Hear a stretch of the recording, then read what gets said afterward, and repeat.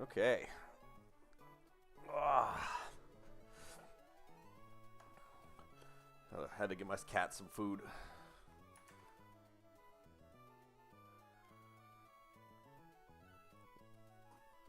What is on the what is on the agenda for today?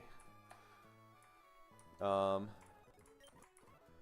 actually beat Vito last time with no deaths. Somehow, I got really lucky. Crobat not setting up at the wall rain meant I could make a deathless play, which was so good.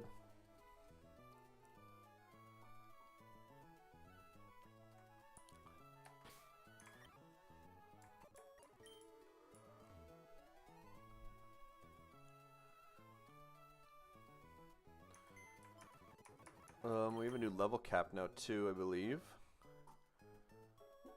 I don't know what it is. It's like 52 probably or something.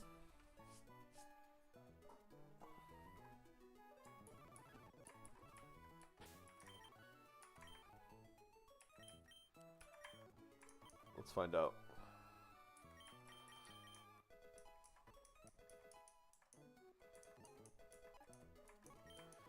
Wants to learn surf. I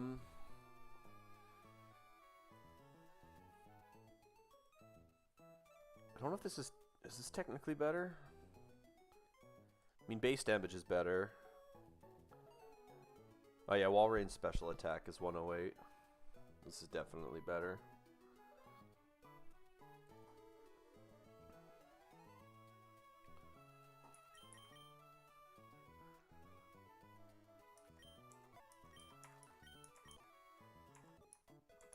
$53, $54.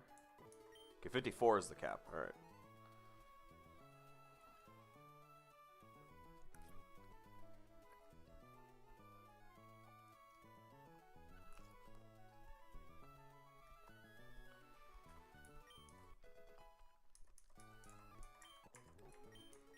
Aromatherapy, no thank you. Grass whistle, no thank you.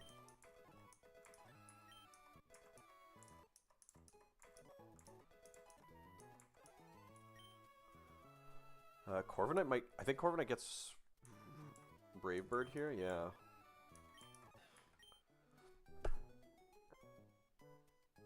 I hope I don't need Aerial Ace for anything later on. I'll have to figure a way around other Bright Powder stuff if it comes to it. I definitely want Brave Bird here.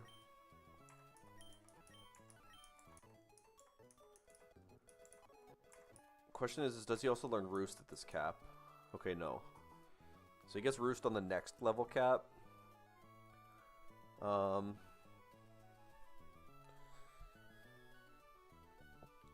seen people use Defog Roost or Defog Roost. Basically all flying moves, and then what, doesn't he get Tailwind too? This thing's moveset's too insane. I might drop... Oh, I don't know if you drop Defog. That's kind of awful. We'll see.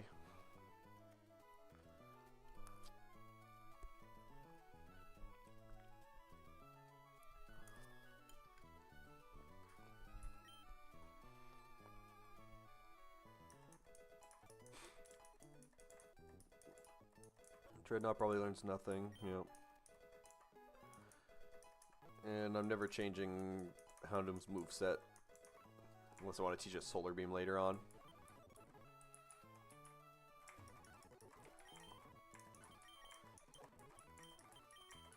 Magneton, Medicham, Floatzel, Berserker, and my boy Ursaluna.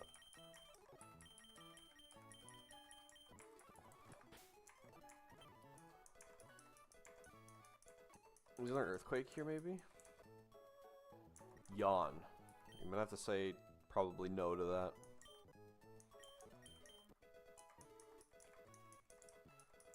Luxray gets to live another level cap. Even though he probably should have died. Iron Tail. What's the accuracy of this? 85. I could technically drop Brick Break for it. Iron Tail with Tough Claws probably does some work. It's a weird one.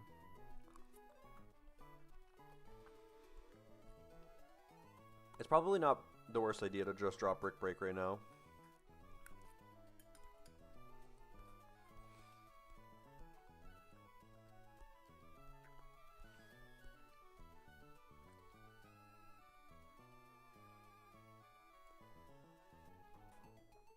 Brick Break's reteachable at any point in the game, so let's just drop it.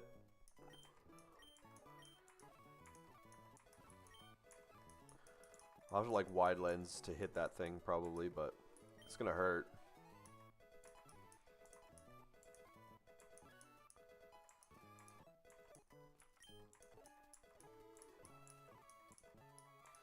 Metal sound.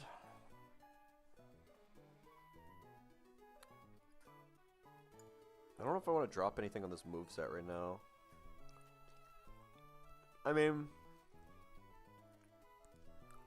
I'm probably never clicking. I'm probably never clicking it unless I need to stall for like a turn.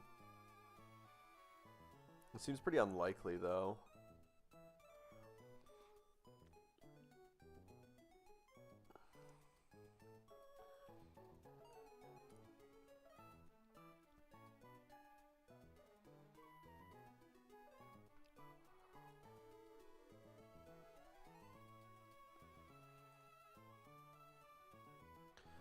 What are the chances I ever click Metal Sound? I feel like there's 0. I don't want to regret it, but...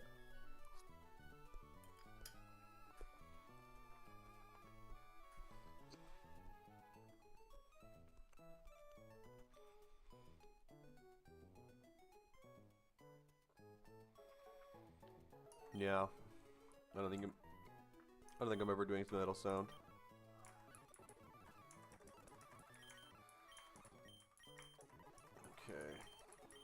I'm hoping Ape learns close combat on this level cap. I don't think he does, though. And I have to rare candy Arbok to get Gunk Shot on this cap, which is also probably not happening.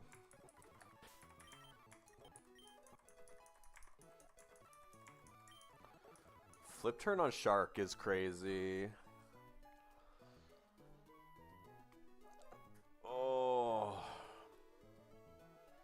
Like, you definitely want flip turn, right? Yeah, you have to. I'm not dropping Crunch because...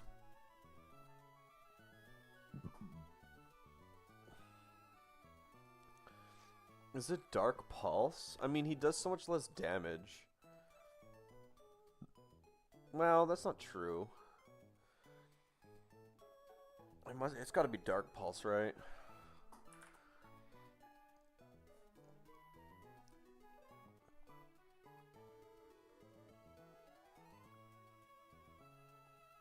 Yeah, it's close enough that it's his attack. I think you keep Jet. I'm pretty sure you take Flip Turn here.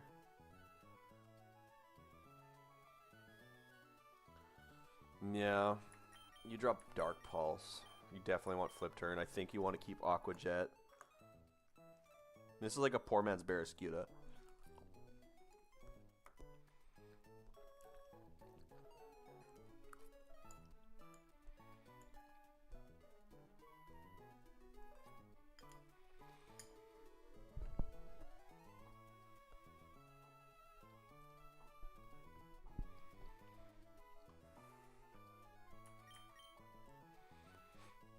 Dark Pulse technically hits slightly harder on most things, but...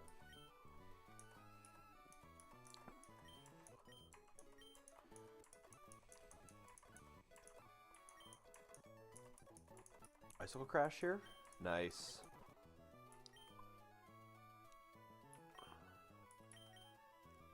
I mean... no.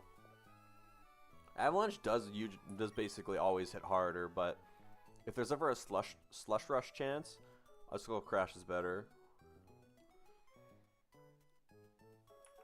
I think you drop Avalanche here.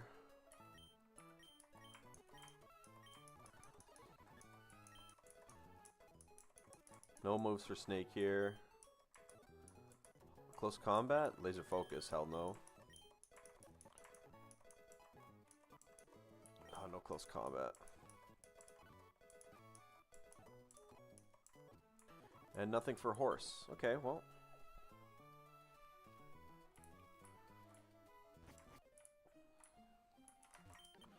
Our veto is defeated, so I got free roam of the town. Which means I do get an encounter.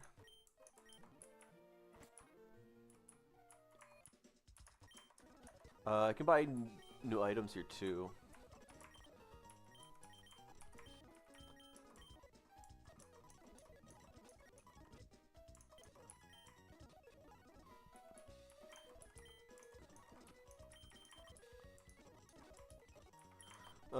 I should definitely buy some more heals.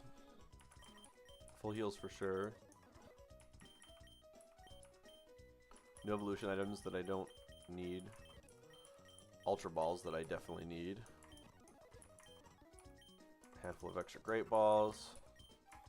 Some super and some hyper potions. Pretty sure there's no items in this place that I can pick up.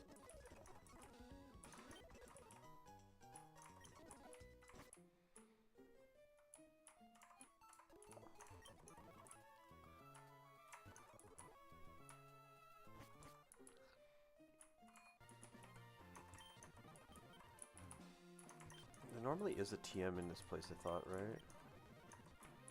Maybe not.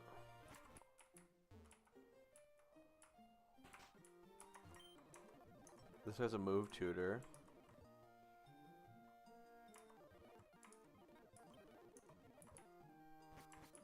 Was that like just like a normal move tutor in the game?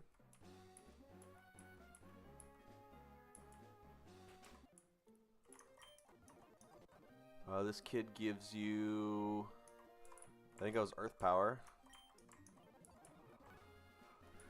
Technically I could get that cave, but I'm still torn on the fence of whether or not I should revive the fossil to get the encounter in the cave.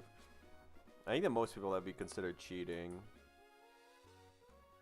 I can get one town encounter though before I do this trainer. So let's take a look. I'll do a screen swap here.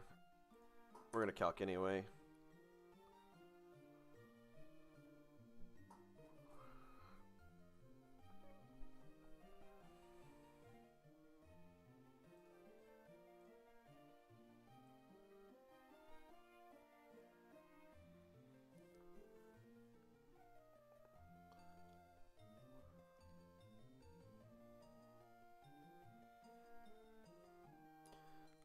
Okay, and then let's swap the damage calc screen with the showdown screen.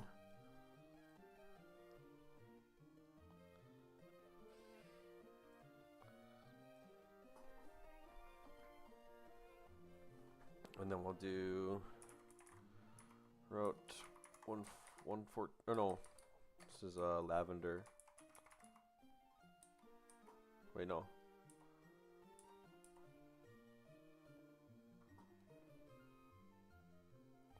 Where am I right now? Oh, Fall Arbor. Well. Okay.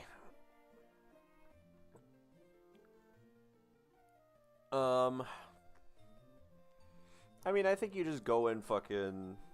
I think you just go in blind, right?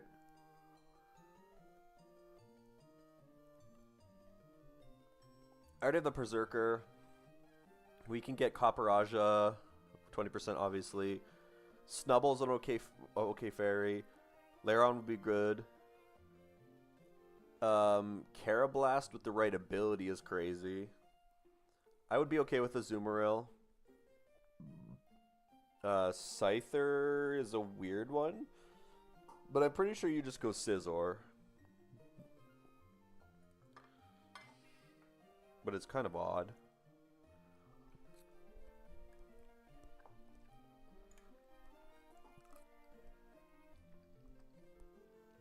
I'm pretty sure Cleavor is bad. As much as it'd be cool to use him.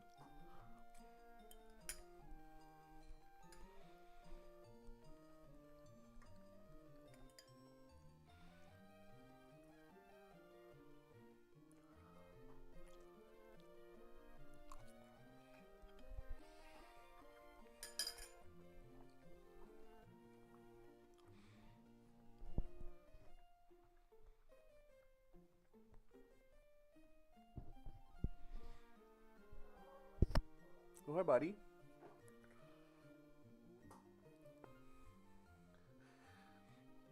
I was a little late into the stream start, so I was giving him some food. He didn't throw up this time, which is great.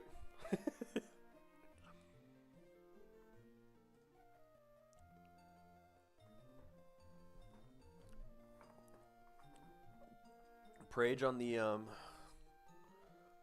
I don't know what Peachell's done streaming, but Prage on the random chance that he fucking raids. That'd be so nuts. Seems unlikely though.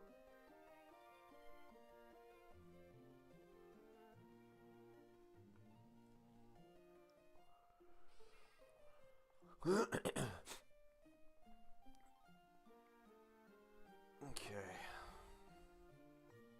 Can we just send it on this encounter here? Hey, get your paws off of there.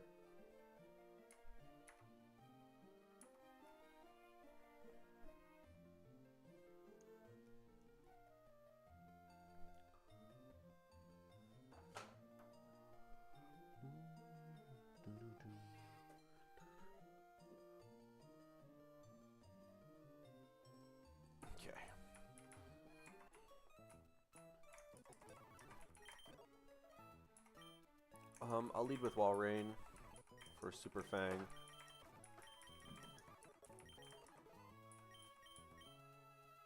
Who are we bringing to this? Corviknight always joins. We'll go for Intimidate. We don't want these squishy Pokemon. Snubbull probably won't do anything. Clefairy won't really do much damage. Carablast will be fine. Azu, Fairy, and Water. I mean, Walrein just lowers it down with Super Fang. We'll bring Arbok. Mostly physical attackers here. What does Copperajah have for moves at this level? Actually, I don't even know what level you catch him at here.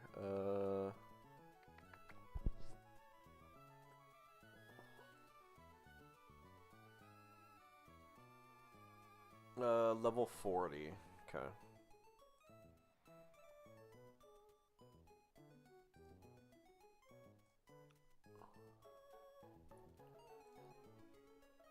Ironhead, Dig, Flash Cannon, and Stomp. Ironhead, Dig, Flash Cannon, and Stomp.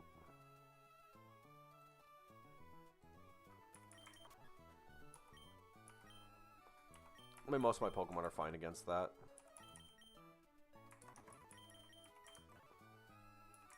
Maybe Claydol over Monkey.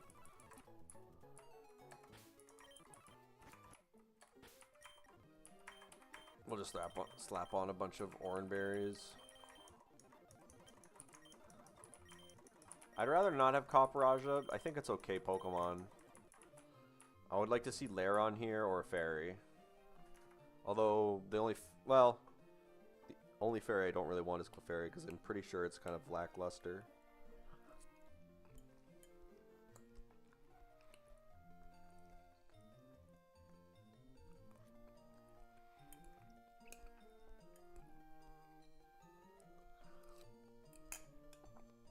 It is an Encore Pokemon for what it's worth.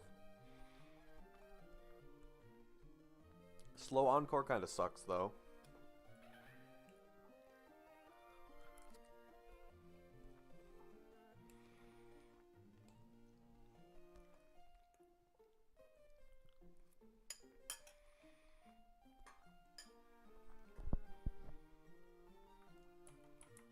Okay. Here we go.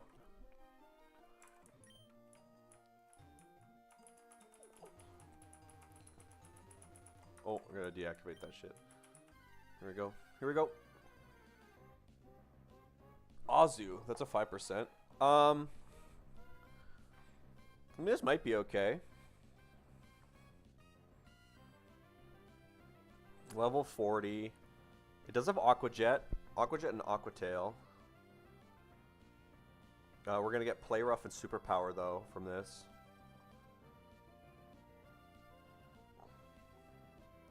It's not obviously not huge power because you can't get the hidden ability, which sucks, but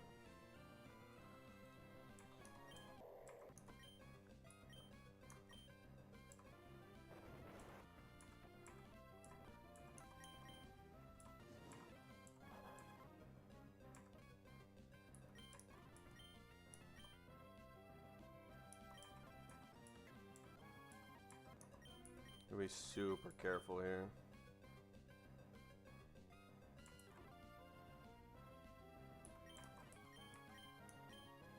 Actually,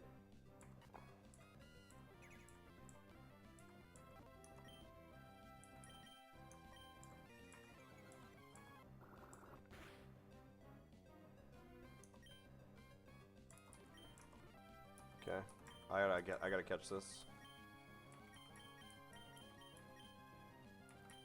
I forgot I had double edge, so I don't want to fail this.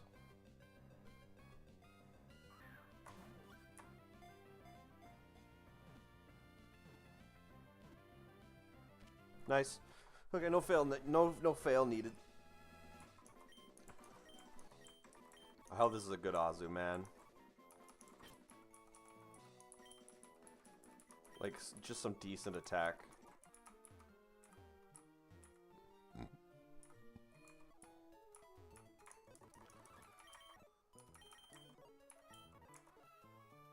Sassy nature is fine. Azu's not really a fast Pokemon.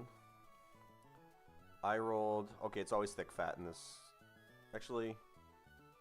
Oh yeah, because they got rid of, whatever the grass absorbability is. I think it... Can Azu have the grass absorbing one? I don't know. Sassy is okay.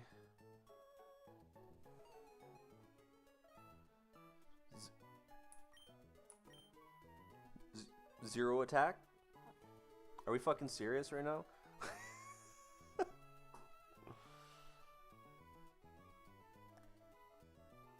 Come on, man. I rolled the fucking... Oh, my God.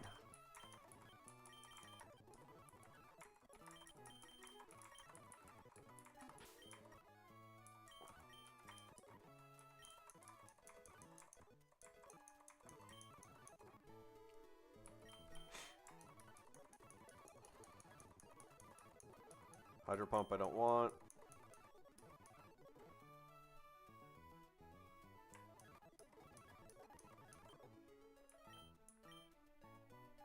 Fuck, maybe I should have taken Hydro Pump, actually. It would hit harder than Aqua Tail would be.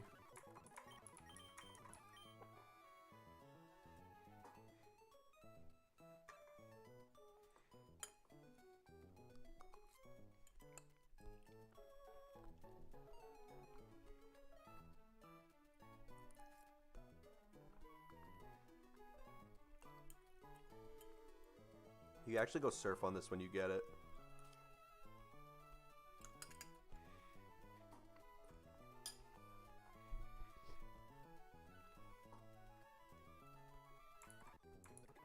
Alright. This Azu is awful.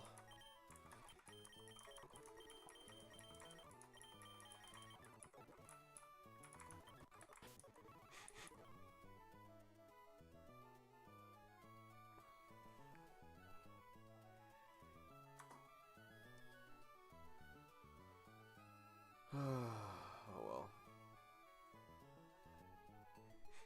Back to the calcs.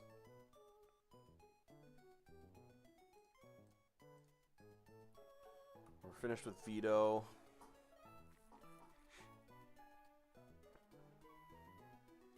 I just need to export my team to the damage calc.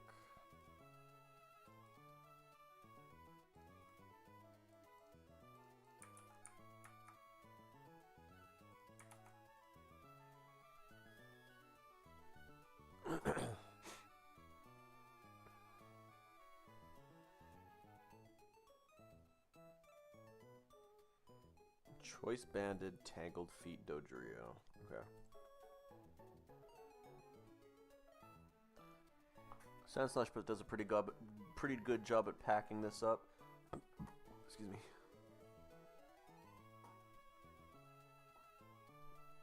How do we calculate for Ditto?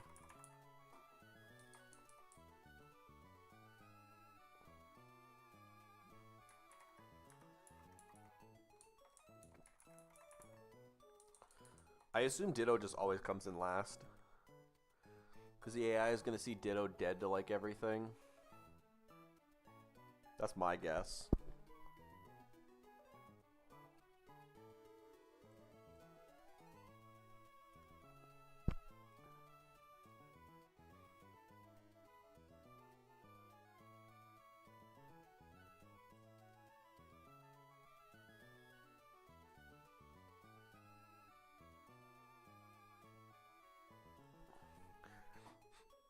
Funny enough, Ditto's actually faster than Sandslash is.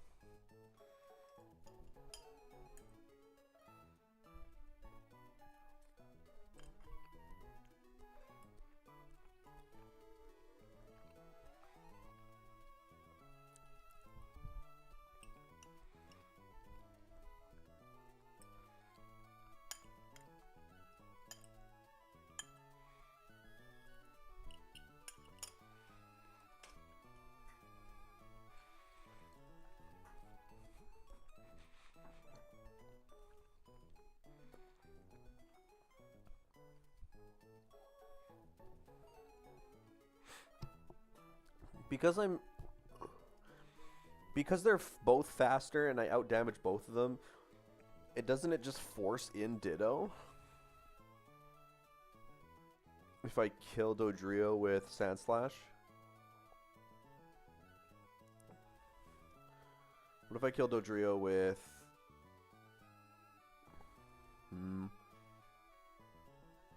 Killing it with Magneton is risky though.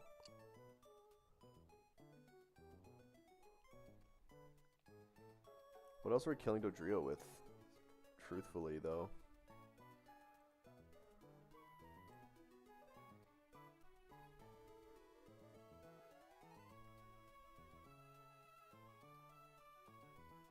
Oh, Dodrio gets packed up by Dreadnought. Baits in Leafeon for Leaf Blade. Then you switch into Sandslash, and you have a... And you have a Chesto Berry.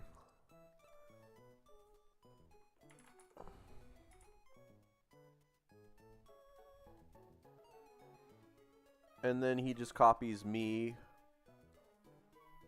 He's gonna click Stomping Tantrum on my guy.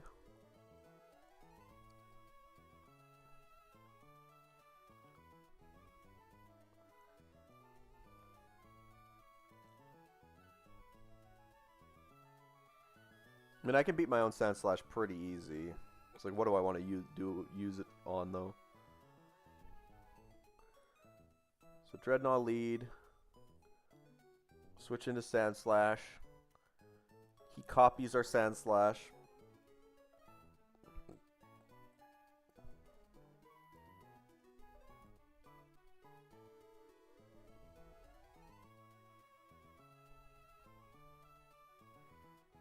He's going for Stomping Tantrum.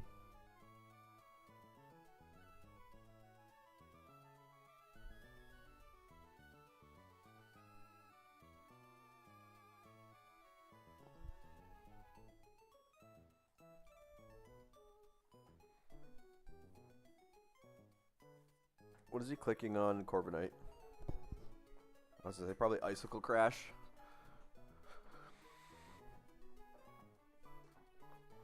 We can Feather Dance it and then go... And then Feather Dance it, hit it once, and then switch into Monkey or Horse or anybody and just kill it. Feather Dance once, smack it once, switch into a Fire type, kill. We'll just go Monkey. 4-man squad, no items needed.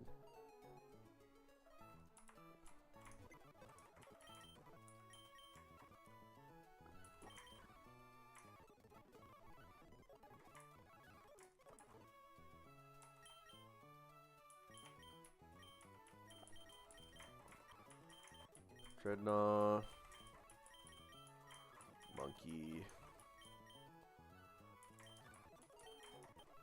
My backups don't really matter here.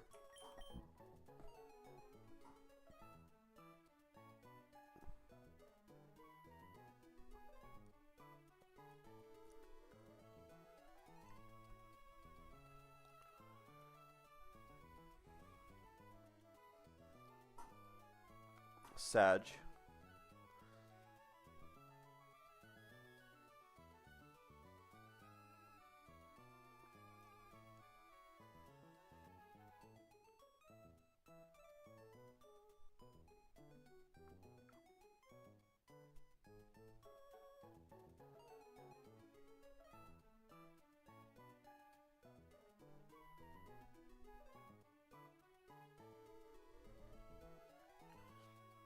Didn't get rated into by Peachel. Rip. That's alright.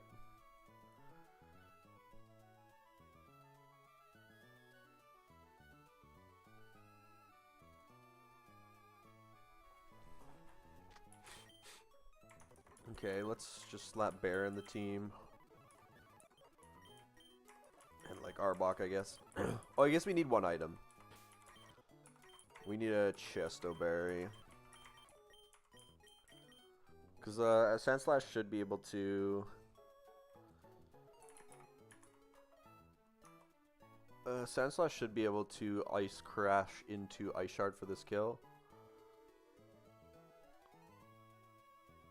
Actually, that's not totally true. But we can switch into Monkey and outspeed and kill anyway.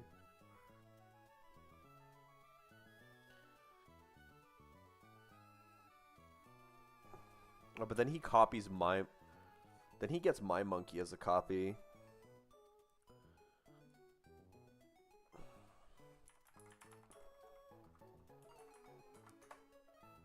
Does that mean... Does Azumarill body my own Monkey? It does. Okay, we'll bring Azu for this then.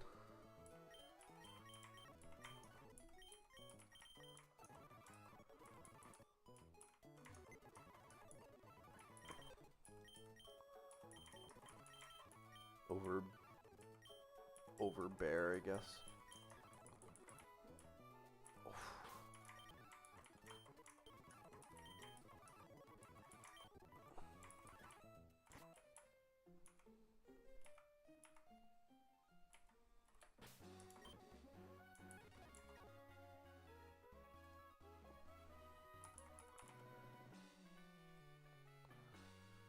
Okay, Rock Slide and kill the Dodrio, bait in Leafeon, go Sandslash, and you Icicle Crash plus Ice Shard. And a pretty good amount of the time it's a kill, I would say. Low roll is...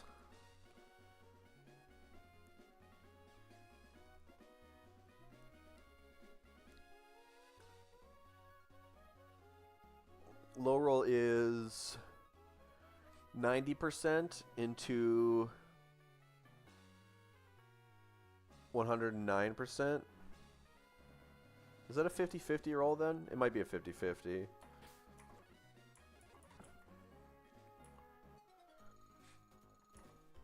Change the screen. There we go.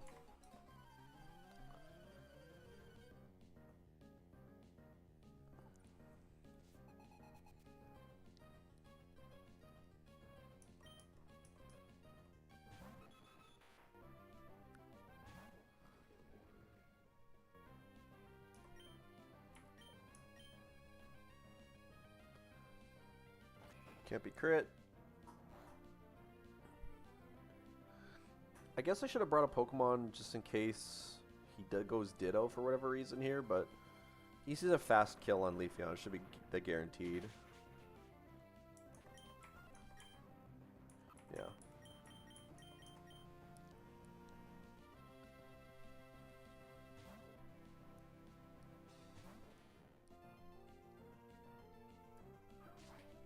Well, this definitely lives after Leaf. After leftovers.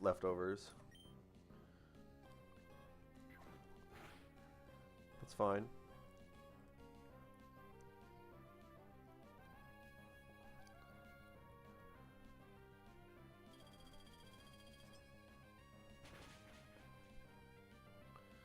That was a bad range. That was a really low roll.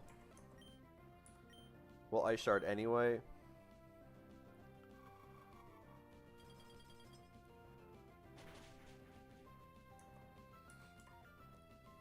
Okay, he just knocked off again.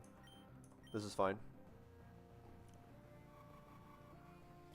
We bait in Ditto for Imposter.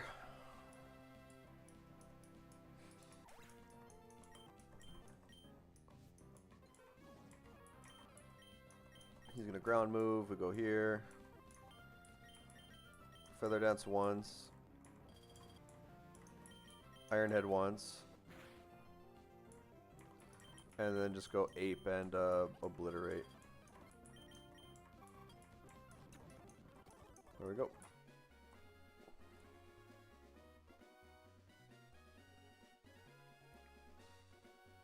Rich Boy Bra. I gotta be careful coming up here soon. I gotta remember that this wise or this analytic bug is coming up here soon.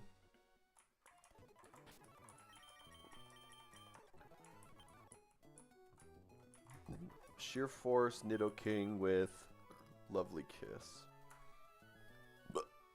Excuse me.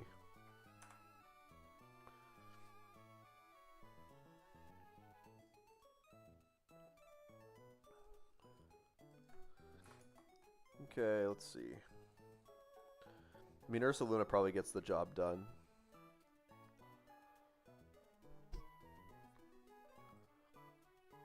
It does have Blizzard. Does Blizzard crit kill me? No. What does that bait though? Ooh, if we get, oh no, yeah, if we go Lumberry and he crits us and we get too low, we might bait Honchkrow with Pursuit. That would be not so good.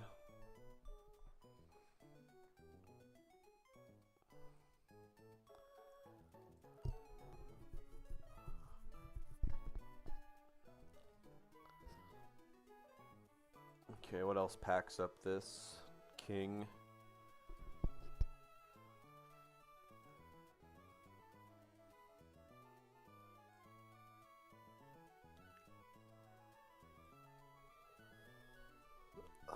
Not a lot, I'm not gonna lie.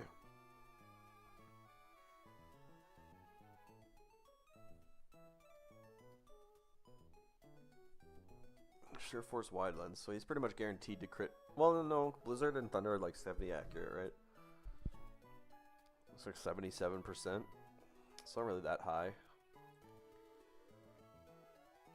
Metacham baits Earth Power,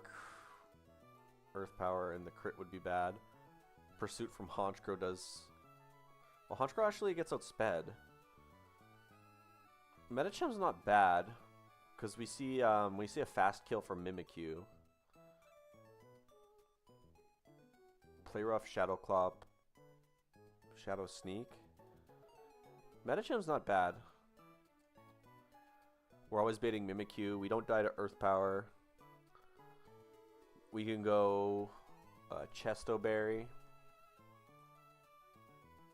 Lovely Kiss is the sleep one, right?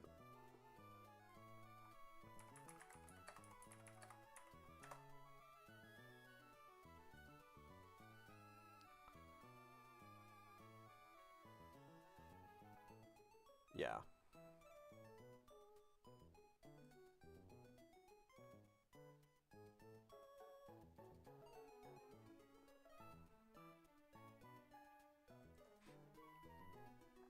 Did I see that right?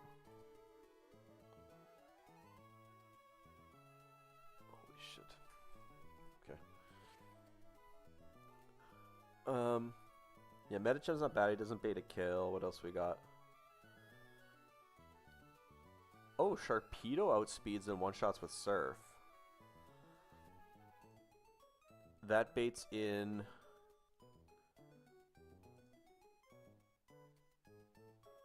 That baits in Mimikyu also.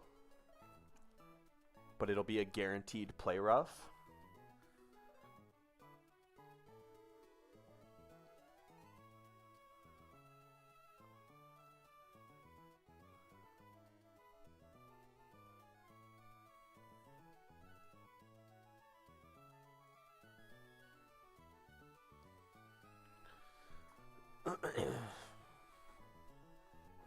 Does Play Rough into Shadow Claw crit kill me?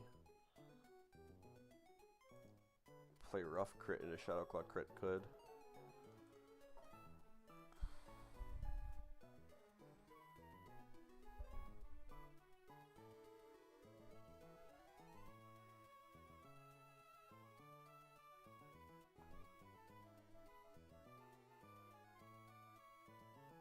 Ursaluna's okay against Mimikyu. Getting burned is obviously annoying.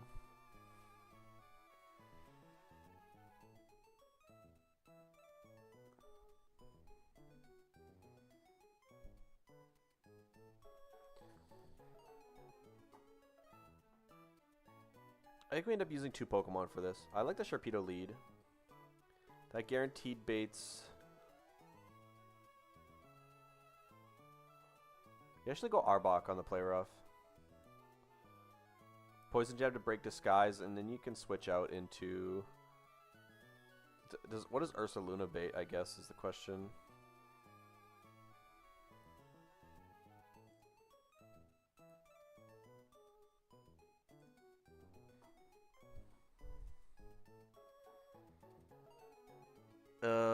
It baits Outspeed. So Ursaluna, if Ursaluna kills him, he's baiting it's baiting Honchkrow with Superpower. Pretty much all of the time.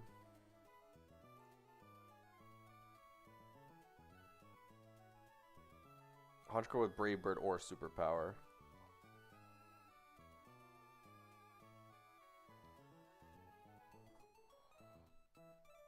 I don't think Ursaluna is ever taking enough damage to, because he might get burned once.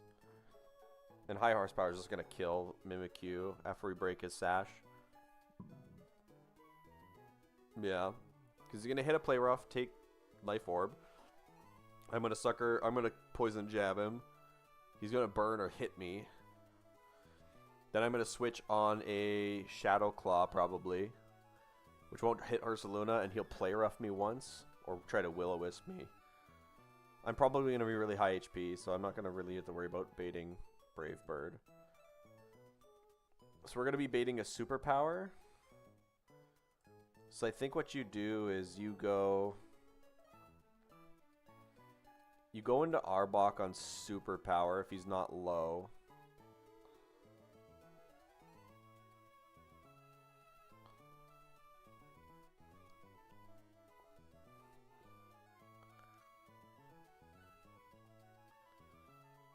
I want to break I think I want to break Dreadnought. We switch in on a weakened Brave Bird. And then how much does Dreadnought take from Snorlax? 40 to 47%. We just have to bait an Earthquake out of him to hopefully prevent him from setting up any.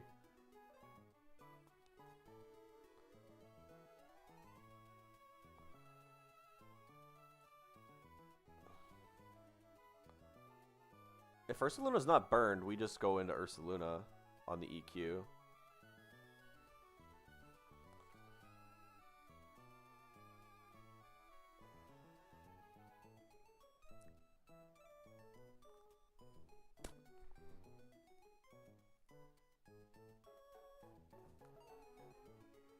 Which means you go Lumberry and Ursa.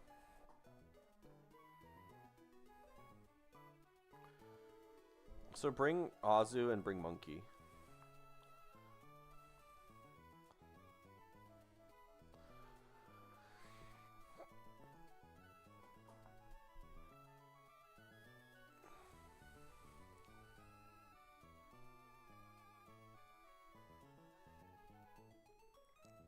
We see a fast 2-hit. He shouldn't.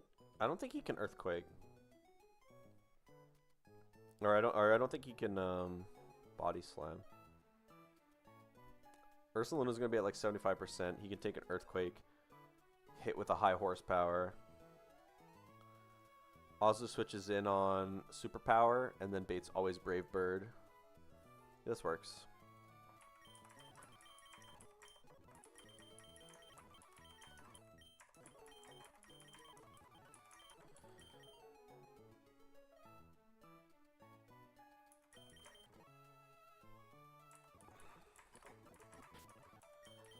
It doesn't matter what item Shark has at all.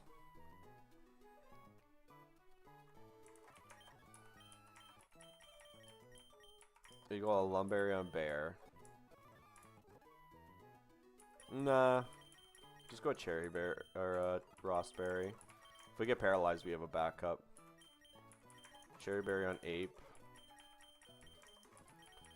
And I guess Oranberries.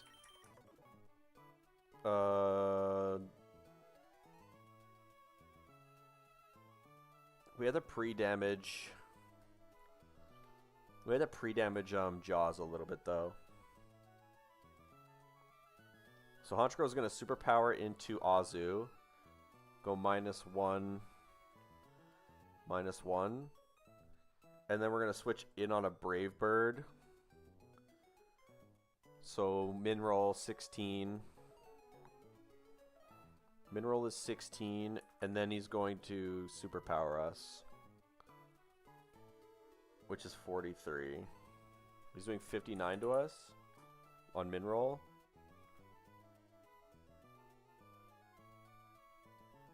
Oh, then it doesn't matter. Because we're at 31 after that. Or at 41 after that. That's pretty much always a Snorlax kill.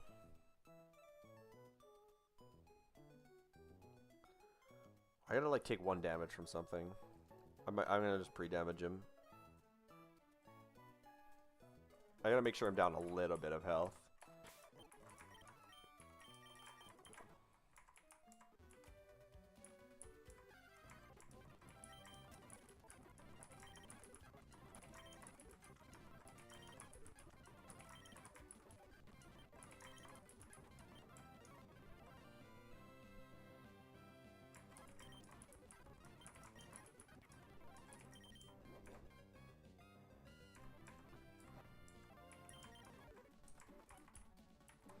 Uh, 156 is how much?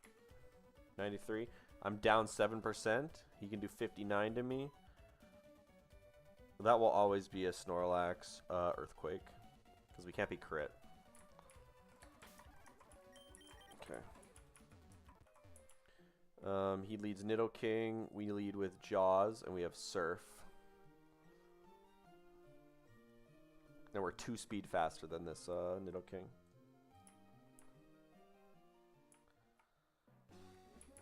I think we get a TM from this guy, right? This is Dragon Tail, right? Yeah.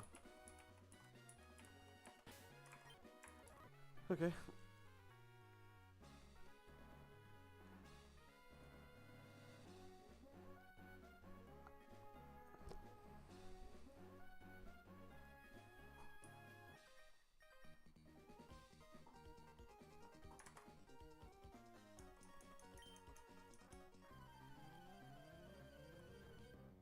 I'm hoping I can get to the gauntlet and cook most of it before like anybody really shows up.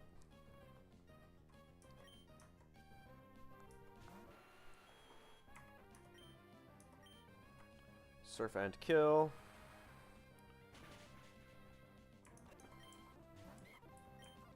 Mimikyu comes in for play rough.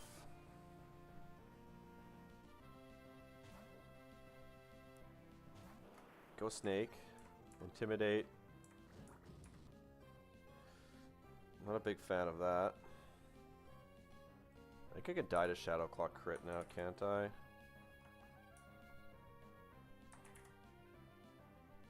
Most like guaranteed, I think. It's not guaranteed. He has a really good chance to Will-O-Wisp me here, though, so I'm just going to go for the hit. I want to break the disguise. Yep. Pop the disguise. This always goes for Shadow Claw.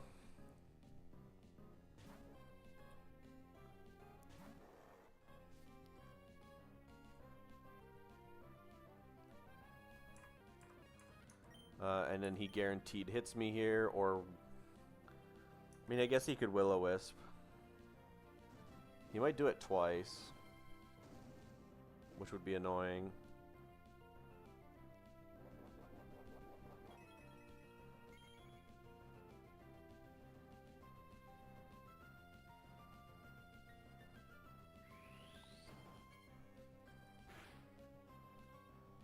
Nice crit, actually.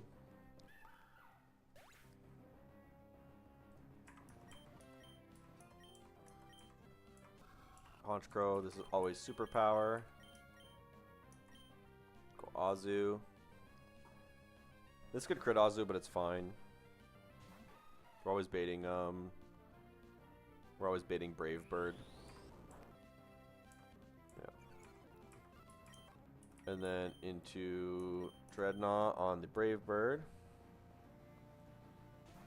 -1 attack, -1 defense.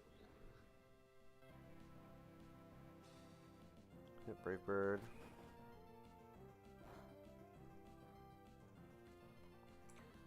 Then he's going to superpower us.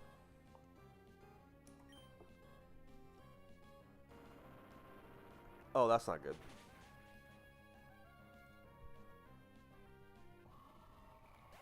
Body Press sees a fast 2-hit, so I'm hoping he can't click it.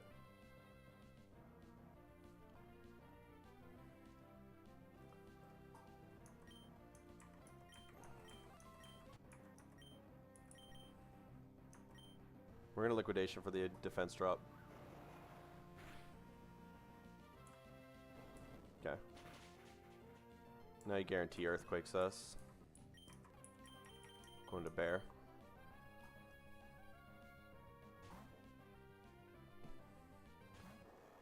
I'm usually tapping speed up anyway, Jamal. But you right.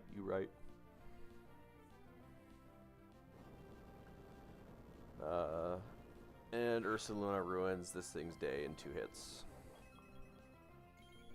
We can get paralyzed. I'll just switch into Monkey if I get parried.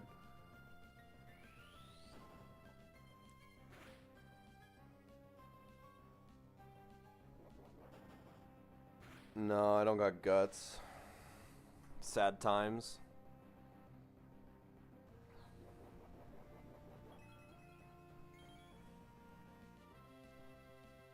Okay. Monkey has a Cherry Berry for this reason. We'll just finish with the Monkey. I wish this thing was guts. Not that Ursaluna is still really good though. But with guts, he just like does so much damage with Facade. I even did some of the fights that I calced. I even like looked at how much damage Guts Facade was doing on this thing. It's insane.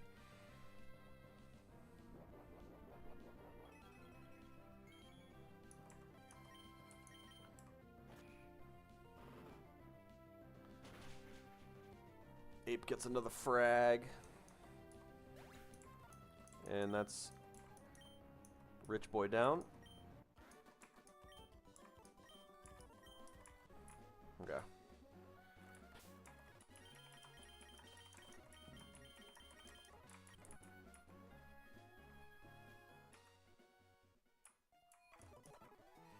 Okay, next trainer.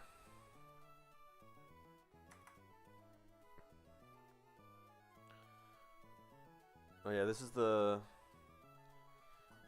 2 Pokemon, which is fine. So I got my encounter in. I was trying to fish for Togedemaru in Rustboro. So I already have the Rustboro encounter, but I've been torn because I'm like, part of me thinks that it's not cheating to revive the fossil just to open the underpass. You know what I mean? Like, you revive the fossil, you trash the whatever Pokemon you get, doesn't matter. And then the underpass is open so you can get the encounter. But I know that's how most people play, so I don't know if I don't know if it's right to do that. Technically, I already got Rustboro, so the fossil's not allowed.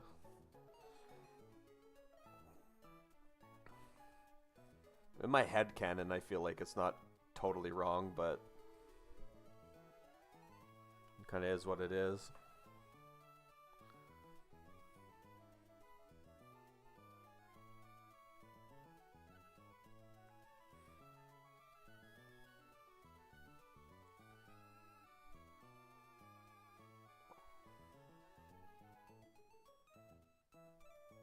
Yeah, and I ended up getting Fossils are my lab encounter. Like you consider the fossil as it's a lab rather than Rustboro City as a whole. I mean that head kind of makes sense too. Typically, me and my friend we're doing a race right now, and typically we count static Pokemon as different Met. Does it actually say it's a different Met location? Because if it actually says it's a different Met location, then there really isn't much guilt in reviving it. Oh.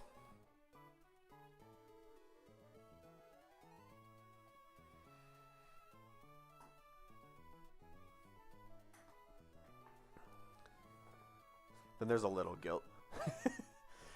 I don't know, it's weird for sure, because it's like most of the people who have beat this game or are currently playing it, they all go for it as Rustboro, which makes sense. But it's your Nuzlocke, your rules, and it's not really like, I just know the Nuzlocke community as a whole is pretty bent out of shape about the rules half the time.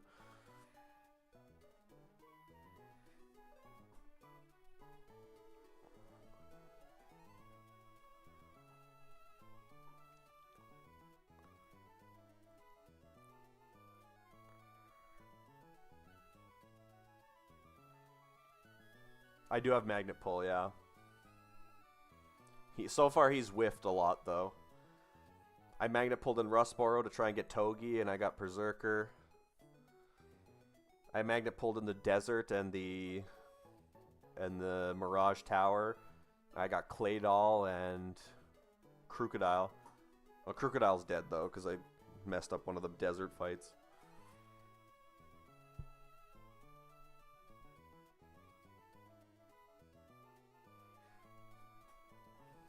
It was a sassy Crocodile anyway, it's fine.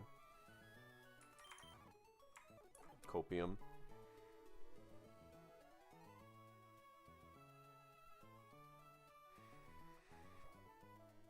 So yeah, my option for the fossil is still kind of up for interpretation. I feel like if I don't take the encounter, reviving it just to open the underpass makes sense.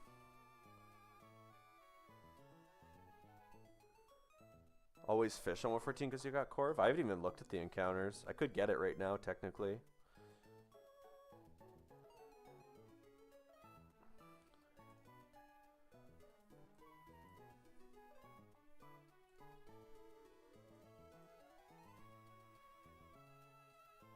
Let's see here.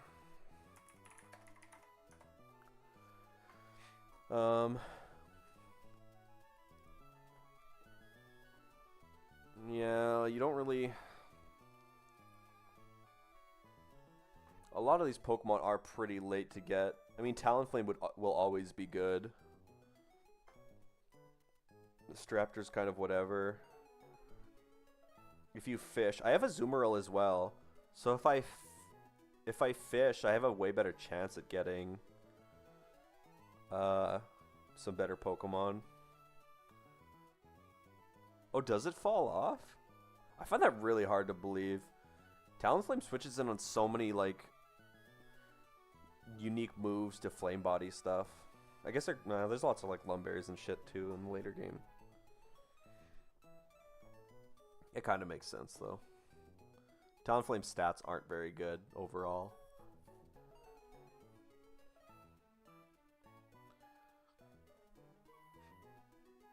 And you really don't want Vespiquen or Ledian. Yanmega is way too late. Intimidating Staraptor would need really good stats.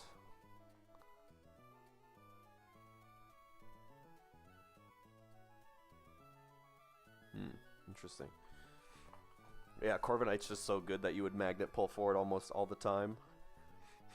Yeah, I don't see how fishing would be bad here. I'm pretty sure Bruxish isn't good.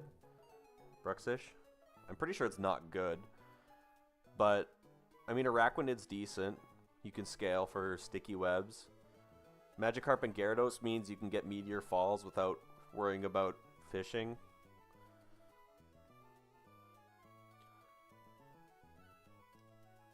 Yeah, how much is Azumarill is... Azumarill's a 35% encounter. Really good for dupes. Okay. Yeah, Azumarill's like a 35% encounter in fishing, but I already have it. So fishing is not too bad.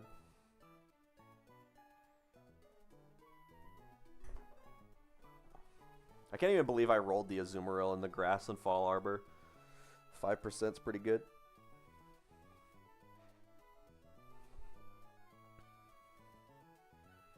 Although my Azumarill has 0 attack, so it is what it is.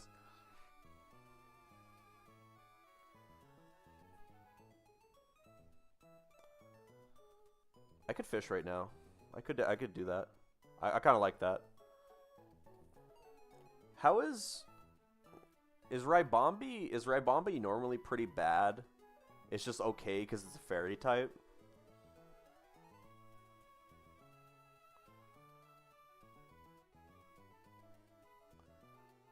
It's good? Okay. I feel like most of its decentness comes from it being a fairy. I guess it's fast as well.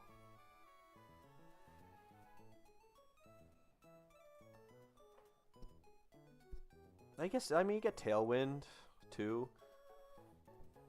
Yeah, it is a Tailwind guy. Yeah, I didn't realize it was Tailwind.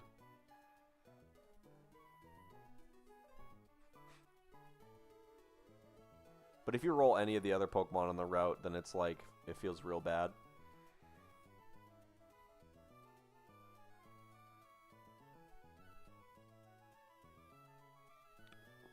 Yeah, screw it. We'll go for it. We'll go for the fishing.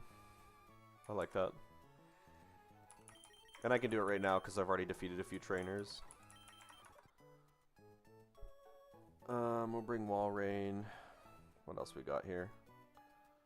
All water types. Mostly water type resistances. You always bring Corvi for catching stuff.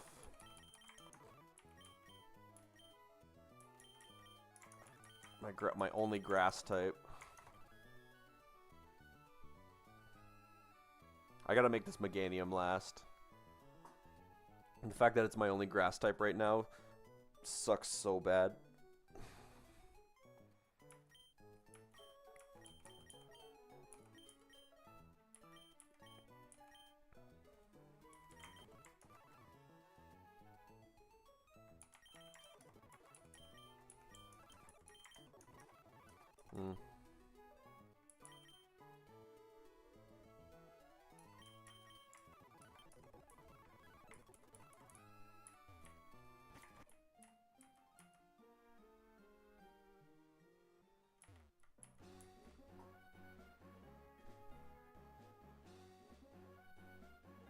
Scale my screen here.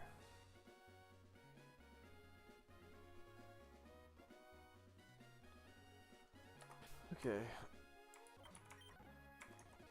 I don't really need to... With Super Fang, catching things is pretty easy.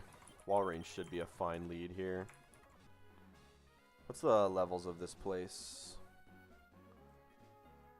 Level 40, same as the last one? That's perfectly fine. Most of these things at level 40 shouldn't be too bad. Araquanid's mostly water moves, not really much going on. Bruxish doesn't learn its good moves until a high level, so that's fine. Yeah, Walrein basically walls everything here.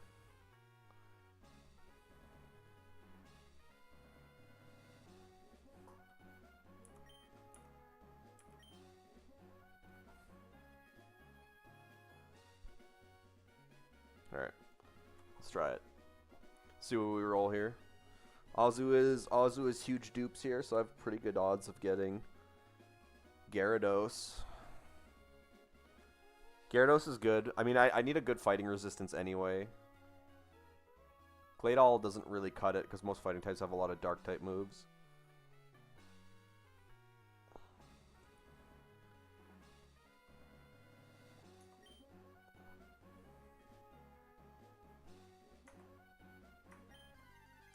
Let's see.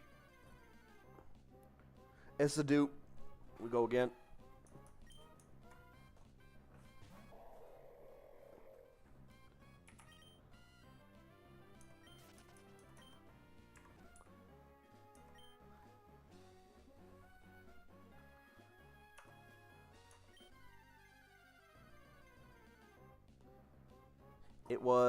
It was the lips fish.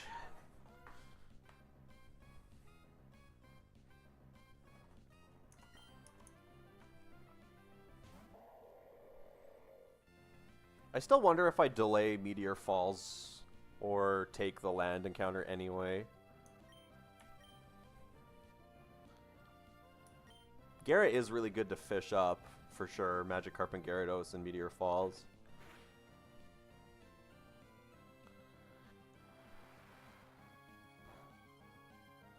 This thing doesn't have a recoil move here, does it? Nope. We're good.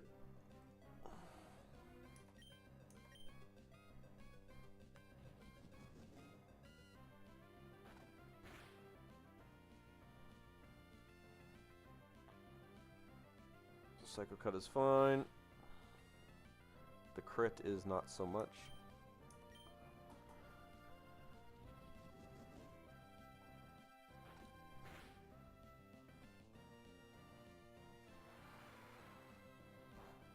I'm just going to try and catch from here. I mean, it's probably fine with an Ultra Ball.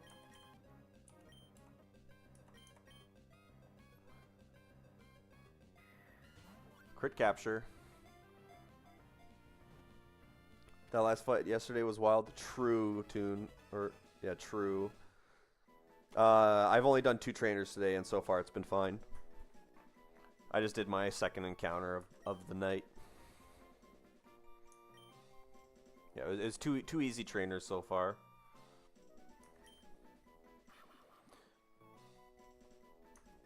Is it right? Do you think I should still roll Gara and Meteor Falls? I feel like it's kind of it's mostly box dependent. Because Gyarados is always really good. But Meteor Falls encounters in the late game are great. And the land encounters are also really solid.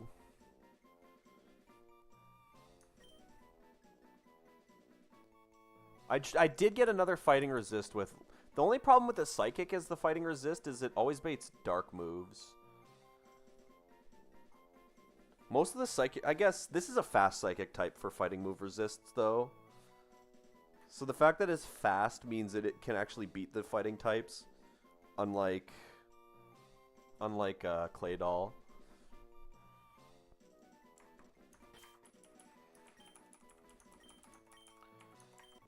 I think Meteor Falls is definitely a contender for doing a regular encounter still. Gyarados is always nice, though.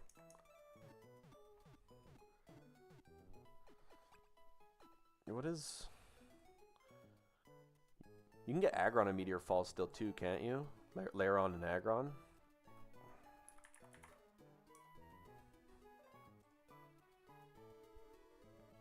Yeah, Aggron, Excadrill, or Steelix.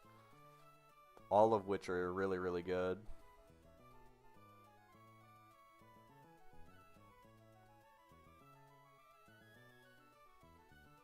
True, Steelix can boom at that fucking... Steelix can boom in Meteor Falls, which is super sketchy.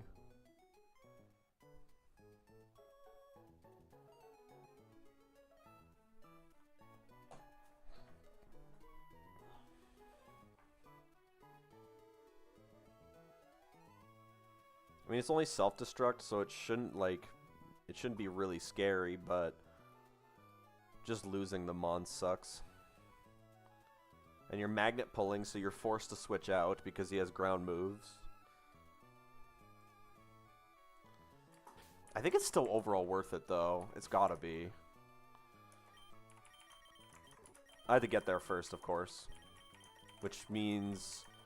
I probably want to do the entire gauntlet before I do my encounter, because I won't have a good team for it.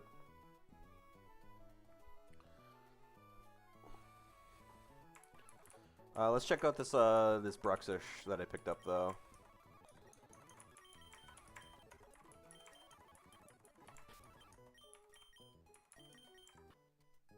Neutral nature is fine. We rolled strong jaw. I mean, I'm pretty sure overall strong jaw is better. Dazzling can be... Wait, no. Dazzling's a hidden ability, isn't it?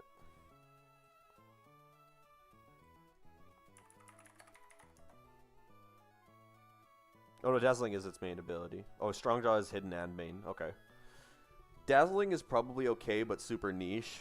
I think strong jaw is overall probably way better. You get Psychic Fang at 55, though, which is annoying. Because that's the next level cap.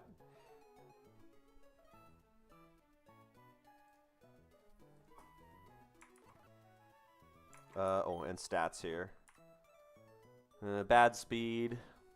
Decent on the other stats, though. Speed's a little low.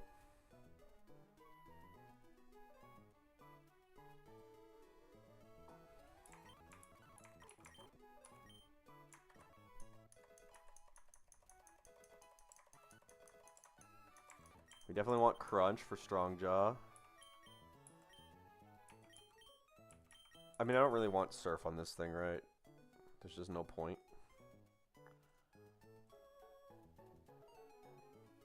Yeah, I have 3 special attack and it's 35 lower. You don't care about Surf at all. I'll keep Super Fang for now.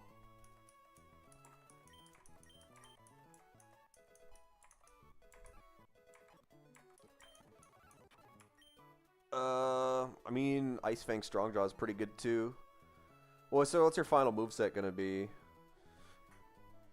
Crunch, Waterfall, Ice Fang, and Psychic Fang? You could move Tutor for like Poison Fang, but that's really not that good. Yeah, I don't really... Yeah, this Pokemon probably is never using Super Fang.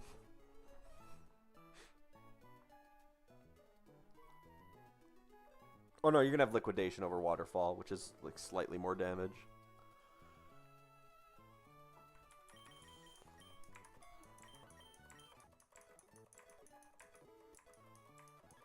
Liquidation over Waterfall. I think they changed Super Fang to a Dark type so you can hit ghosts with it. That's the only reason I can see.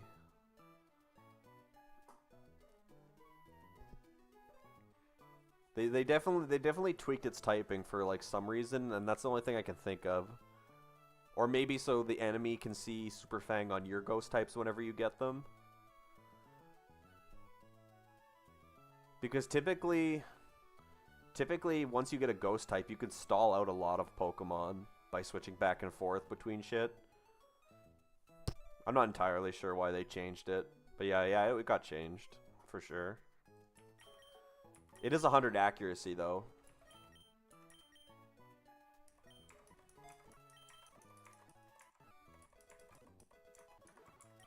Okay.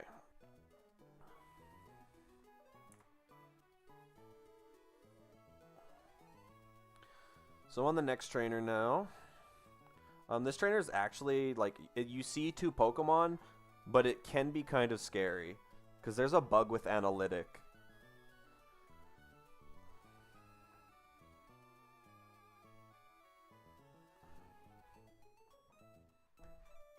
Yeah, it's not. It doesn't have a mischance anymore. There's a bug with Analytic in this game. It's a known bug.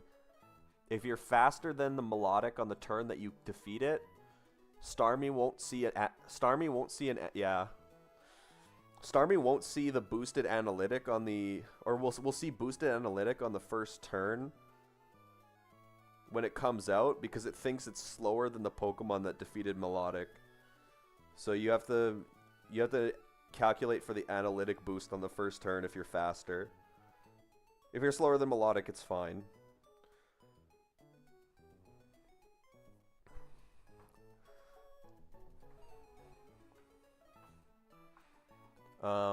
That being said, I mean, what do I even beat this thing with? 99 speed. It's got a Lumberry.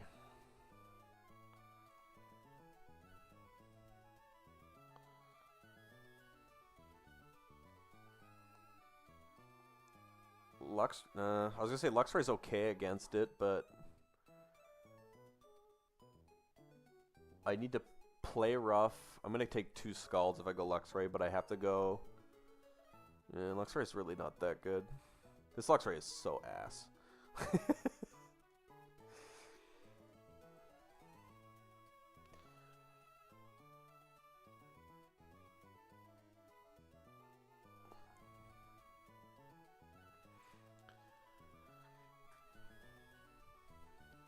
Technically, Walrein walls this thing. But I'm never going to kill it with Super Fang, so it's just going to heal with Recover. My Meganium is slower than it because I have a 3-speed Meganium.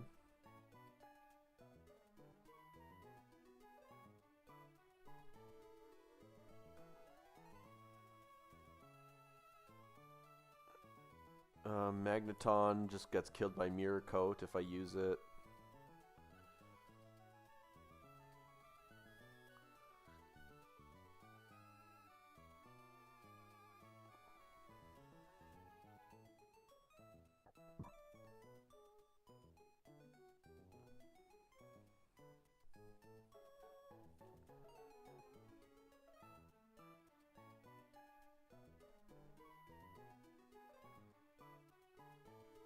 It's really like Luxray and like kind of Meganium. I wish I had Seed Bomb on Meganium though.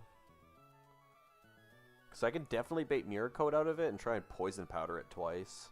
I feel like that's kind of no, you don't want to Poison Powder it because then Marvel Scale procs. And then your physical attackers do nothing.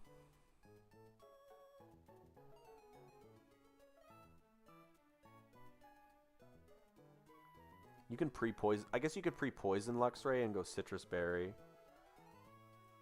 That's probably fine. Actually, you're going to be in for 2 turns, so you Toxic. Oh, God.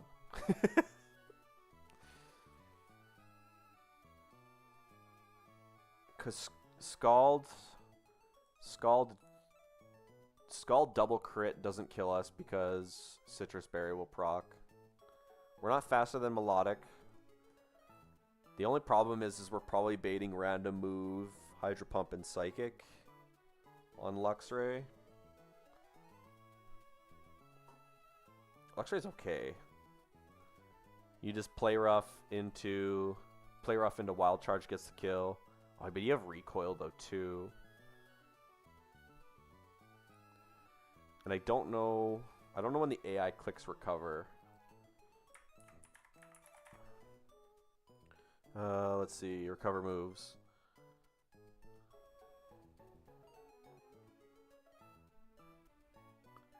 If the AI decides it should recover +7, else +5.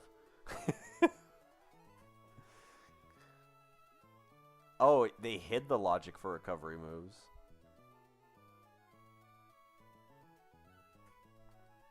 If you're baiting a kill, it doesn't matter. True. Oh, there's a section for it. They won't recover if at 85% or higher, or if they're full HP, obviously.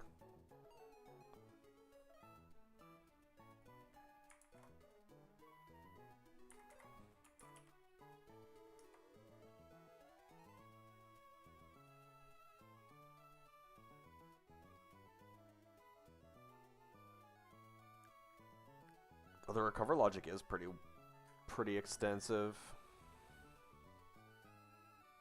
I mean, it's a 2-mon team. I have a lot of... Exactly. That's exactly what the notes were saying.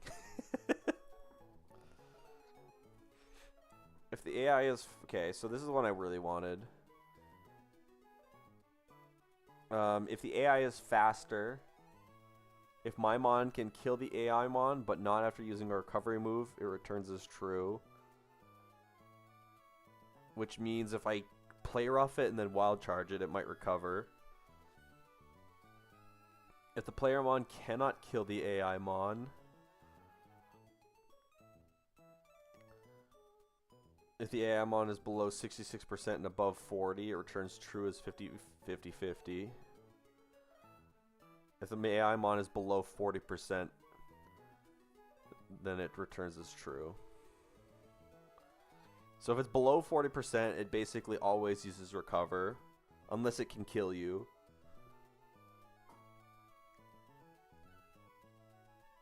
If the AI is slower and below 70%, 75% is true. If the AI is slower and below 50%, it's true.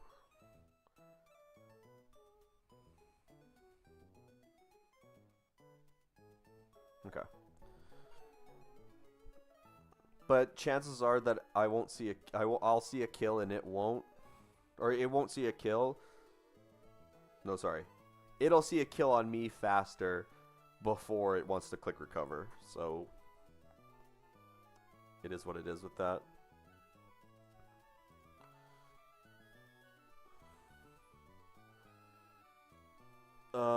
But yeah, this Melodic is it Melodic or Melodic? I don't know. I say both of them back and forth constantly. I kind of annoy myself with it at this point.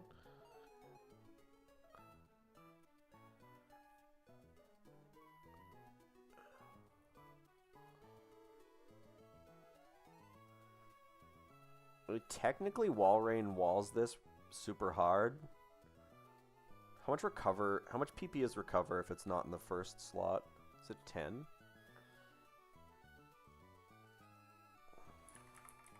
Do I really want to... Oh no, it's 8. Oh no. Oh, recover's only 5 PP. Walrein can stall this out of recovers with Super Fang pretty easy. I don't mind that strategy.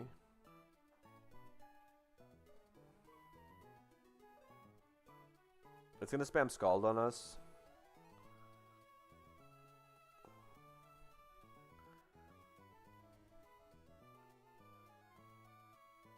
Or you know what you do? You lead Walrein. You're gonna Super Fang, and then you're gonna Icy Wind to lower its speed by 1. This is gonna bait the analytic bug, but it's okay.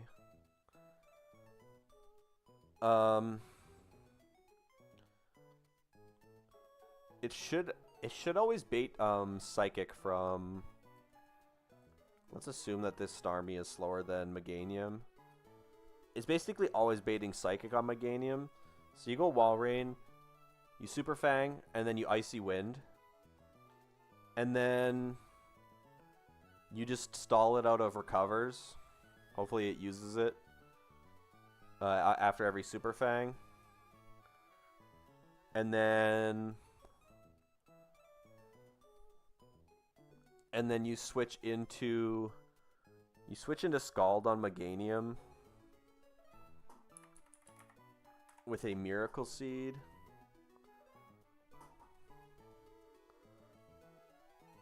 Miracoat might have its own, I think Miracoat probably has its own AI.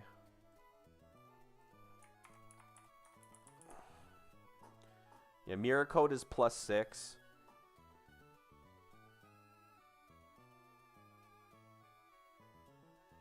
If the target can KO the AI Mon and the AI Mon has Sturdy or Focus Sash at 100% HP, then it gets a +2 boost. So it goes to +8 if it's full HP with Sturdy and Focus Sash. If the target cannot KO the AI Mon and only has moves of the corresponding split, it's +2 80% of the time. So if I only have special attacks, then it gets another +2 boost. It doesn't matter if it's faster.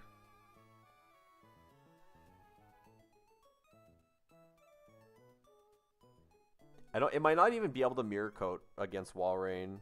I think it's going to be pretty unlikely because well, actually, I don't think Super Fang is considered a status move, but I don't mind this switch mechanic here and just stalling out the. Oh, I should export this Bruxish, I guess, too. Add it to the calc page.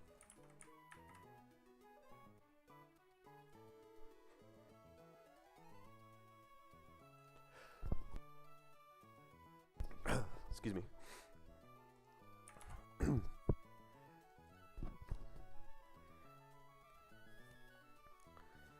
So you go Walrein, you Super Fang, Icy Wind. And then it's just going to spam Recover. And we just have to spam Recover 5 times. And then we can switch Meganium in on what is guaranteed to be a Scald. Or maybe a Mirror Coat potentially. Doesn't really matter.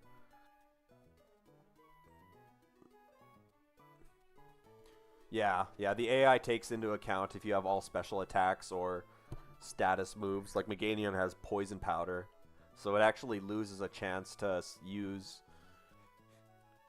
It actually has a chance to not use it because of Poison Powder.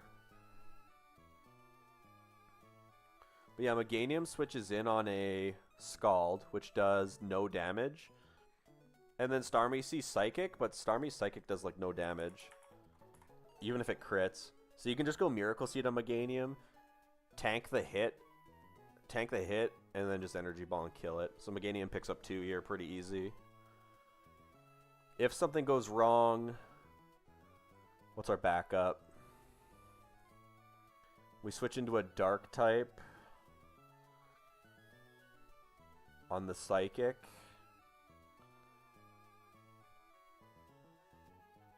This Meganium is pretty hard to beat after that, though. This Meganium is really hard to beat after that.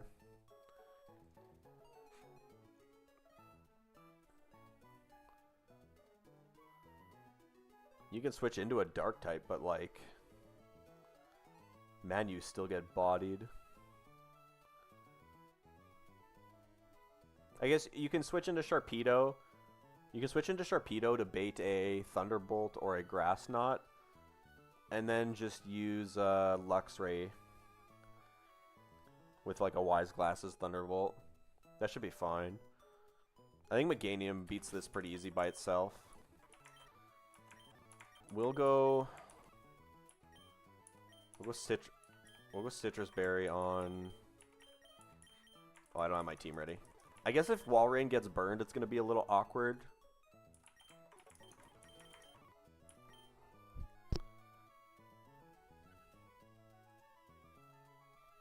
Bruxish is also not bad against Milotic. It's not ideal though. We'll bring Bruxish as well with Rostberry. Luxray joins. Sharpedo joins.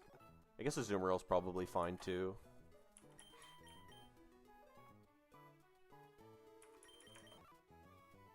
Sharpedo, Luxray, Bruxish. Azu tanks pretty well here. I guess, I wonder how much damage does Sucker Punch do from Houndoom? It needs a little chip damage to one-shot it, so it's not really reliable.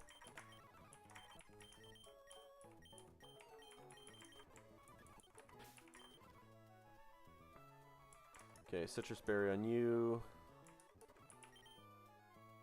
Citrus Berry on Miracle Seed on Meganium.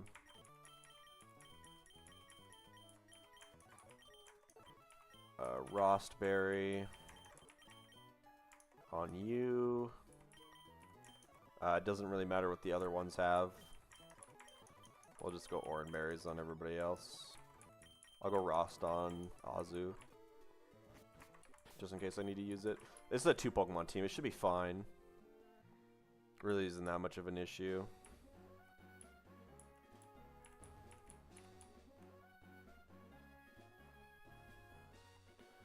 Now Magneton doesn't evolve until you get Surf and you can go into New Mauville. And I won't get Surf until after Flannery Gym. So I got quite a ways to go still. We can change this though.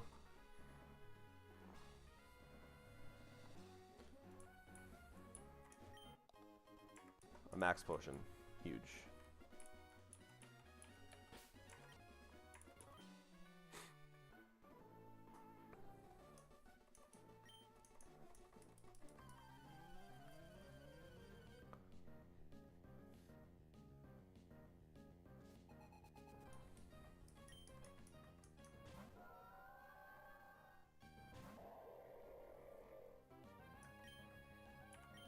Alright, Super Fang once.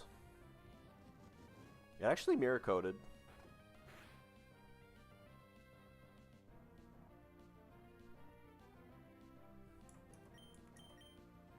Icy Wind for the speed drop. You would crit me.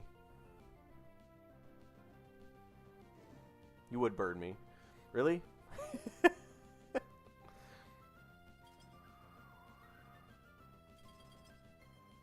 This is fine. I mean, we can get our HP low enough for where Scald can kill us, and then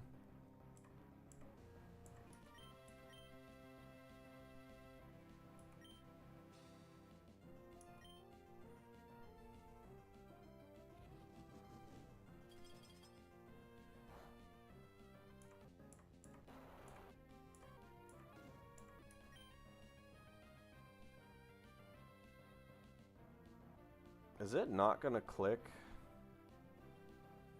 What does recover heal?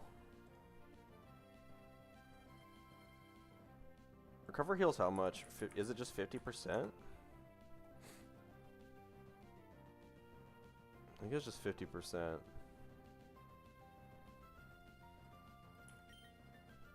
was hoping it would spam recover, but it isn't. Which is wild. If it doesn't recover here, I'm just going to switch into Meganium, and then after recover, I should kill. Okay, there's a recover. That's one recover.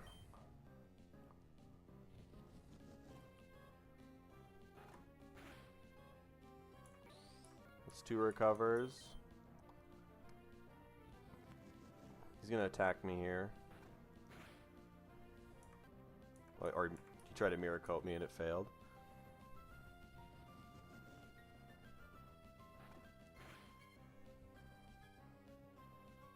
Who's a Scald? I think I can go Meganium here and kill it with a energy ball.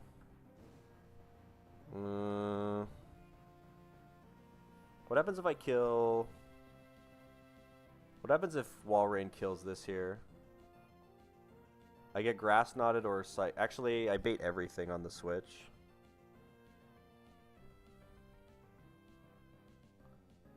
I don't really want to kill this with Wall Rain.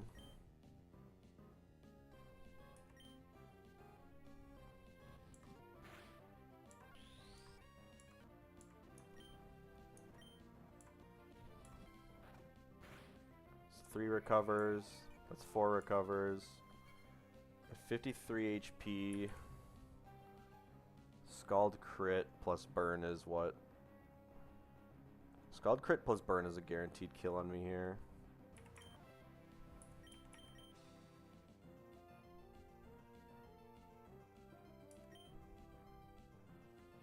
It's 4 recovers down.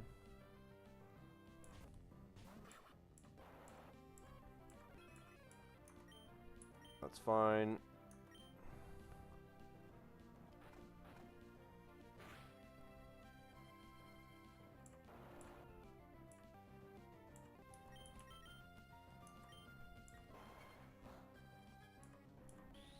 Okay, there's the last recover.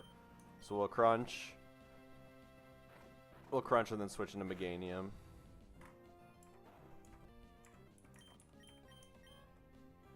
It should only be 5. Getting burned doesn't matter.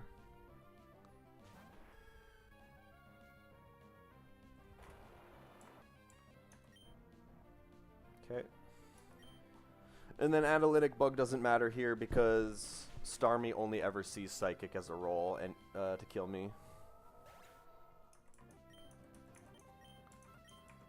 And we one-shot Starmie with Energy Ball Miracle Seed. And at 124 HP, Psychic crit shouldn't be able to ever kill me. No, we're good. If he does crit me, then he gets Giga killed by Energy Ball because he puts me in overgrow range.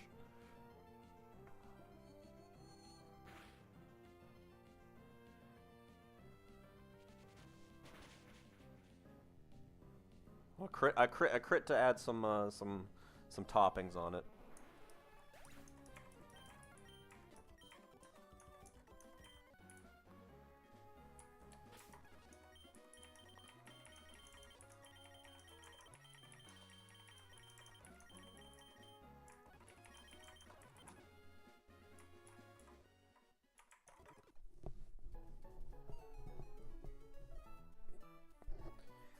Okay, next trainer.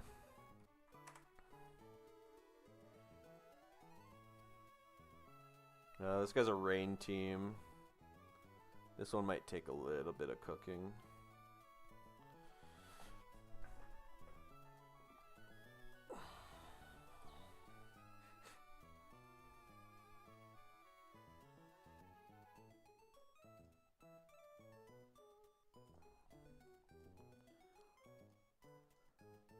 Okay, let's see. Polytoad is 85 speed.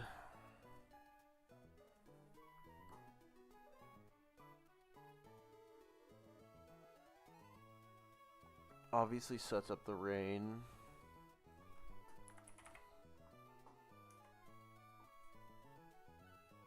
Crit always matters. I don't know if they're guaranteed dead. I don't know. It seems kind of wasted, you know.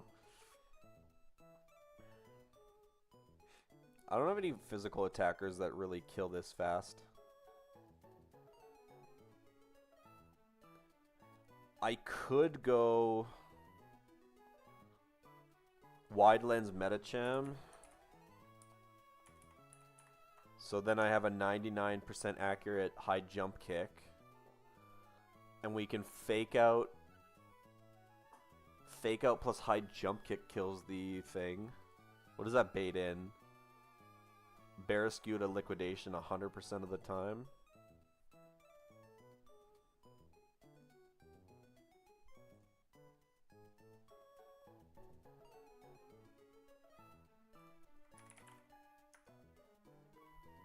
Damn, Magneton is so close to Wise Glasses being able to kill with Thunderbolt. Meganium is faster. I guess if I go 33% on Meganium and Miracle Seed, we can guarantee an Energy Ball kill.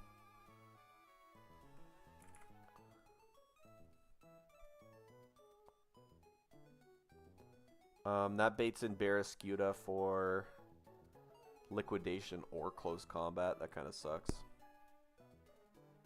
I would rather not roll 2 attacks from him. I mean, Azumarill... Azumarill's not great against Barraskeezy. Liquidation still does like 36%. And if he rolls it and gets a defense drop, it's even worse.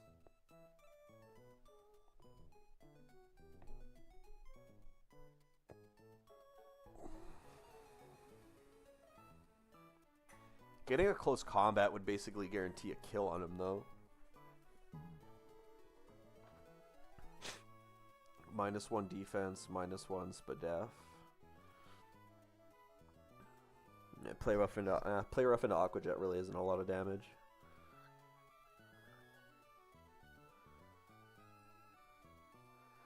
Yeah, you don't want to go low on Meganium. I think Meganium you have to go... If you get defense dropped on Meganium, though, it's so bad. -1 defense drop from liquidation and a close combat crit would kill you.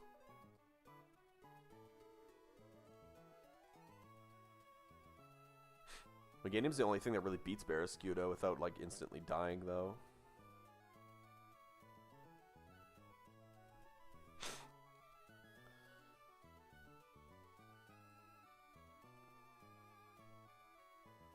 I guess you could go...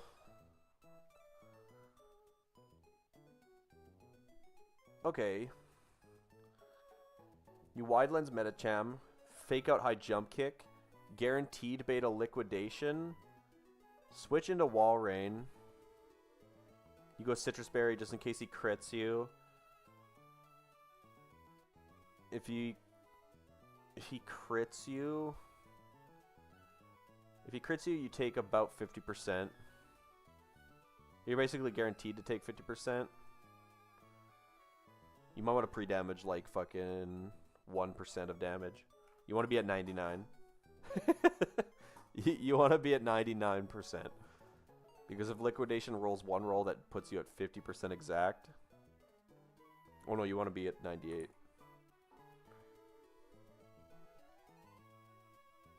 So you want to be down a little HP on Wall Raid. Just so that if Liquidation crit and drops you, Citrus Berry should put you out of range because you're gonna be guaranteed at least 75% around there. And if you're -1 defense, a crit is only doing 50%. You'll never be at 50% if you have Citrus Berry. So you're always baiting close combat on Wall Raid. You switch into Meganium on the close combat with the Citrus Berry, and then you live close combat into you live 2 crits. You want to pre-damage Meganium a little bit too, I think, just so you don't low roll close combat crit on the first roll. What does Meganium bait out? Armaldo for X Scissor pretty much all the time. I don't think I'll ever be in Stone Edge range. You'll definitely be dead to Armaldo's X Scissor. Because you're just coming in on close combat. You're taking 35-ish%. You're taking about 70% from Barraskewda. So you're going to be at like 55%. That's always going to be in range of X Scissor, yeah. So you bait X Scissor from Armaldo. And what do you do from there?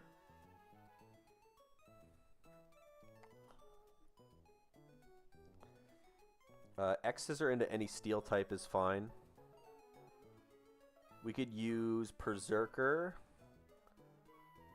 Corviknight. I think you can Swords Dance once though.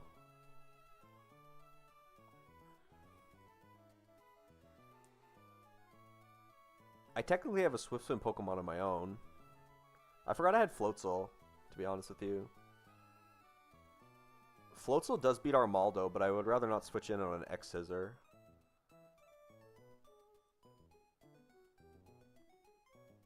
I guess I mean...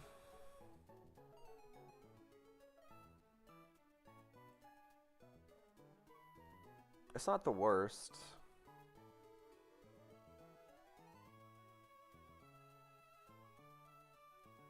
It's hard to bait... It's hard to bait Liquidation out of this thing unless you go really low on HP.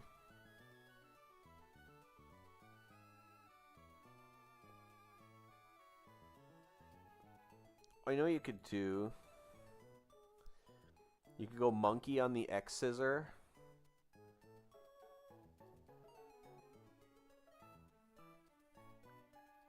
Beta Liquidation. A switch into Floatzel on the Liquidation. Use your own Liquidation and Swift Swim to kill him. Baiting First Impression from Gliscopod. That'll break his Bug Gem.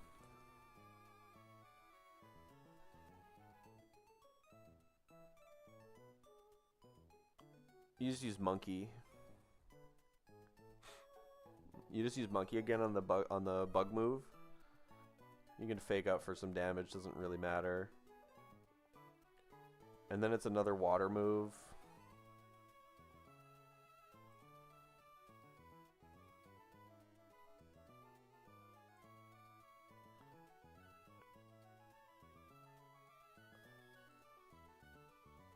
Oh god. This thing's kind of a demon.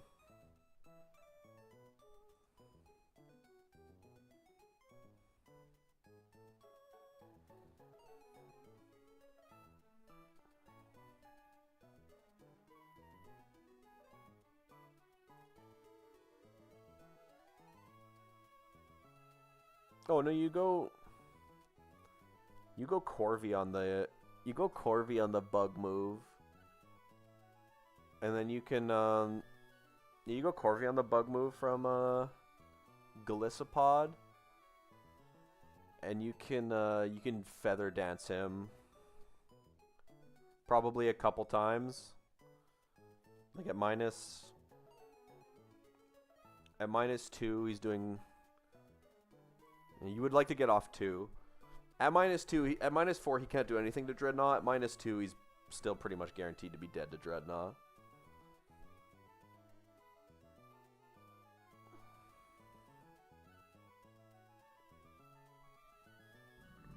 Oh, but then I'm not using Floatzel.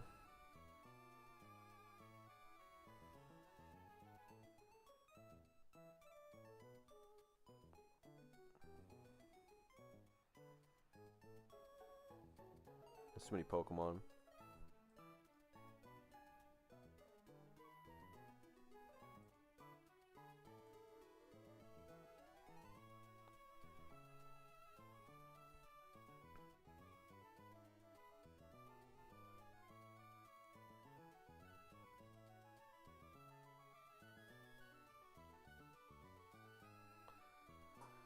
Bearskisi water move, bait close combat, go Meganium. Bait a bug move from Armaldo. I mean, yeah, it's fine. You're baiting a bug move from Gliscopod anyway. You can just go directly into Floatzel on the X Scissor, click Liquidation, kill Armaldo, and then go into Corviknight on any one. He might click a water move, I guess. Can he click a water move into Floatzel? Technically, yes, but I think it's unlikely. We'll go Citrus Berry just in case. Corviknight switches in on a bug move. Feather Dance, Feather Dance. Go into Dreadnought and Rock Slide twice and kill. That team works. We had to pre-damage. We had to pre-damage Walrein a little bit, so we don't get. Or no, not Walrein. Meganium. We had to pre-damage Meganium a little bit, so we don't get Fiction close combated into potentially not proccing our berry. Close combat minimum is 48%. So you want to go down to 97. Oh no, you're at uneven HP, so we can go to 98.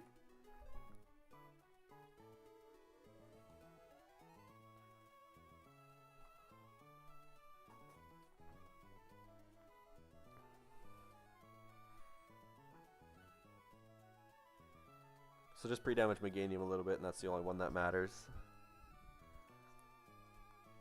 Metacham's always dead to Liquidation. Walrein, Liquidation in a close combat is a kill. Oh no, we had to pre-damage Walrein as well, in case he Liquidations us. So we want to be at 99.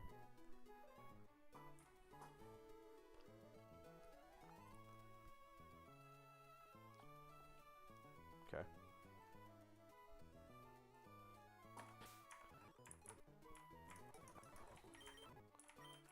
Metacham seeing the outside of the box. It's been a while. Floatzel seeing the outside of the box. It's been a century.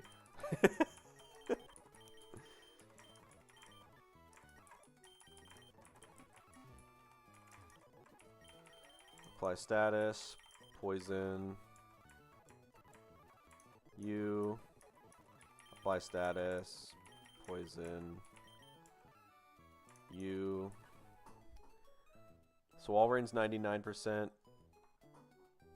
And Meganium is 98. So 149 on Meganium. 188 on Walrein. Just a little bit of chip. In case he low roll crits us.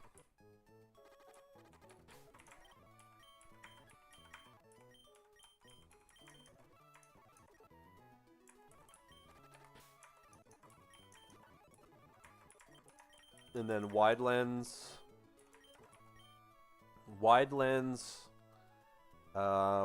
Metacham. Fake Out into High Jump Kick should kill the Politoed. If we roll the 1% chance and miss, he's dead. And I would just be like super angry.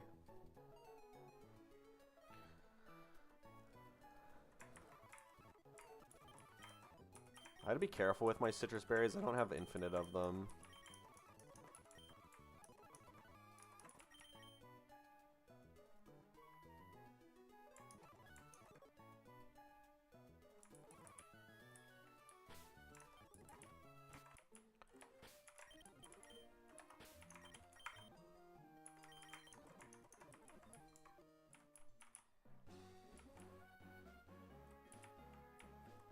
Alright. This is super fiction that that I miss high jump kick here. I guess he could Toxic us. I might be able to redeem if he Toxic us. But Fake Out. Fake Out's 18 to 22%. Leftovers is going to heal an 1/8 or a 16th. And then high jump kick is still guaranteed to kill because it's always 10%.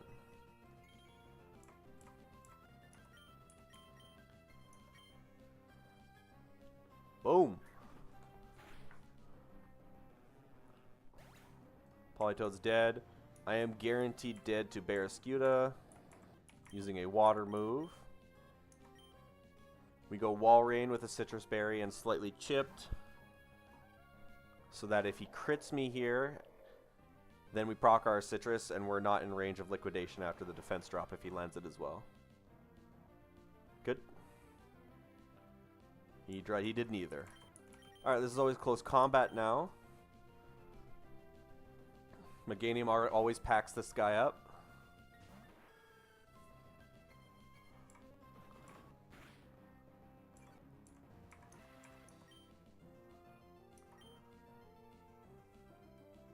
Close combat's us twice. We live a crit here.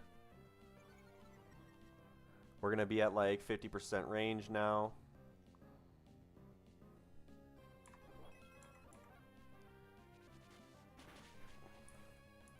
Yeah, 55% exactly, which is always X Scissor from Armaldo. We're just going to let Floatzel tank this, and Floatzel has Swift Swim, so we're faster.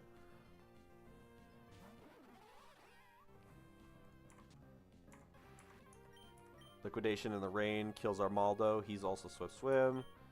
No Sash or anything.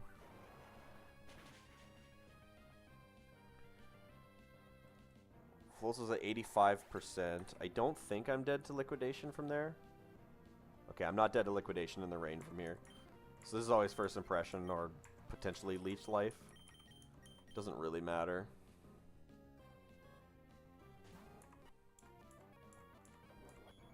First impression Bug Gem.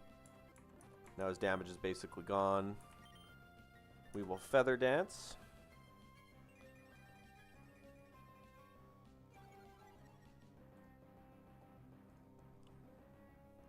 If he defense drops us here, we could die to crit, I think. Oh my god, we almost died to crit and we weren't defense dropped. Jesus fuck.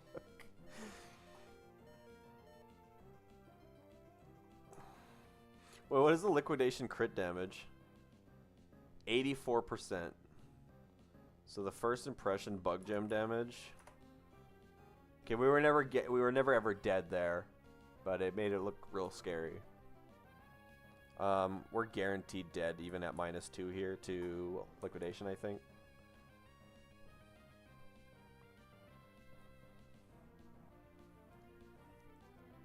Okay, liquidation can't kill us, but if it's a crit it can, so. Do I want to do... Is there ever a play where you switch into, like, Wall Rain to bait a... Yeah, Wall Rain still baits liquidation, actually. I'm pretty sure Dreadnought is fine here, though. Dreadnought switches in on a liquidation, takes like 32%. Even if he defense drops us, we can't be crit because of shell armor. Yeah. Dreadnought just always has this kill.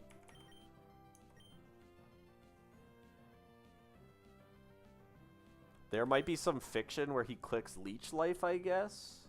Actually, yeah, I don't think it matters too much. I think he's going to spam Aqua Jet because one liquidation. There's a defense drop.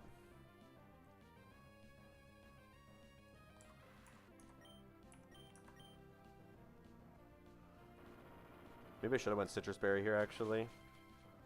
Oh, I crit. Huge.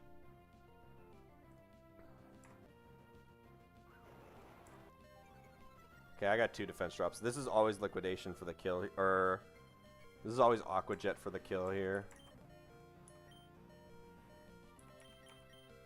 We should be fine going into Meganium. Actually, it doesn't really matter who we go into. Everybody kills this thing from this HP.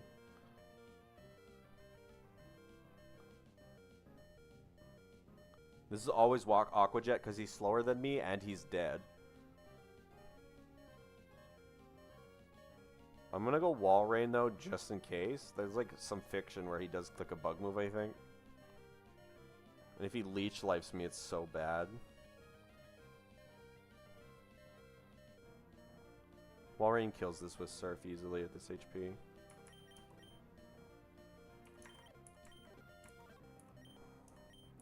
I might burn my Citrus Berry though.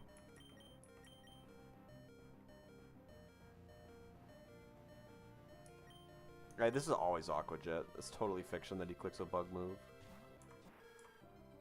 Yeah.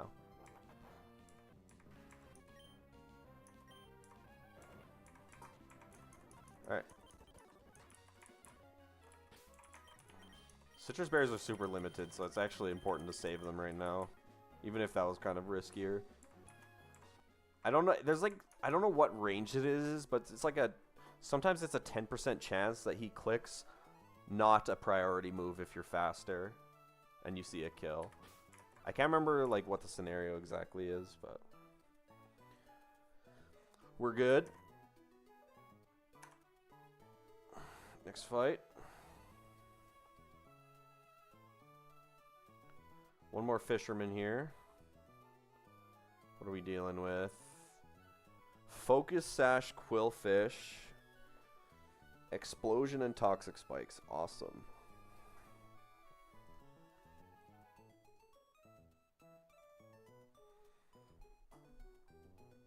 He intimidates as well, which is obviously annoying.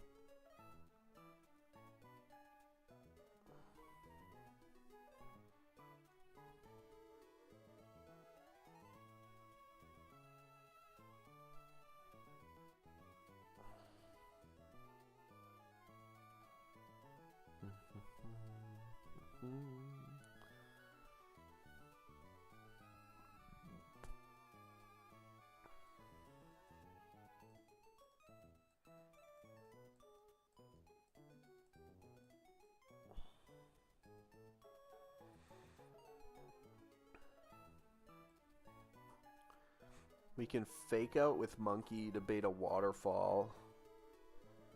And then break his Sash and switch.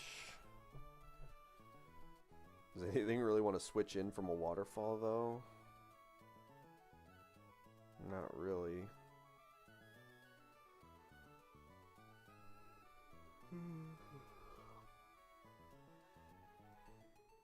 If only Bruxish wasn't... God, I keep getting such bad speed on Pokemon that need the speed. It's so annoying.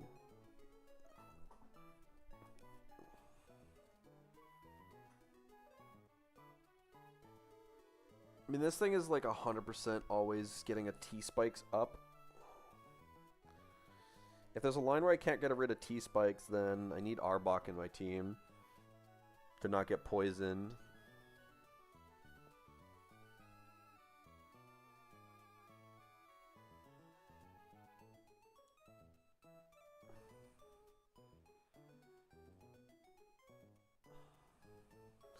Substitute Baton Pass.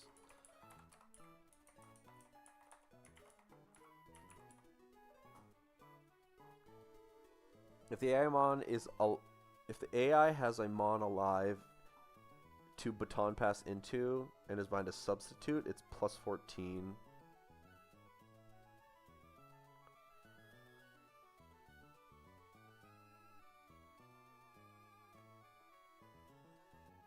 It shouldn't be too hard to deal with the Vaporeon though. This is not a rain team. It's not as bad.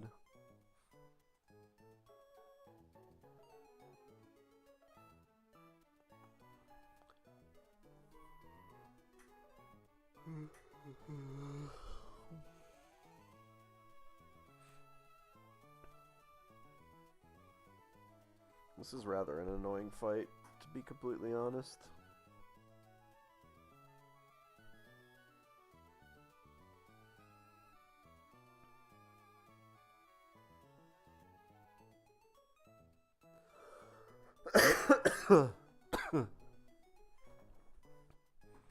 I get. Oh, you could.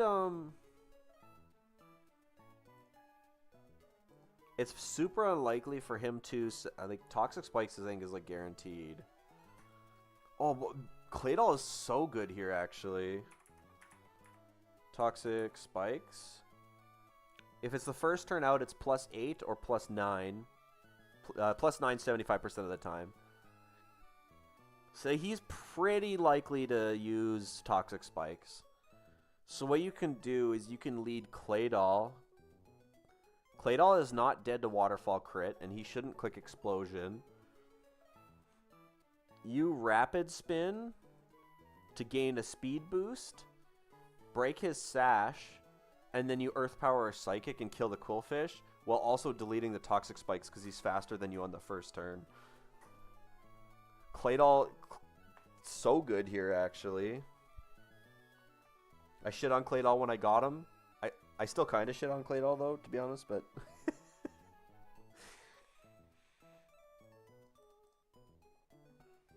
Claydol doesn't die to Waterfall crit either. Although if he Waterfall flinches me on the first turn, then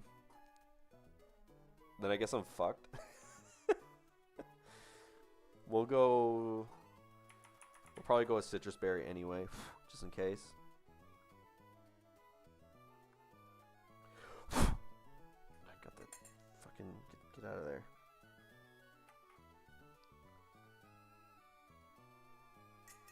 Okay.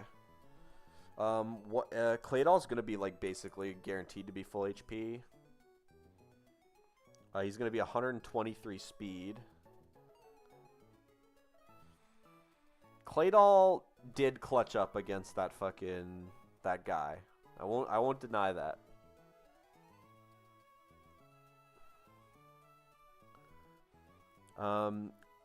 Unfortunately, Claydol baits in Vaporeon for either a Scald or a Substitute. If he substitutes, then he's guaranteed to switch, which is annoying.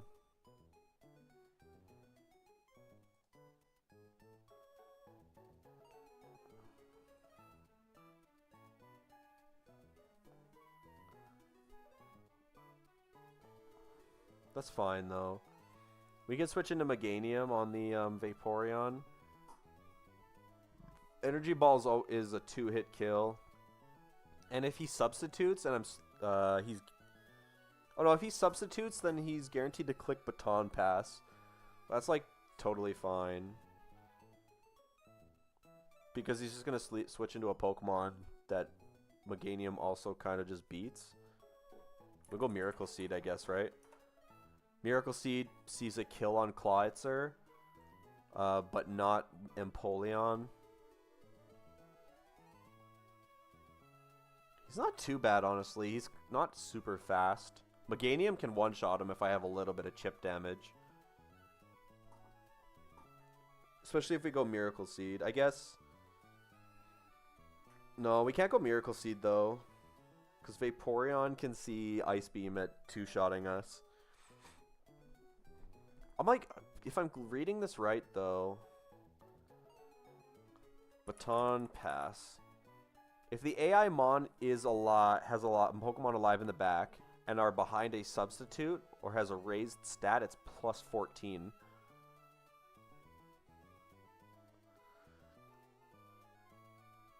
So if I switch from Claydol into Vaporeon and he substitutes, I'm faster. I break the substitute and he's guaranteed to use Baton Pass because he sees he has Baton Pass on the turn where I'm making my move. So he should never Ice Beam me in that scenario. If he clicks Scald on my switch, then Vaporeon's gonna Ice Beam me. Because I two-shot him. I two-shot him with Energy Ball.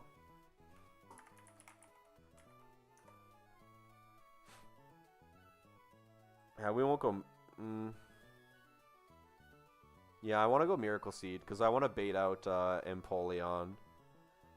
Empoleon switches in and sees Flash Cannon on Meganium. And then what do we do from there? Oh, it has Earthquake, so I definitely can't use Magneton. Well, actually, that's not totally true. I could technically use Magneton, but I don't see a kill with Magneton's Thunderbolt. Unless I have some chip damage. I don't want to switch into a Intimidator like Luxray, because I don't want Defiant Boost. Empoleon's kind of annoying, to be completely honest with you. Oh, we just switch into Monkey.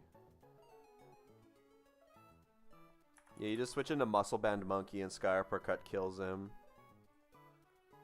And then Vaporeon, he's hitting you with a Flash Cannon. He's hitting you with a Flash Cannon. So Vaporeon will see a Scald killing roll. And you can just do the Meganium pivot again.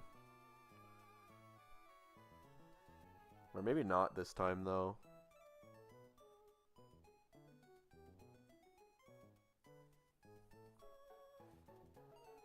And you actually want to use like Azu to switch in. Or Walrein. Walrein with Super Fang deals with Vaporeon pretty well. And then Clawitzer. Clawitzer gets pretty walled by Azumarill. It's baiting Water Pulse.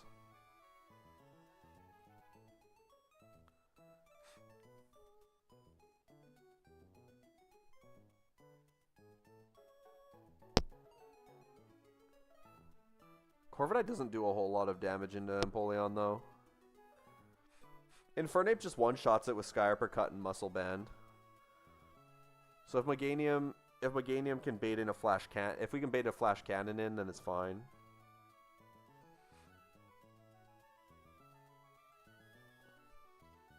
Corviknight, yeah, Corviknight doesn't really do anything to Empoleon as far as damage goes.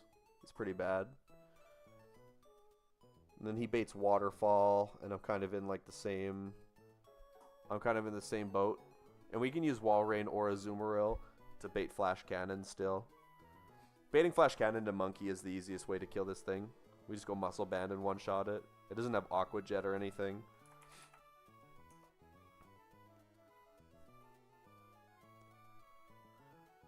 So Claydol leads. We're probably getting T-Spiked, but we Rapid Spin, delete them. We're faster. We kill. Claydol's faster than everything, and the first Pokemon that we're out-damaged by but is slower is Vaporeon. So Vaporeon comes in. It's going to click Substitute or Scald.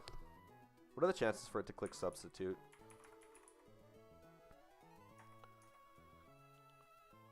Starts at +6.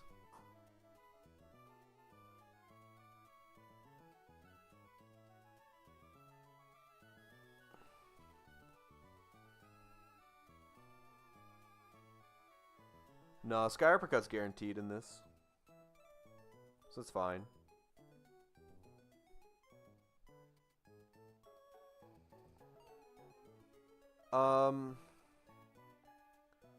Yeah, the switch into Meganium is actually a 50-50 to Substitute or Scald me. If it does click Scald into me, am I dead to... I'm dead to Ice Beam crit if it does click Scald. Which means that we have to switch into...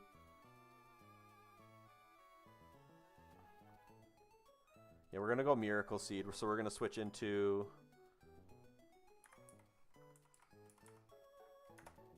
Oh, maybe I'd rather just switch into No.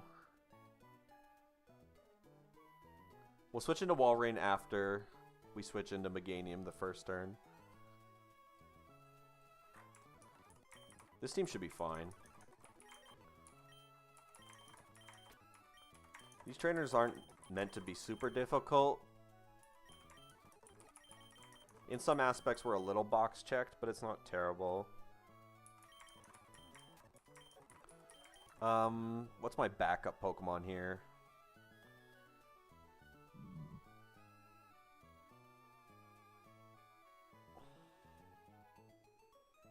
This thing has Aura Sphere, right? Yeah.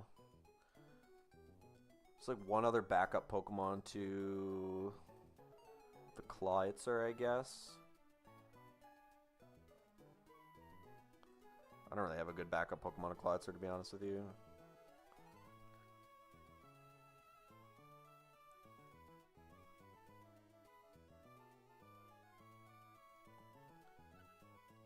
Corviknight's not bad against it, but he gets confused pretty easy.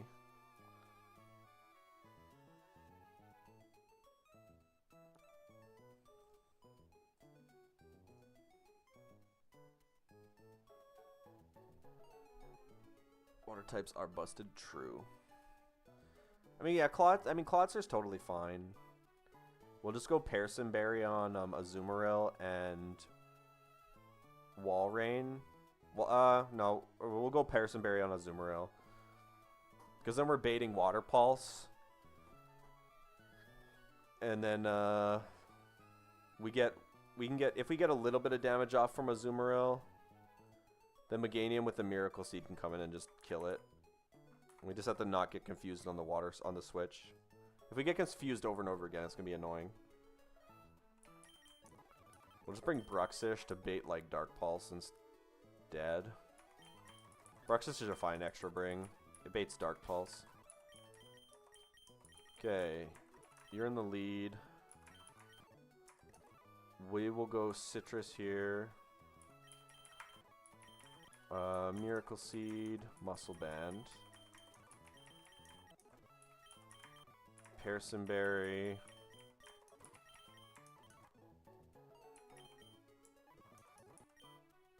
Walrein's item doesn't really matter.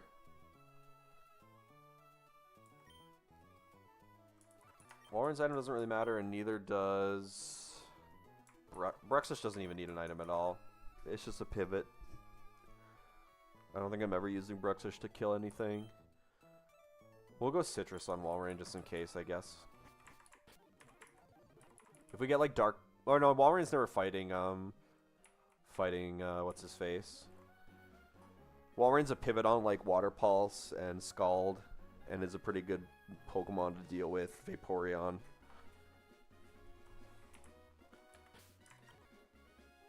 If we get burned, we get burned. The chip damage shouldn't matter too much here. Alright.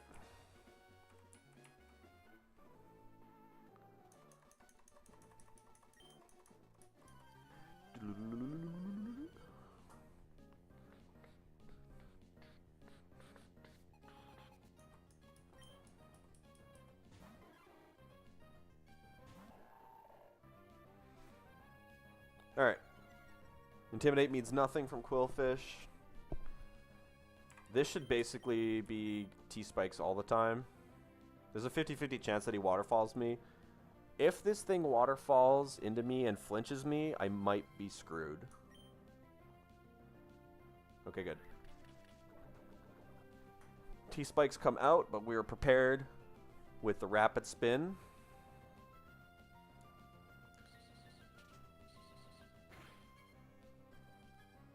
We break his Focus Sash and gain a speed boost. And Psychic and Earth Power are 99% chance to kill, so with that little chip we did, he's guaranteed dead. And we're faster, so he can't explode or T-Spikes again or whatever he wants to do.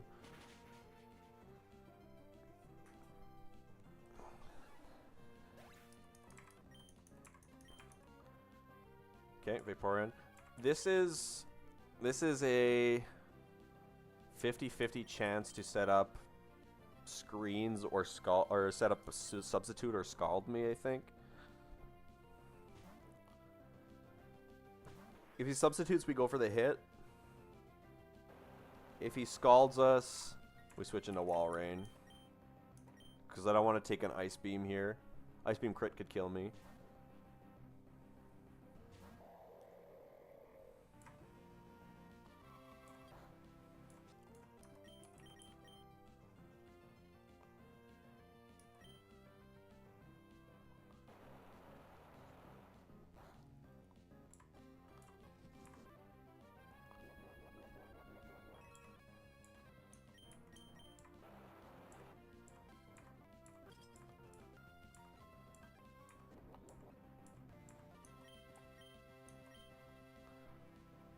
don't think this thing can substitute on me now.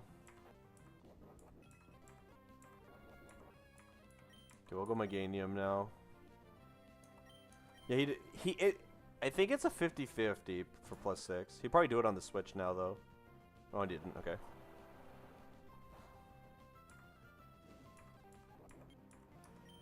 Alright, he's guaranteed dead to Energy Ball here. Meganium with Miracle Seed sees a kill on Cloyster, and we're faster.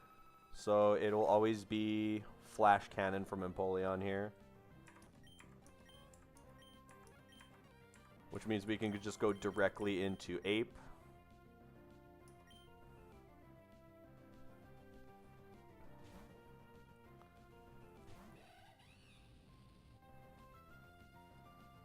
Oh, he actually protected. Oh, he protected because we were burned. He was trying to get the chip damage out of me. Huge. Okay, we Sky Uppercut and kill Empoleon with Muscle Band.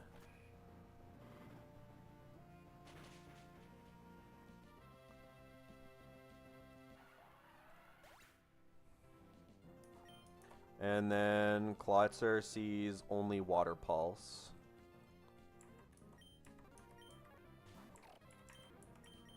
Which we can switch into Ozuon, who has a Parison Berry. Actually, is it better to... You know what? It's better to switch... It's better to switch into Bruxish once, and then bait a Dark Pulse, and switch into Ozuon a Dark Pulse, so we don't waste our Parison Berry on the first hit.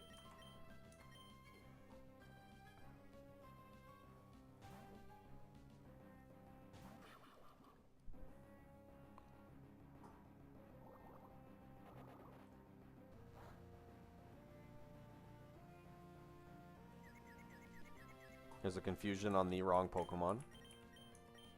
Guaranteed Dark Pulse. Now we go on Azu. My Azu's zero attack, so I mean this is gonna take a while to kill.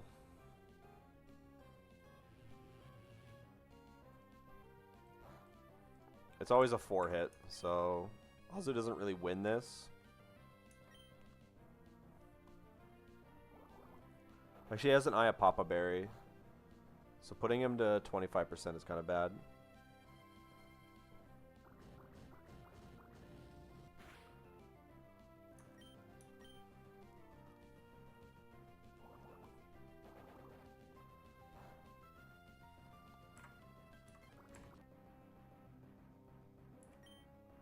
What we can do, I think what you do is you go back into Bruxish, Beta Dark Pulse again, and then Sky Uppercut for Monkey is a 50%, or is like a 60% minimum. So you go Bruxish. If Bruxish gets crit at that HP, I wonder, is it bad? 109. Water Pulse, if Water Pulse crits,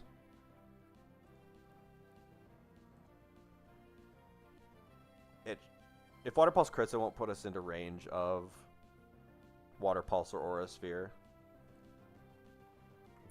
So you give Monkey 2 frags in the water fight. Let's go.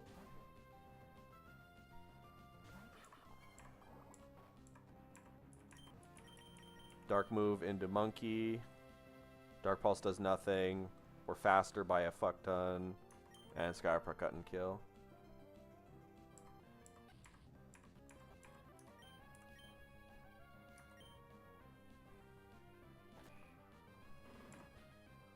Nice.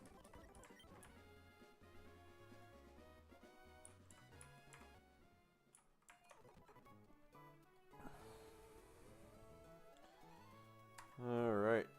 I fucking did that on the wrong screen. That's my fault. I did it on the calc screen. It's a good thing it's a good thing I decided to put my screen in the bottom right corner. I didn't mean to keep the calc screen up for that fight.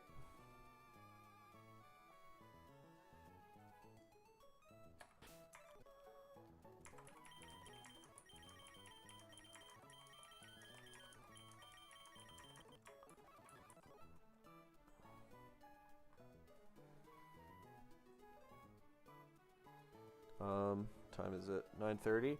I should be able to get I should be able to get to the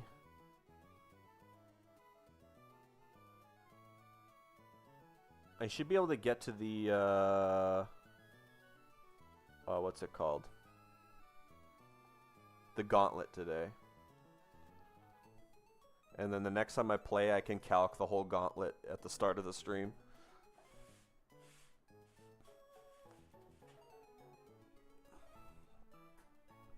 Alright, next guy. We got a Rotom Heat Lead.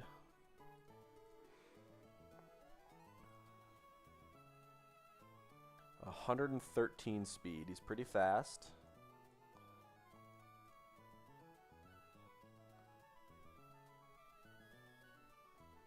Wall Rain Surf can kill, so he won't nasty plot, but I take a lot of damage. Azu, same boat. Actually, Azu doesn't even kill in fast enough.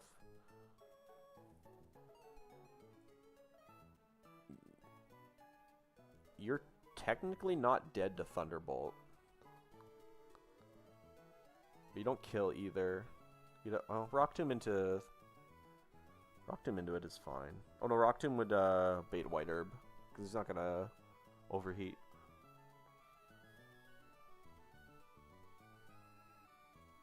Sharpedo is speed tied. Feels bad, man. Damn it, Sharpedo. You had to be speed tied.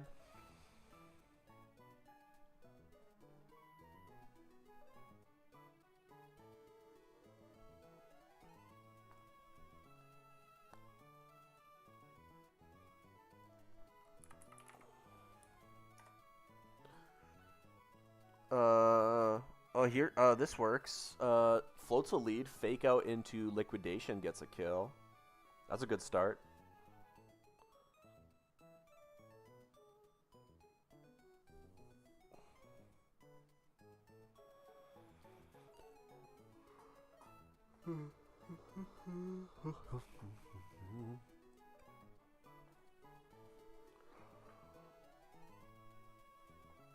What does Floatzel bait in?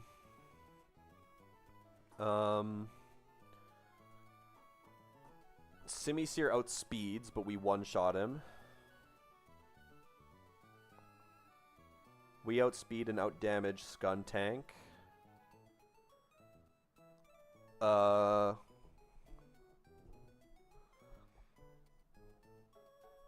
don't know who comes in, actually. I would rather not bait in Skuntank, because obviously I don't want to bait him to go boom.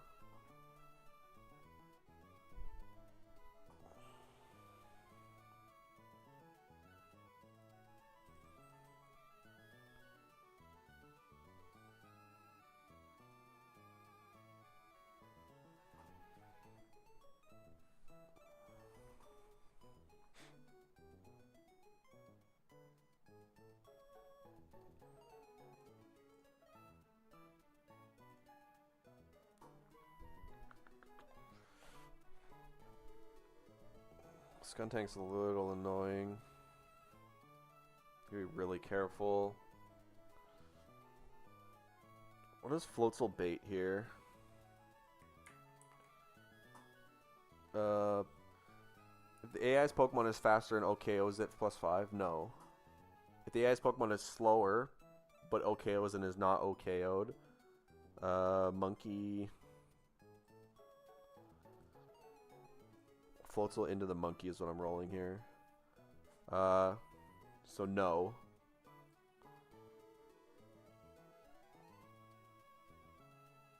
The AI's Pokemon is faster, so it just gets a +1. The AI's Pokemon is slower and deals more damage. Does Floatzel deal more damage to... Yeah, Floatzel deals more damage to Skuntank than it deals. I'm pretty sure that Druddigon is slower but deals more % damage. I'm pretty sure Druddigon switches in for Dragon Rush.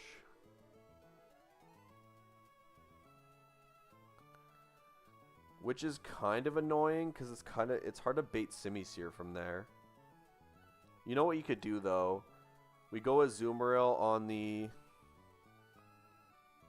We'll pre-status Floatzel. Actually, you could pre-damage Floatzel to bait in... No, you don't want to bait in Simisear.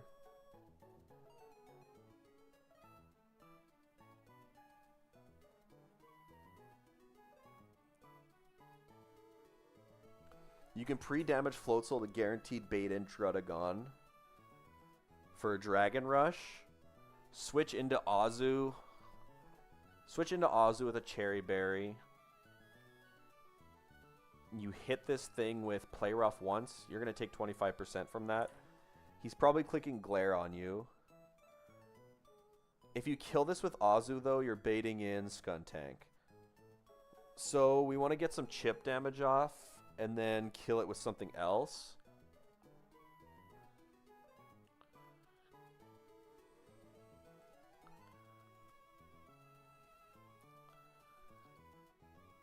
Do I have anything that deals 50% damage to... That deals 50% damage to this? Ice Fang from Bruxish. But that doesn't bait...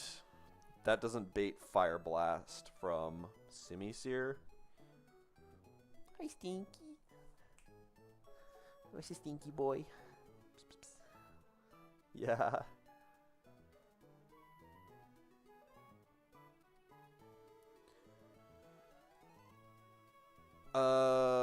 Oh, Sandslash. Sandslash outspeeds Druddigon. So you go Azu on the dragon. You pre-damage Floatzel. Floatzel with Muscle Band. Floatzel with Muscle Band guarantee kills Rotom. 110 minimum and 14. 124 minimum is 123 HP. Good. You lead him at 91 HP to bait in Slow Kill from Druddigon. And only Druddigon. Yep. You go Azu on the Dragon Rush with a Cherry Berry. You Play Rough once. You get Glared or Iron-Headed. Doesn't really matter. You switch into Sandslash with a Cherry Berry. You Icicle Crash. Sandslash is baiting a Fire move or a Focus Blast, though. Oh, you just use Bruxish on that switch. Oh yeah, Bruxish just switches in on that. Huge value out of Bruxish already. Let's go. If he gets Spadef dropped, it's fine, I think, right? If he hits the Focus Blast and... Yeah, it should be fine. Bruxish will go a Rostberry so we don't get burned by Fire Blast. You Liquidation and kill. And then you're baiting... Probably Sludge Bomb or Knockoff. But you can just go into Big Bear. And he can't go Boom on you. And Ursaluna just bodies him. This absolutely ruins his life. Oh. If we get burned by Fire Blast because he uses it and he's faster. Do we have like a backup? If he has no Fire Gem, what's his move? He's still clicking Fire Blast? Okay, our backup is like Ape. Ape switches in on Fire Blast and just kills him after we hit him once. That's fine. Okay. So we need to pre-damage Floatzel down to 50-something percent. Whatever I said.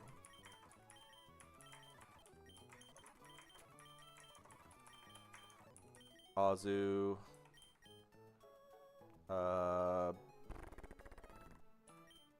Wait, is everybody already in the team? Oh yeah, everybody's already in the team. Huge. Okay, so Floatzel is dead to Dragon Rush at 91 HP. So 91 HP is what we want to go to.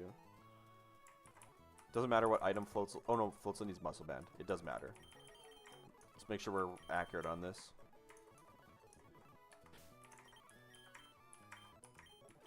Muscle Band on Floatzel. Cherry Berries on Sandslash and Azu. Raspberries on Bear and Lips. Infernape item doesn't matter. I wanna listen to music, but I need to build like a playlist on Spotify that's a bunch of non-copyrighted music.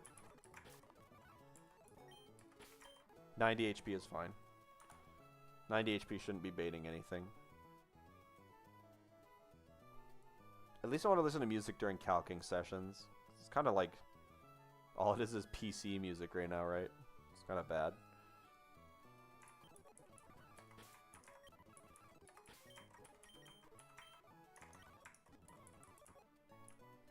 I tried using Mortdog's video game playlist on YouTube, but the fucking thing has like 1,400 songs in it that people have like requested to be added. So all it does is just lag and freeze. It would probably work if you had like YouTube Premium, but I ain't doing that shit.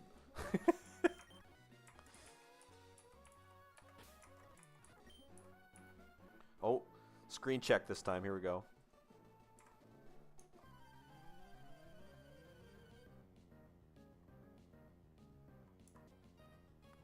Kindler Bernie. Rotom with Levitate.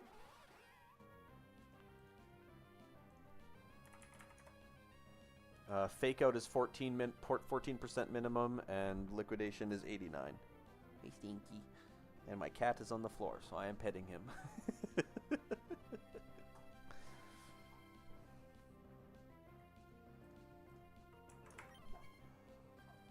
Oh god, he jumped up onto my computer and almost hit the button, I think. Would have ended the stream right there in the middle of this fight. Alright, Fake Out. Rotom flinches. 89% from Liquidation here. Minimum. Hi, buddy. No, you can't go that way. What are you doing? No. Quit going that way. I don't need you blocking my screen. That's just a white herb bug. Don't worry about it. It always procs when a white herb Pokemon dies without using it. This is 100% Dragon Rush, which is what we pre-damaged for.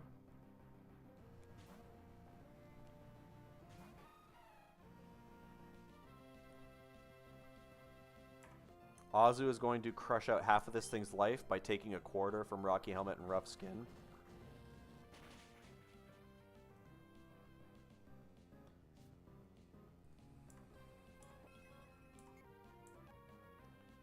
He's going to glare once. That's fine. We don't want to kill this with Azu because then we're going to bait in... we don't want to kill it with Azu because then we're going to bait in...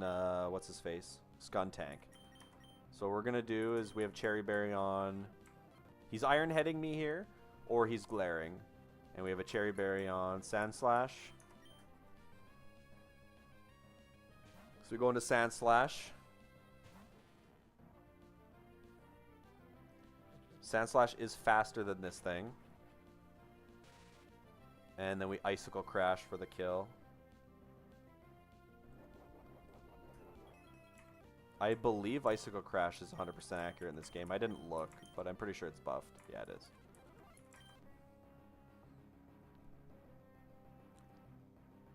So we're faster. We Icicle Crash. He's dead.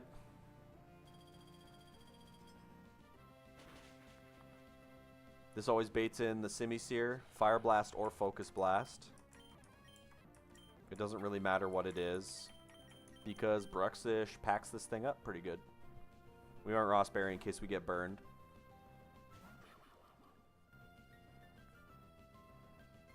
That's fine. Spadef Drop is fine. Spadef Drop, Fire Blast, crit. Doesn't kill us after. No crit, nope. No drop at all. Liquidation, one-shots this thing.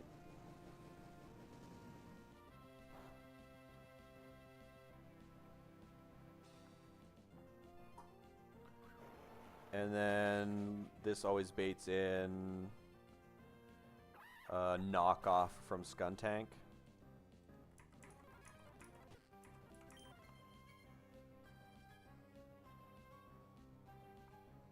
I shouldn't have went of an item on bear, I guess. I screwed that up a little bit. We can go into monkey on the knockoff and then bait sludge bomb and then go into bear. Yeah, we'll do that.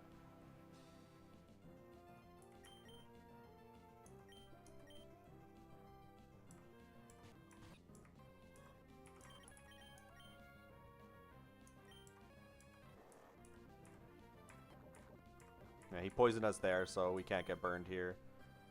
At 164 HP, I'm pretty sure I'm not dead to Fire Blast ever. Yeah, this thing is so tanky. He missed anyway. He's trash.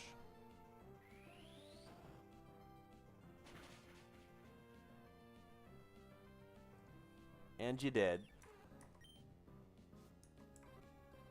I guess, you know what, I'm not going to lie, I forgot that high horsepower was contact. If he hit that Fire Blast and crit me, I think I was dead.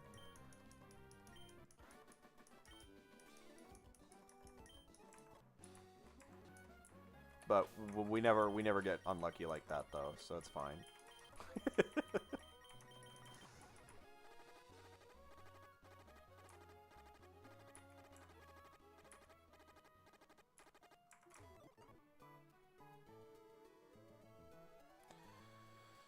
Alright, next trainer. Is this a double battle?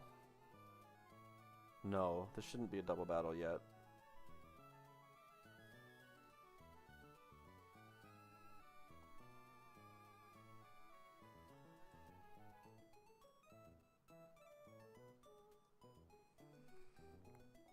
Donphan lead.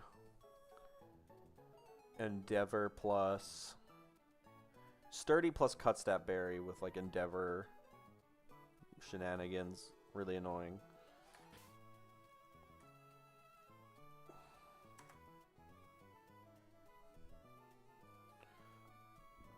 Okay, what do we got?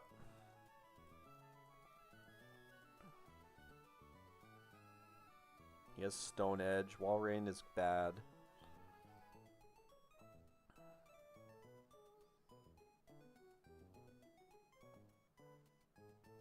How does Floatzel deal with this? Fake Out plus Liquidation is not enough damage. I now have a Lap Cat.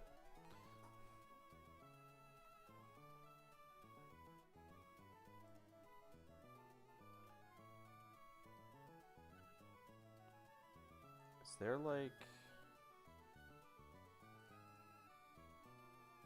It's a really weird Gallade set. Hypnosis, Will-O-Wisp, and Drain Punch.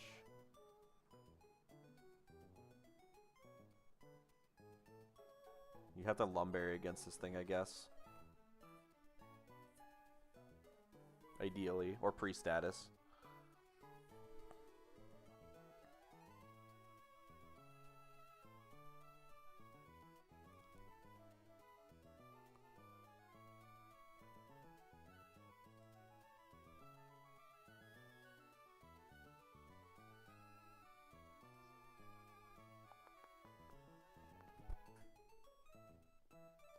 You could go, as long as you're not switching in on a Zen Headbutt, you can go Muscle Band.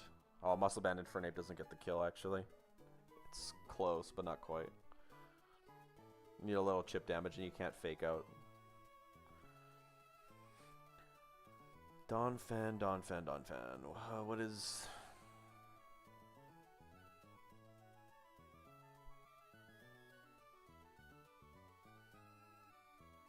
Well, if I can't Fake Out into...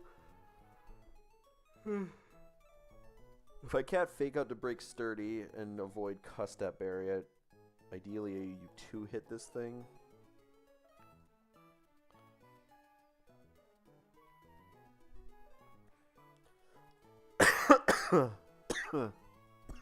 Excuse me.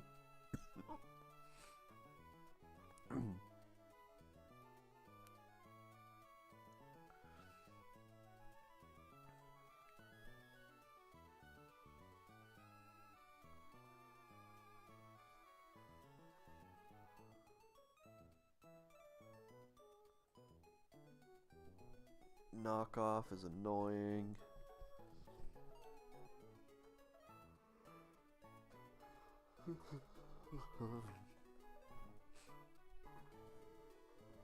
I mean, he's only got 3 Pokemon on his team. You just lead something to whittle. If I can't kill it with 1 Pokemon, I just lead something to whittle this down and then switch out.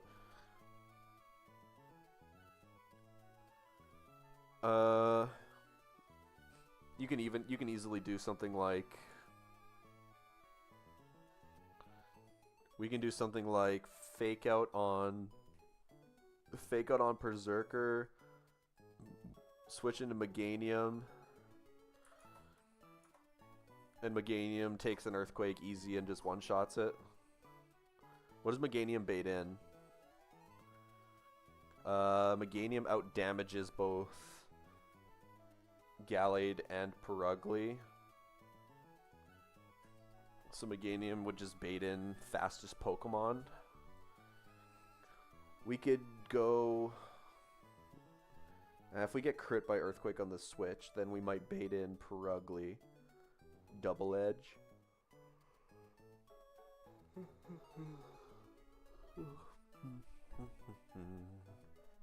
This Purugly's fast as hell, holy crap. 141 speed.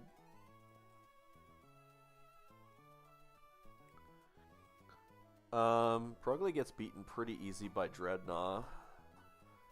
Switching on the Double Edge.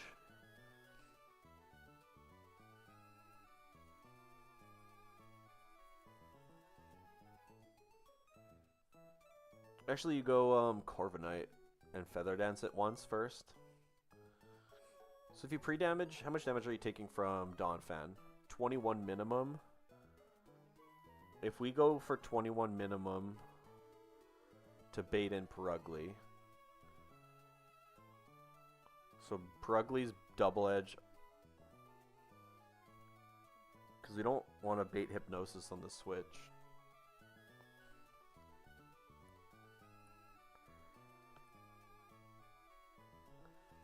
So we want to go 62 HP on Meganium, pre-damage.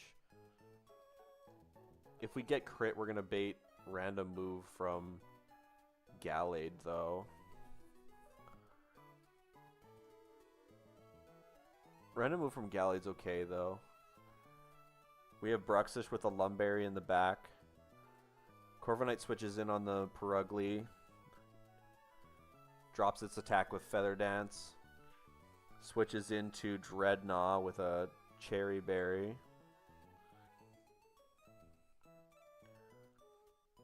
Rock Tomb into Body Press gets the kill. So the Defiant boost won't matter. And then Gallade. If Purugly dies first, Gallade's coming in for Drain Punch into Dreadnought.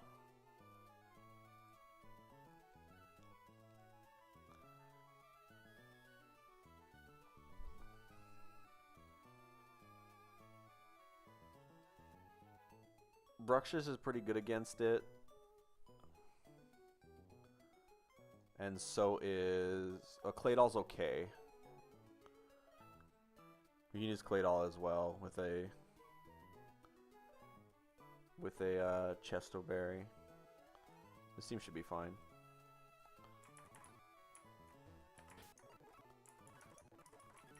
We just pre-damage Meganium a little bit. Berserker baits Earthquake from Donphan. Claydol. Corv.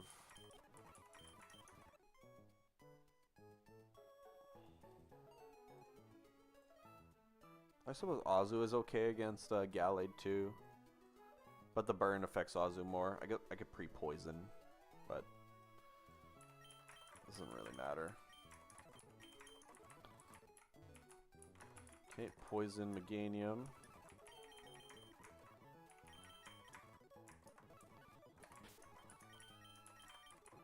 I want to go to 62%, 94 HP.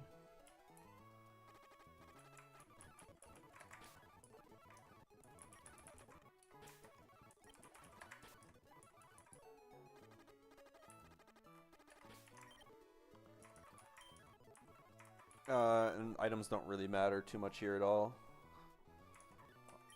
As far as healing items go. We'll go Chesto on Corv. Chesto on you. Lumberry on you. I've got to be careful with the Lumberries. And Chesto on you. Berserker's kind of just here to fake out once. I could potentially use him against Perugly, but it doesn't matter that much.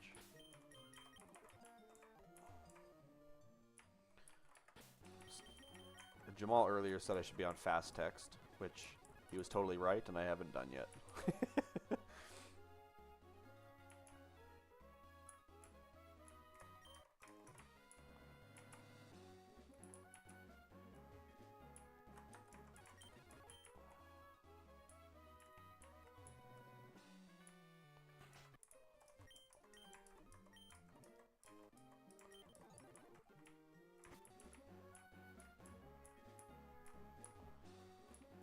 There's some berry bushes down here.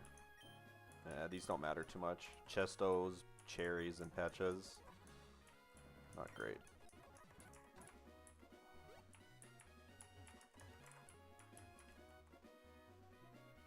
Wait, what trainers do I have here? Expert Nancy, and then the double battle. And then it's a gauntlet. Okay, I got 3 trainers left until gauntlet. Expert Nancy looks kind of scary, and so does the double battle. I might not get it all done today. We're gonna fight this girl first, though. Picnicker Angelina.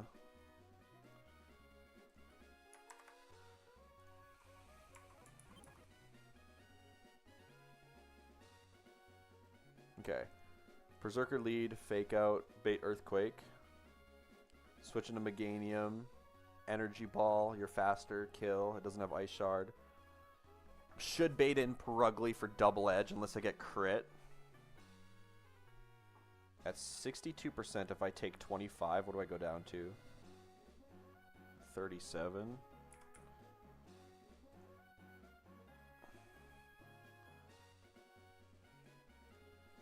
Yeah, let's... I'm gonna run back and change my Meganium's HP. If we take the 25% roll, then I want to be at 65%. Wait, no. 65 puts me at 40. I want to be at 64. Which puts me at 39 if I get hit by the max roll. Which is 59 damage. Which is not Zen Headbutt range. Yeah, let's change our let's heal up and change our HP to 64%.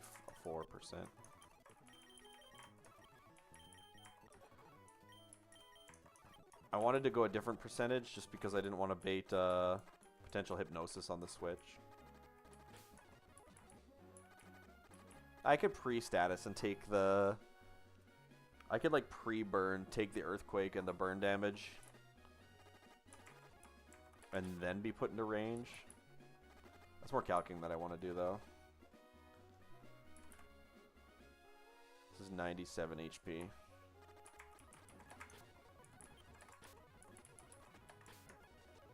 $97 HP exact. Nice.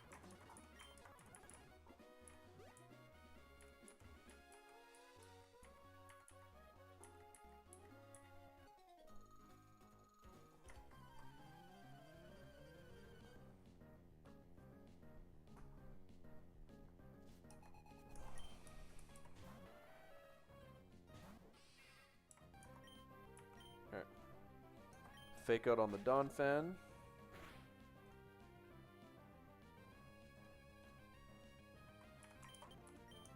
Going to Meganium.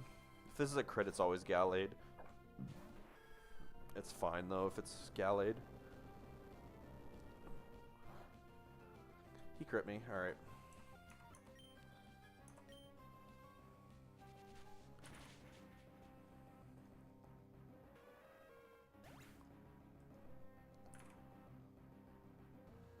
This is random move Zen Headbutt or Drain Punch from from Gallade. Lips has a Lumberry for both, so he can hit him once. We're speed tied, so we might be able to hit twice.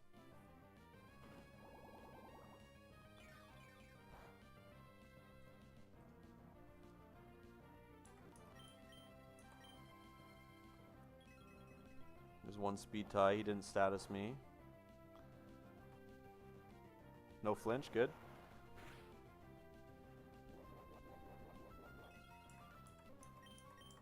And there's a Hypnosis.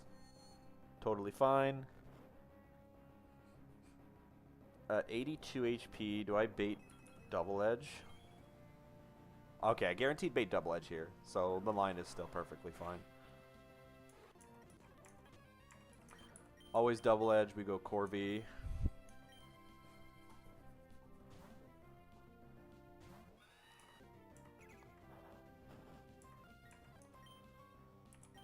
We Feather Dance.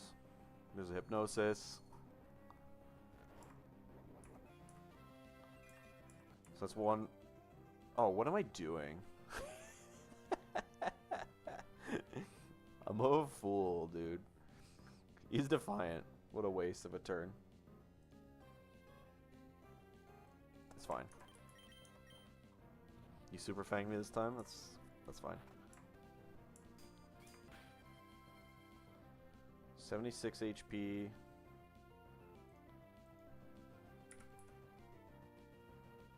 I'm never dead to Double Edge crit here, so I'm gonna go for another Iron Head. There's Hypnosis. Okay, we're asleep now. At 76 HP.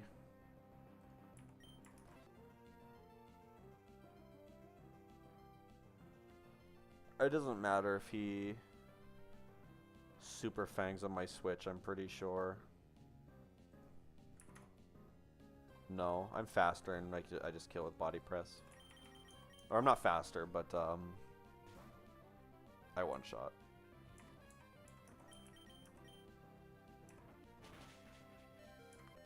Can't be crit, and you did. Okay, Expert Nancy looks a little scary. She has 5 Pokemon.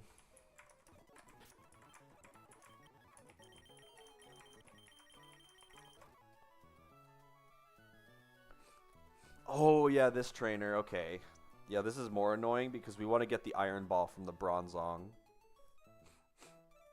But we want to not get exploded on by the Bronzong either.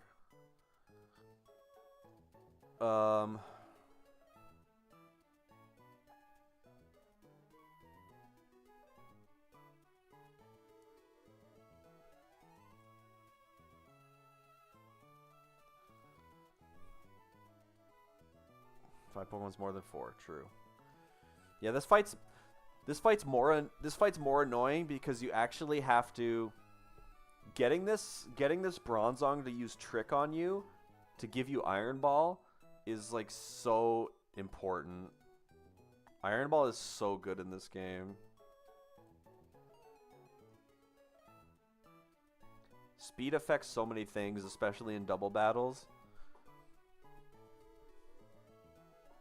Having the Iron Ball on one of your Pokemon is really nice for double battles to guarantee kills on certain slots. So you really need this Bronzong to use Trick on you.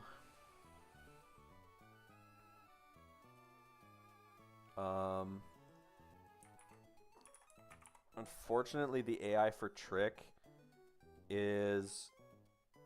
I guess it's guaranteed to use Iron Ball. But there's a chance that it rolls a 20% roll to attack you instead, which is annoying.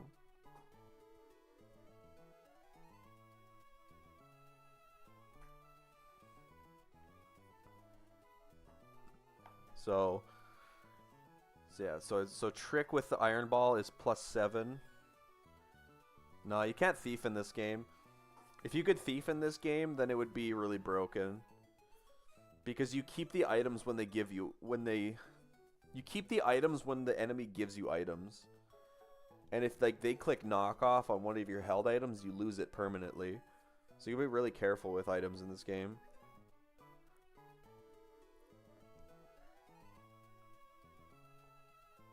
If you could just take items from the enemies constantly, you'd be OP. So highest damage move is +6 80% of the time, +8 20%, and trick is a +7 all of 100% of the time.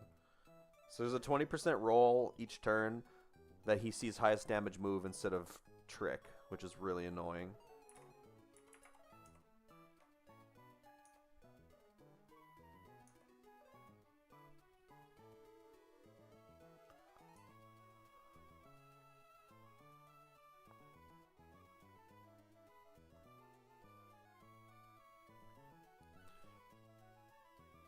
It's pretty likely to click trick here to give me the iron ball.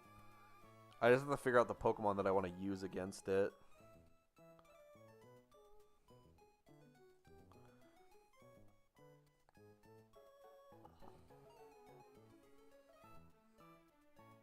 But you also got to be careful because he has explosion, so he could easily just go boom on you after giving you the item, and then you're also like super upset.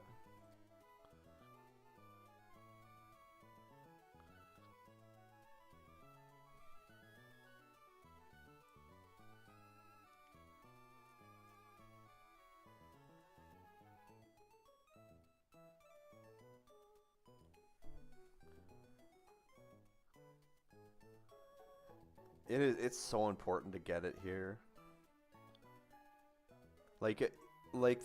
In double battles specifically, it's really good because the AI will always target a Pokemon for a kill that is slower than itself. So if you can use an Iron Ball to slow down a Pokemon to a speed that is slower than the AI, but is faster than your other Pokemon in your squad is faster than their team, they'll always target your slower Pokemon. So your other one just has free reign to annihilate everything, even though they see kills into it. Iron Ball is like a necessary item for double battles.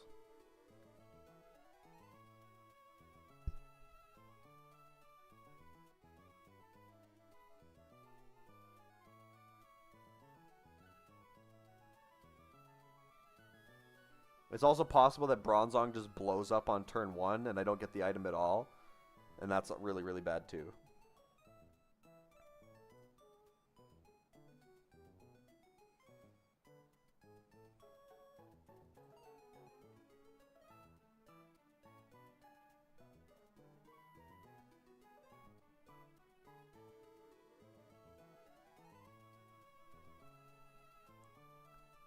Trying to get this to use... So Iron Ball halves your speed, yeah? Yeah.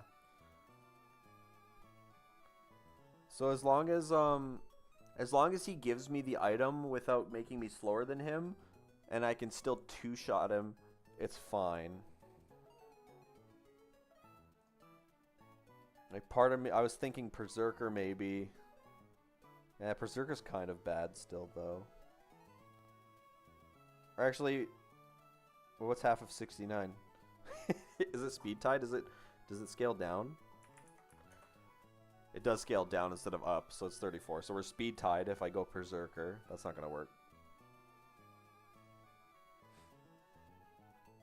Houndoom can die to Earthquake crit, so it's not really ideal.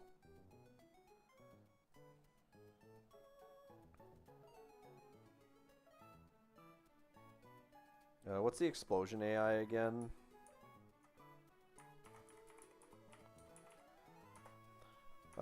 Explosion is +10 if it's at 10% HP.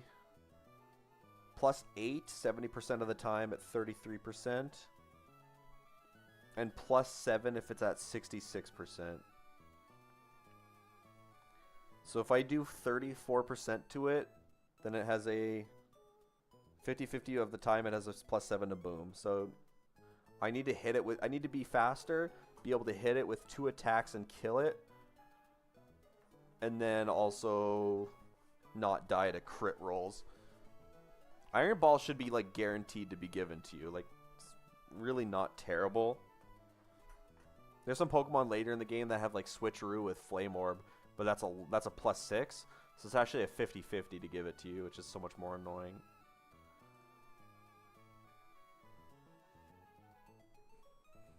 Iron Ball is much more guaranteed than the other items on the list.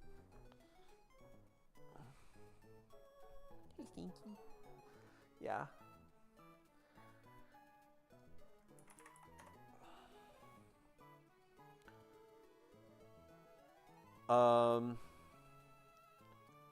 Ursaluna's pretty good here. That's not true at all, actually.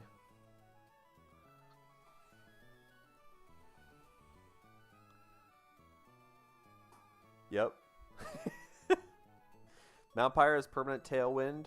Seafloor Cavern has permanent Aurora Veil.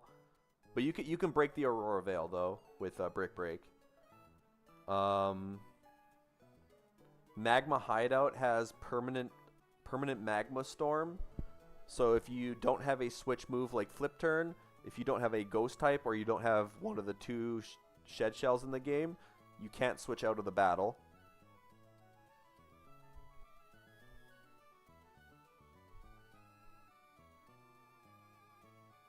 This game's endgame fights with the evil teams is brutal.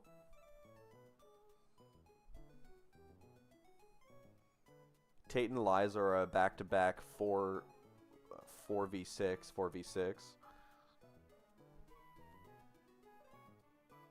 So you have to deal with 8 Pokemon.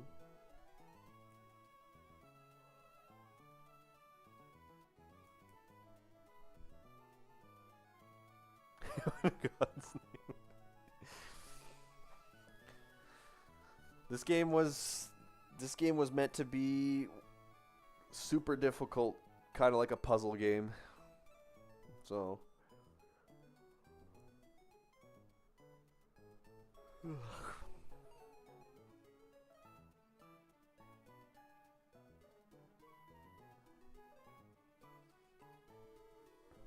Claydol does not beat this Bronzong because he's going to be Levitate after Iron Ball is gone. My fire types die to Earthquake crits. Well, that's not totally true.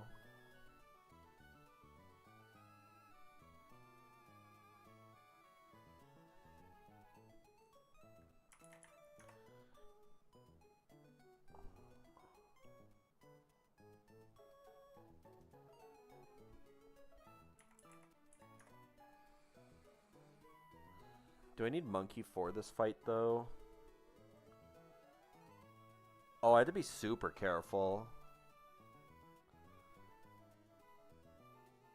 This chick has a Dugtrio with Arena Trap in the back too.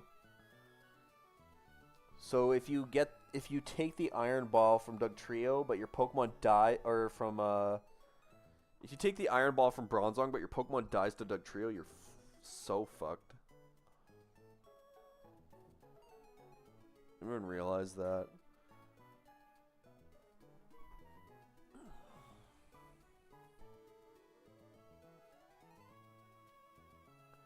I think Bruxish is pretty good then. Bruxish won't bait in Dugtrio.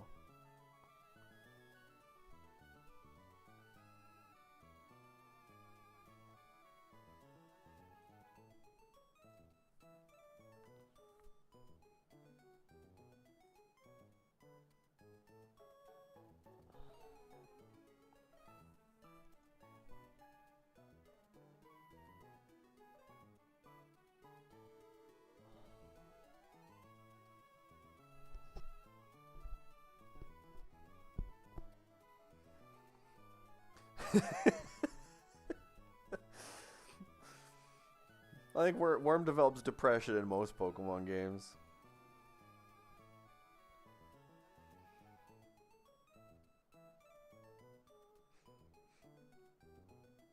I got a lot of stuff on my list for solo games.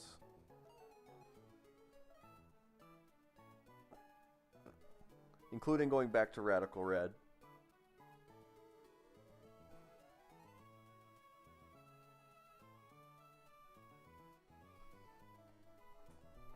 88 crunch.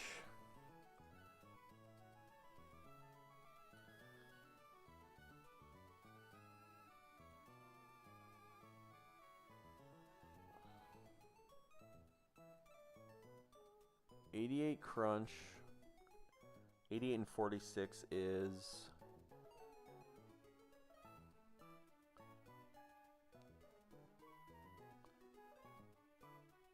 40 and 88 is 128. Oh no, that's awful rolls. I picked up radical randomizer options are fun. Yeah. I haven't tried them personally. I do know of them.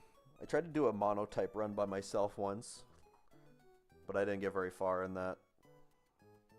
I mean, if you're going to go monotype run, though, you're not going to Nuzlocke.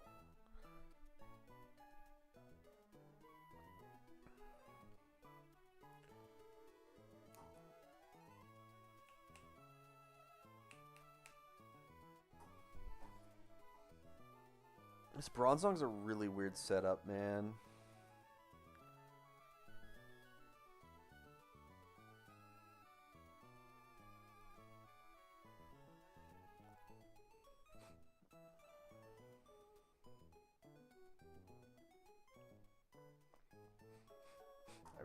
I really badly want this iron ball, but it's quite difficult to get it out of this thing.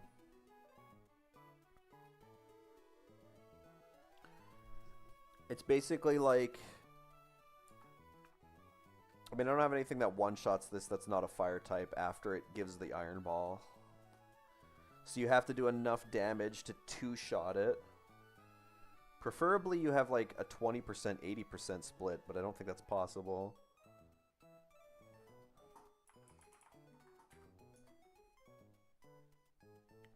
Black Glasses on Bruxish gets you Liquidation and a Crunch kill, but you're likely going to put him into explosion range, which means it's a 50-50, so you can't really stall the turns or he's gonna explode. He like needs to give this to you on the first turn.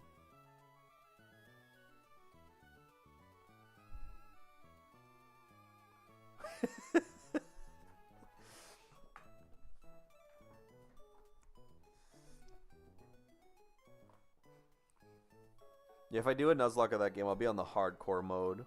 I don't think Feline Prowess is a banned ability, but a lot of abilities are banned, so it's kind of rough. Excuse me.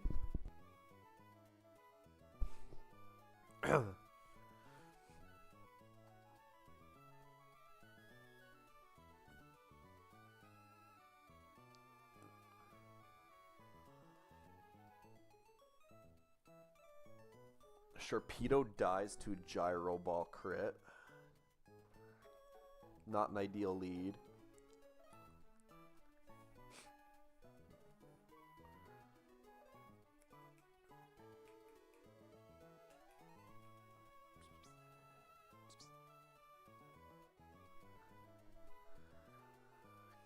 I think my lead is Bruxish to get this Iron Ball. It also doesn't bait in... Doug Trio.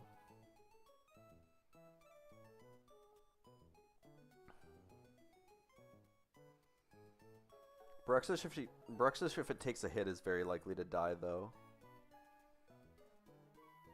Oh no, it'll bait in Eldegoss with Pollen Puff or Leaf Storm, actually, I think. Because we'll get the... if we get the Iron Ball... then we'll be slower than Eldegoss, and it's guaranteed Leaf Storm. If we don't get the Iron... oh, fuck. If I don't get the Iron Ball, and I'm just, like... so bad. It's so likely to give it to you. It's an 80% chance to give you it on the first turn. It's so likely.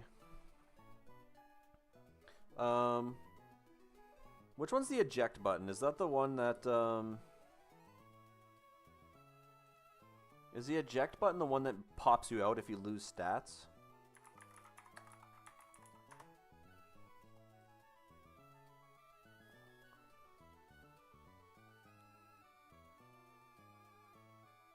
Oh no, eject button is the one where if they get hit by a move, then they switch out.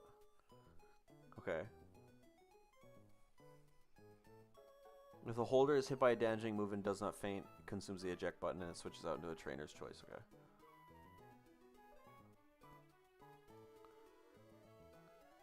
Any damp mons? No. I don't even know if damp exists in this game, to be honest with you. I think damp is typically a hidden ability. So any of the Pokemon that have damp can't get it because hidden abilities don't exist.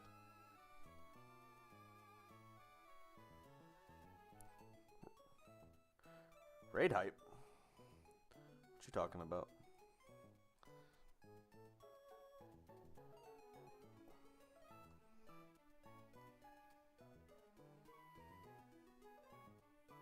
Raid's so nice I had to do it twice. Yo, what's up, Whip? How was your stream?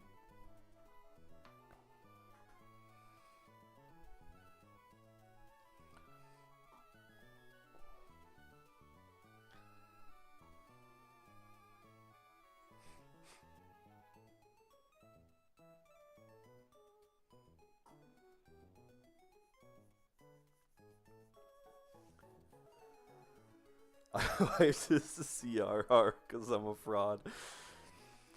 Oh, the turtle CRR fight, man. I feel that.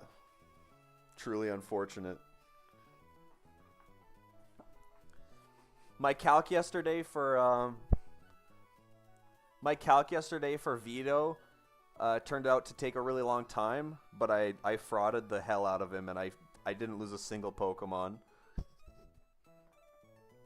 So I cleared Vito when I'm working my way to the gauntlet. We're cruising. Dude, it was such a hype fight. I'm sad that I took so long to calc it. Because most people were gone by then. That's what happens when you calculate though, I guess. Or when you stream late. Oh shit. That's true commitment.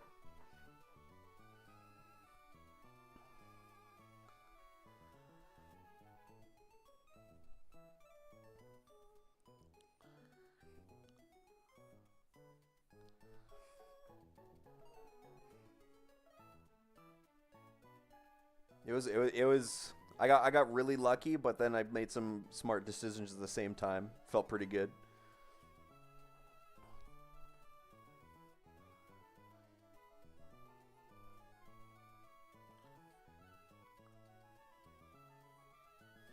Actually, I got crit a couple times that almost screwed me too.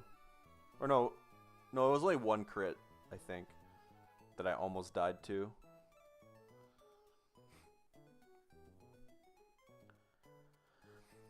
Okay, let's go. I'm doing this Nancy fight. It was a several hour calc. I finished several ARAMs. Yeah, I don't remember how long my stream was, but I did a couple fights at the start of that stream that went by pretty quick. I think I calced that fight for like 2.5 hours, probably. 2.5 hours. It was a bad calc. I got so box checked, and then I found like one line that worked, but it risked some sacks potentially, and then I didn't have to sack at all because I gambled hard.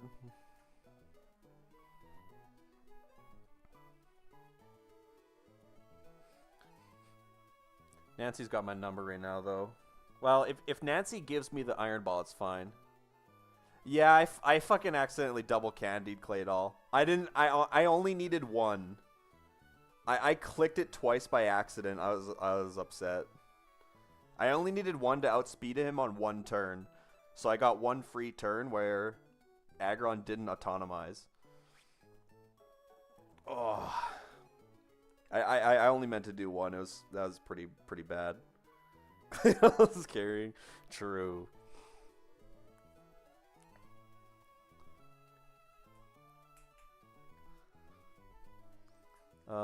For this Nancy fight, though, I'm going to get this Bronzong to give me the Iron Ball.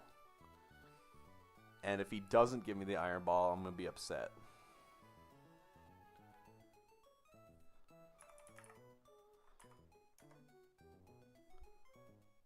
Do you go Muscle Band or Black Glasses? Let's go Muscle Band for now. So liquidation into crunch with Bruxish kills Bronzong. And if we get the Iron Ball... Oh no, I can't go Muscle Bend. I can't go a damage boost. If he swaps me with the Iron Ball, I lose the damage boost. I almost forgot about that. Oh, that's bad. Okay, it got worse. I can't use something like Infernape because that baits Dugtrio in the back for Earthquake kill. I mean, Bruxish works. It just, what's the no, it's 90, it's a 94% from crunch and liquidation. I'm just a little damage off. Get off my monitor, cat, or I'm kicking you out of the room.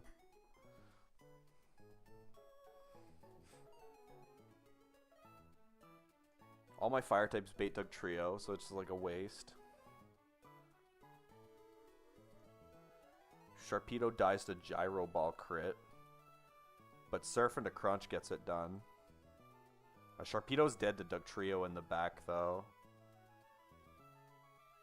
Oh no, it's fine, though. If you get the Iron Ball, you're mostly dead to Eldegoss. So it's fine. Kind of.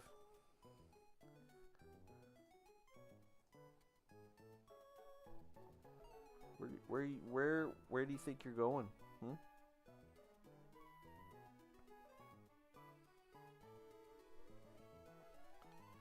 I really have no good Pokemon that can steal this. That can steal this item. You can intimidate.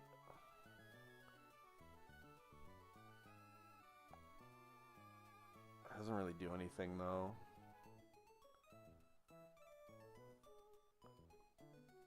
You're baiting Explosion out of this thing if you can't two-hit it. Bear can one-shot it, but I kind of need it to give me the item first. Oh, if I get Iron Ball, though, I'm the same speed. We're speed tied. Awful play. There's got to be Sharpedo. That's so trash. Or I have to switch into another Pokemon after getting the item. I could potentially do that.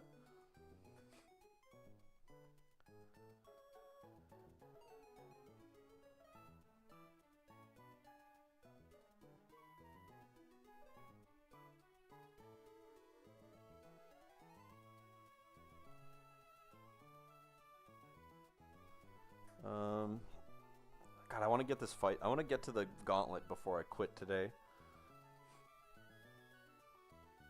This calc shouldn't be as bad.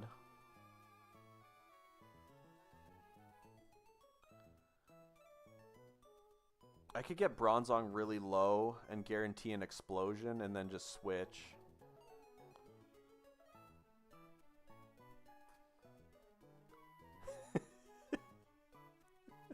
What are you doing, cat?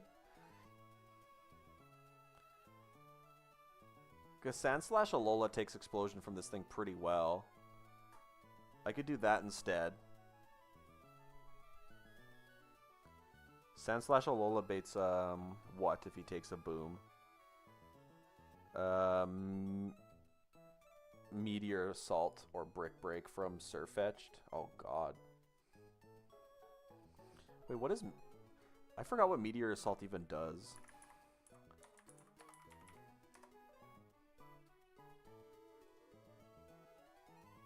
A 150 power physical move that makes you recharge. Okay, yeah. And he has a leak, so he has high crit chance. This thing's a nightmare, what?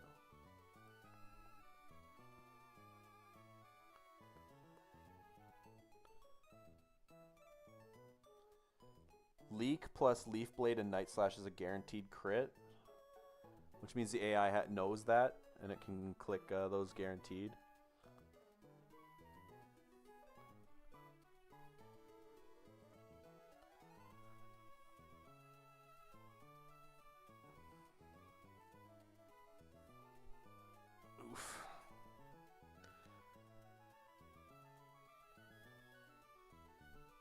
So it's a fighting move into me.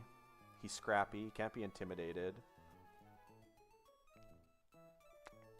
Arbok takes it pretty well. I mean, you're always switching in. I guess you're probably switching in Claydol into...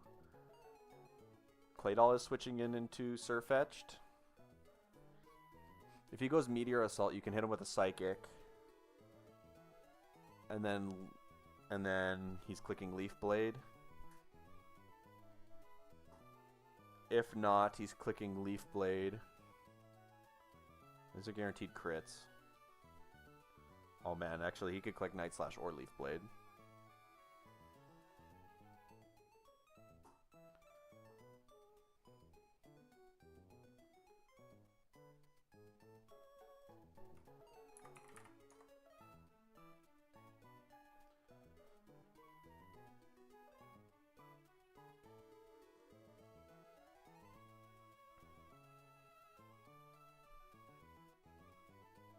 I wish... I don't want to...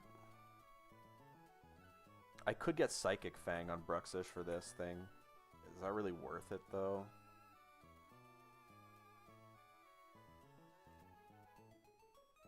It does obliterate it.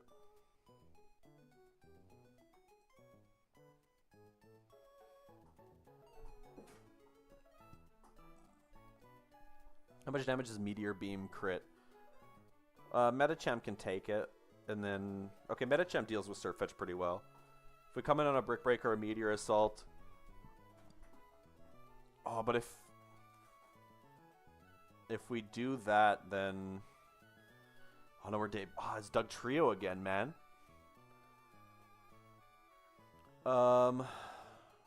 Shoot. Dude, this fight having a... Arena Trap Doug Trio in the back is cursed.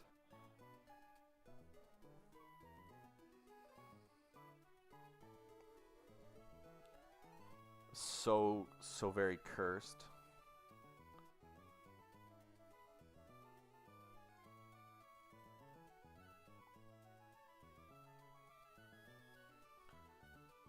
I wish Bruxish had Aqua Jet. Because then against the Doug Trio, you're not actually dying.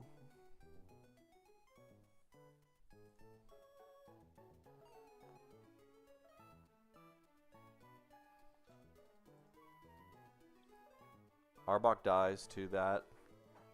Does Scrappy prevent intimidation? I think it does, right?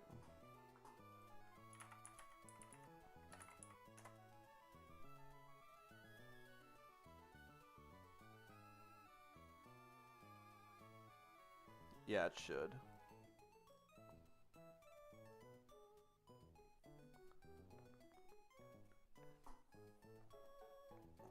I feel like I guaranteed lose someone to this Doug Trio. I guess if I could bait Doug Trio into Corviknight or Claydol. The only way I could bait him into Claydol, though, is if he sees a Night Slash kill. I don't think I can do that reliably.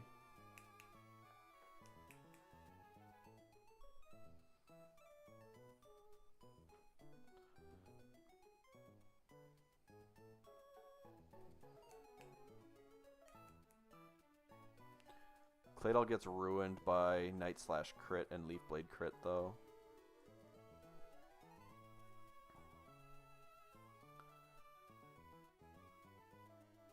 I need a little bit of damage on Sirfetch'd, and then I can kill a Psychic. But he has to Meteor Assault whatever I switch from.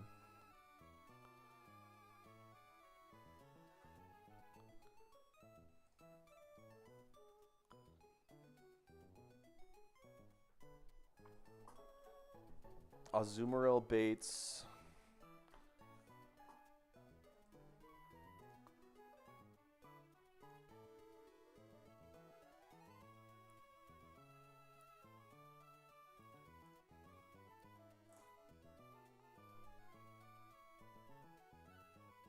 We could potentially get, I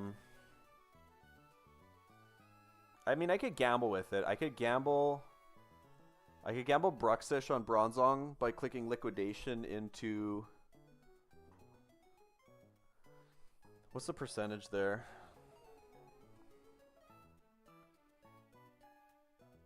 Uh, 32... 94% on Liquidation into Crunch. 94% to...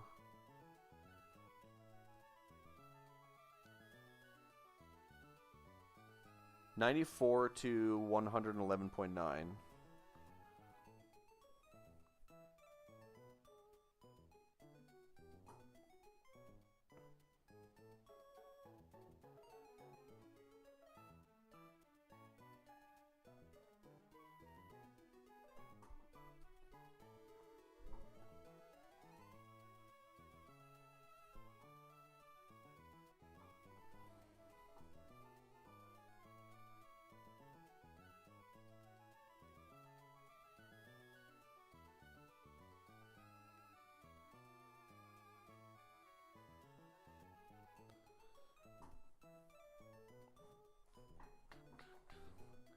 We gamble on Bruxish, get the Iron Ball.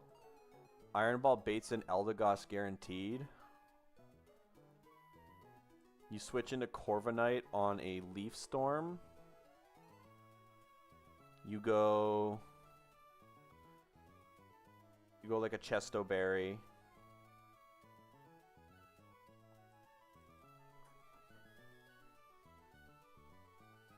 Oh no. No, Corviknight's gonna bait Surfetched. I can't get him to bait Dugtrio for the outspeed. Actually, is that true? No, I could. As long as I have high HP and I'm not dead too. I don't think he can see the crit roll for Meteor Assault on his switch. So you're full HP, you Brave Bird. And then the only Pokemon that outspeeds... Oh no, it sees a... No, it sees a... Dugtrio sees a slow death as well. Unfortunately. Brave Bird one-shot Surfetched and Dugtrio. So ass, dude.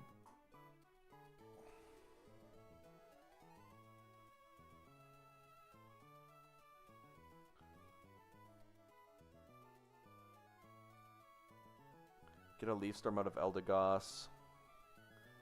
Sandslash baits in. Surfetch Meteor Assault.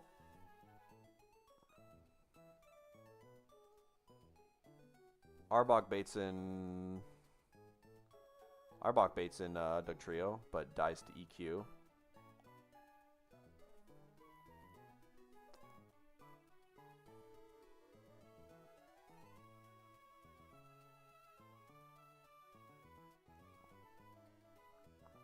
I just have to play off that line. Doesn't really matter. Bruxish lead has a pretty good chance to kill the Bronzong in 2 hits. It's going to be kind of a risky lead, because Bruxish doesn't kill all the time, so he might boom. And there's 2 turns which he could trick to give me the item. Bruxish could bait in Dugtrio. We'll have to go Citrus Berry. Or no, oh no, I don't want to give him a Citrus Berry. We just have to go itemless.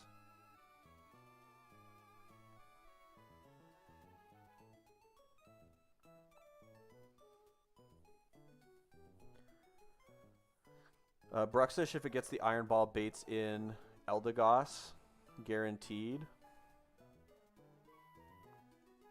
Because I see a kill on Dugtrio with my water move. Eldegoss comes in. Is clicking Leaf Storm 100%. We want to use Corviknight for that. Corviknight comes in on the Leaf Storm. Baits Sleep Powder or Leech Seed. We could technically Do you ever Ironhead it out to not... I think you Ironhead it out, right?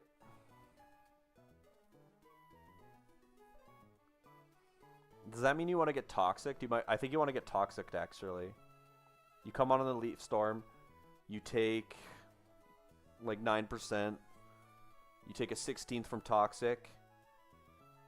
You can get Leech Seeded, but you can't get Sleep Powdered, or he could attack you again, but if he attacks you again, he's -2.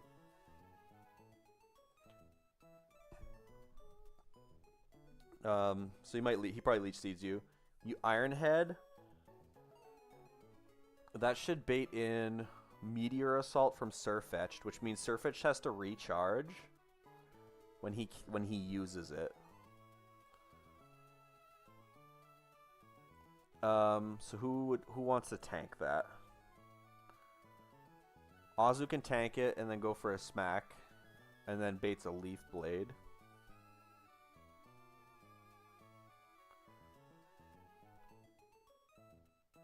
I can't do the pivot too many times though. He has a high crit chance.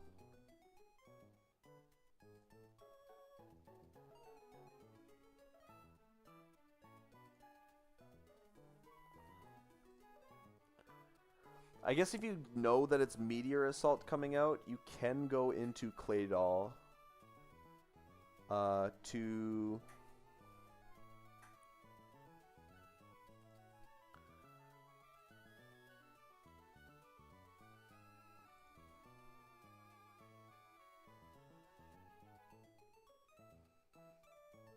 You can go into Claydol to Psychic it. Actually, this is a good bait. This is a good bait line.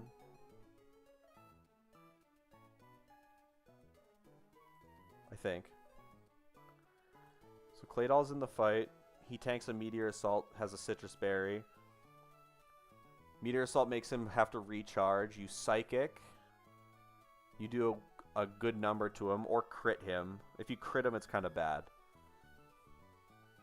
Actually, it doesn't really matter. You're baiting a Leaf Blade out of him. You go back into Corvi. You could get Night Slash, I guess, but that's okay. You bait another Meteor Assault out of him. Claydol should be able to take 2 crits while using a Citrus Berry. Claydol, if he takes 2 Meteor Beams and lives, should always bait Dugtrio for Night Slash. Because I'm Levitate, I can switch out, and I can pick what I want to beat him with.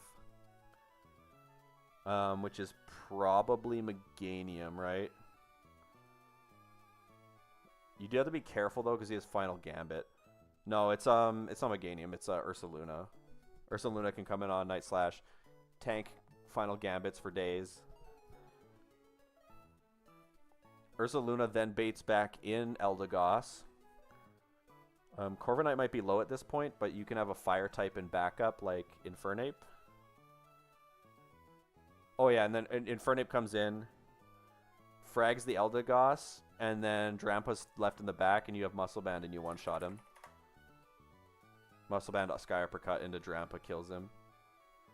That's a pretty safe line. I might lose Bruxish in the process, though. Which means I should have someone else who dies to Bruxish. Or someone else who baits in Eldegoss. Which is like Dreadnought.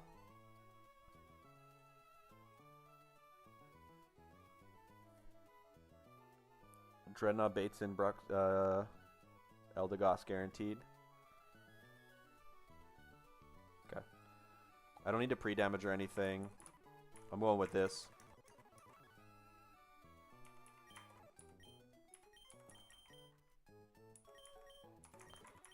Bear comes in. You're already on the team. And Ape comes. Okay, so no item on Bruxish. Bruxish could die to Boom. It would be unfortunate, but it is what it is. We're faster than...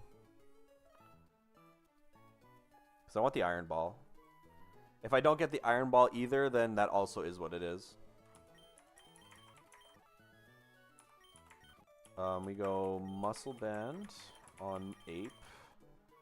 My item on Dreadnought doesn't matter because I'm using him as a pivot potentially. We're going to try and pre-toxic. We're going to pre-toxic Corviknight here. Then we have a Citrus Berry on Claydol and a Citrus Berry on Corv. We won't give the Citrus Berry to him yet. I don't want to get dropped to 50 and waste it. Bear's item doesn't really matter.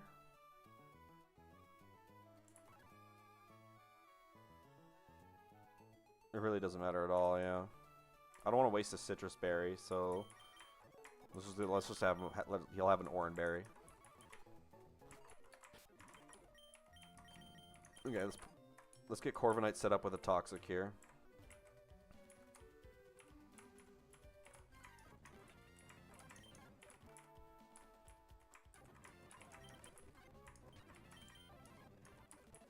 I probably shouldn't try to run away from Houndooms.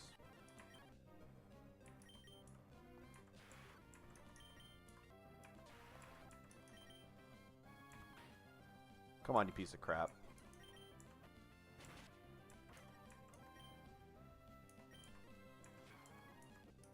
She's toxic on me, coward. Alright. God damn it.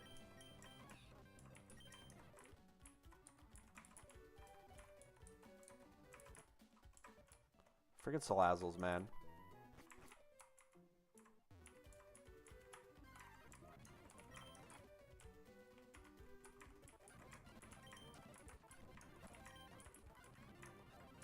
Alright. Set me free, Salazzle. No, don't spam Flame Burst. You... God damn it.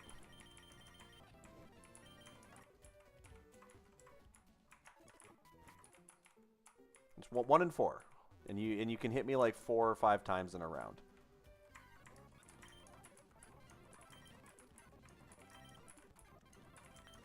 Can I get a shiny Pokemon on this route before I get toxic, I swear?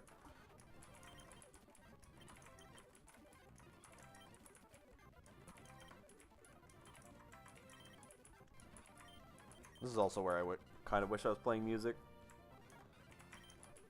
No one likes to hear the ear rape that is speeding up game music.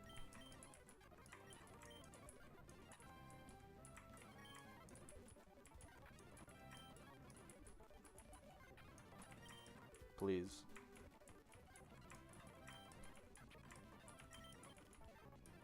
Alright, now I can't even find a Salazzle. Toxtricity, that was unlikely.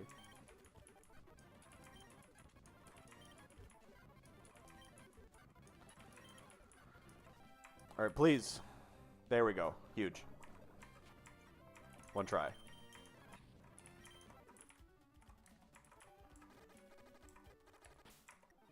Okay. Switch you guys out.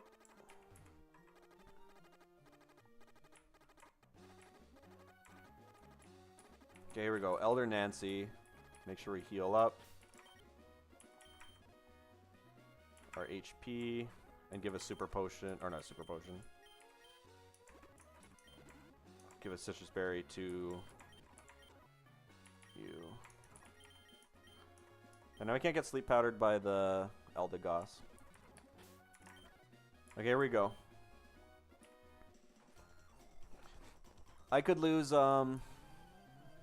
Bruxish because it does have a 94% roll if it double low rolls on Bronzong. Liquidation defense drop would also be fine.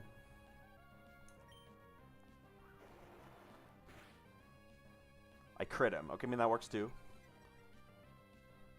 Give me the Iron Ball, please. Yes. Okay. Huge, huge, huge, huge.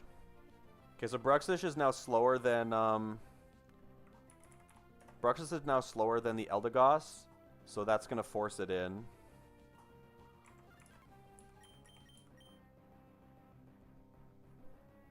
We're faster than Bronzong here.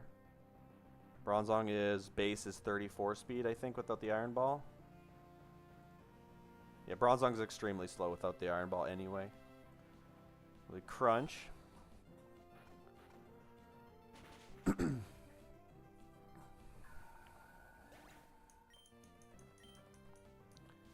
is always Eldegoss. Nice. We tank the Leaf Storm into Corv.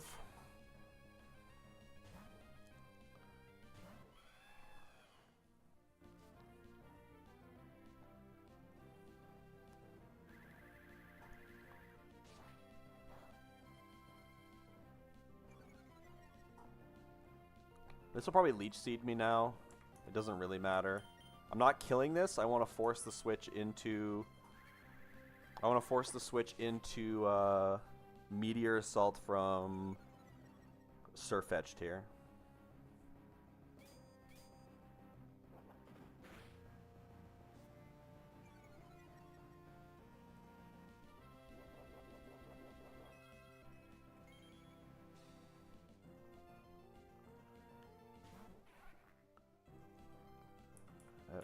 At 140... Oh, I have the wrong screen on. Sorry, guys.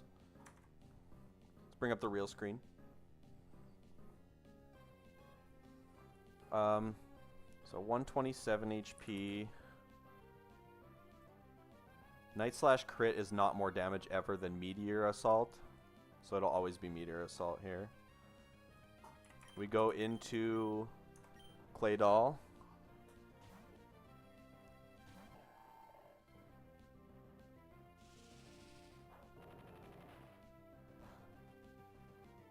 And there's one crit. That's fine though. Citrus Berry keeps us up.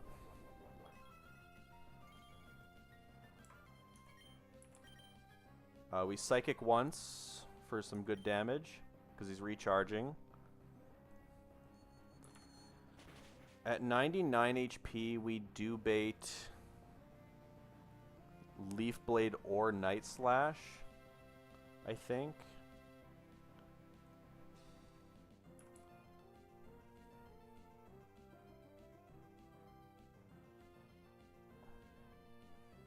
Because Leak is plus 2, right? Leak is plus 2 on Surfetched.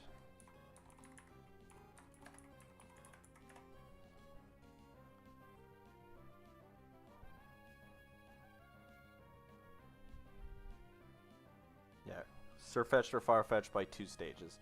So it's always crits from the moves. Actually,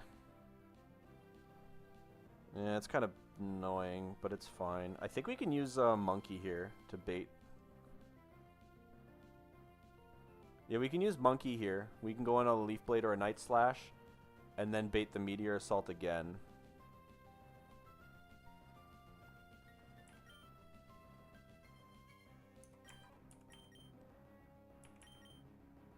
So let's go Monkey on the guaranteed crit moves.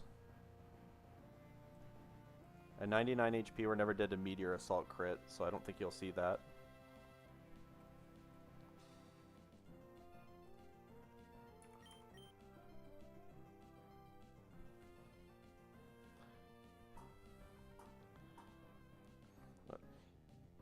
You want to just get raided again?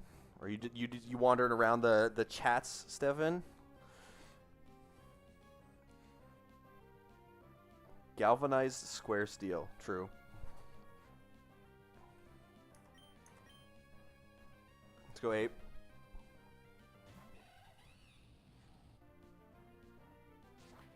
Night Slash crit is fine. We bait Meteor Assault again.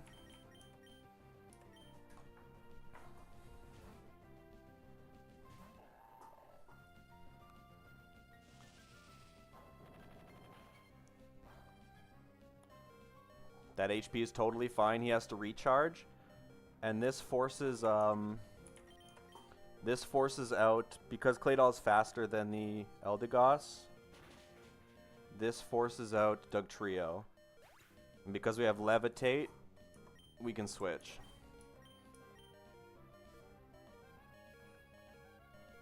Nice. This is Night Slash or Stone Edge. Can it be Stone Edge at 24 HP? No, it's Night Slash. He might be able to Final Gambit, but I doubt it. We go into Bear.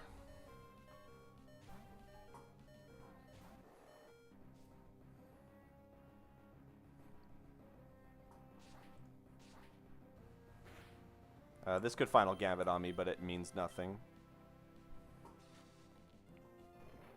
Because Bear has like 200 HP at this point.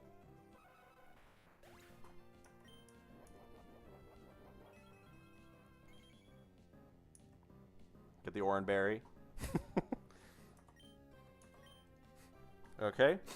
At 92 HP, this is always Eldegoss again. For Leaf Storm. We can go into Monkey, kill it. If we go -1, Drampa is still not faster than us, and we kill him as well. Because we have Muscle Band. Let's go, dude. That was a clean Nancy fight. And I got the Iron Ball.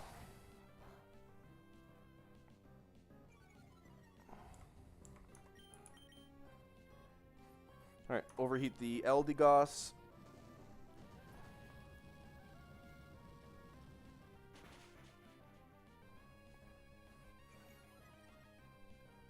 Well, all the ape runners in this game were correct. He goes really hard in the mid-late game. Mid and late game. This thing has so many kills.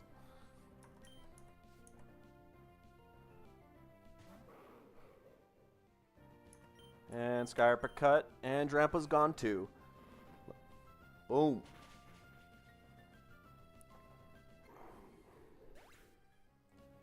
Nice. Alright, I'm gonna see if I could do. I'm gonna see if I can cook this double battle next really decently quick. If not, then I'm probably gonna sit on it and I'm done for the day. I'd like to finish this before the gauntlet, though.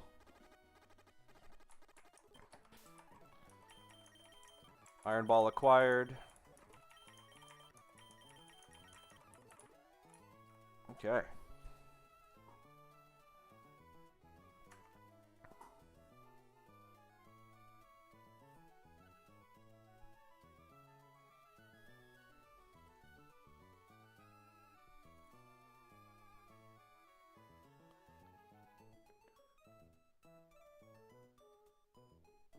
Alright. Let's bring up this last one here.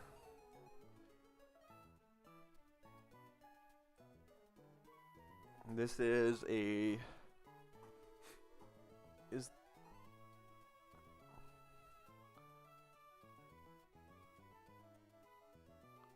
This double battle is one of the... Is this one of the double battles that has... It doesn't matter what side you kill, they can send in anything. Yeah.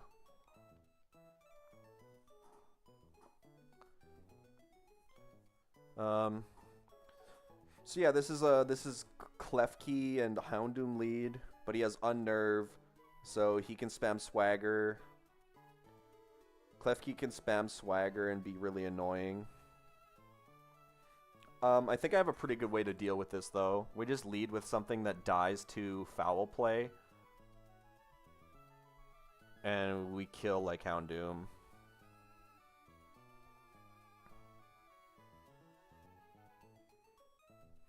I think I can easily do this with, Ape, right? Ape just, like, ruins this fight. We can lead with, Foul Play should do a lot of damage to Metacham, I think. Really, 28 is its lowest roll? That's kind of sad.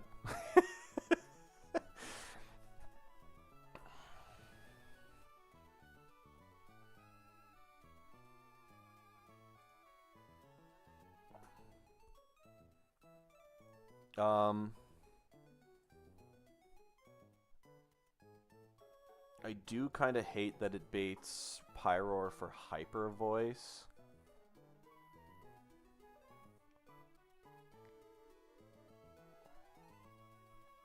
.138 speed, huh? So close.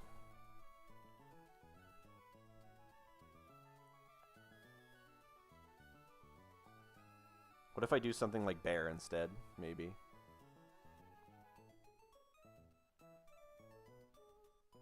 Yeah, bear frag's better. So, foul play. So you want to be at, what's the minimum roll? You want to be at 36 HP on... You want to be at 36 HP on Metacham. Then you have bear in the other slot. It's Klefki on the... So you want to lead bear. Because Klefki is going to be on the right side, I think.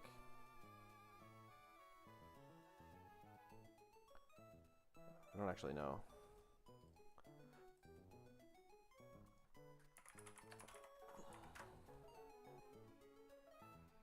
I always get these ones mixed up.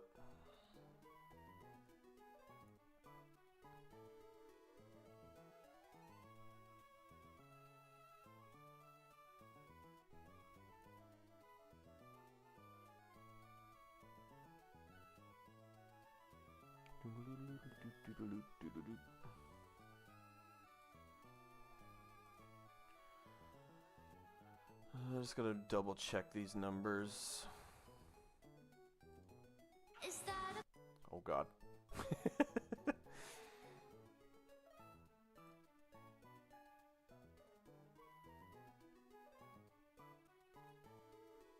Yeah, Klefki comes out on the right side. Houndoom appears on the left side. So we want Metacham to be on the right-hand slot. So you go bear. You go bear on the left. High horsepower kills Houndoom in one hit. Because Metacham is faster, Grimmsnarl sees a slow kill and baits in Pyroar.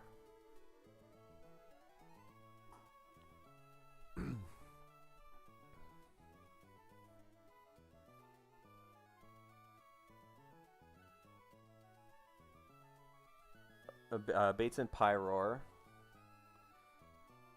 Pyroar sees all killing rolls on Metacham, which is kind of annoying. How much damage does Dreadnought take from this thing? Okay, nothing. So Dreadnought can switch in. And then we can have a Pearson Berry on the bear. And bear one-shots Klefki too, probably, right? Yeah. And then Dreadnought, how much damage does Dreadnought take?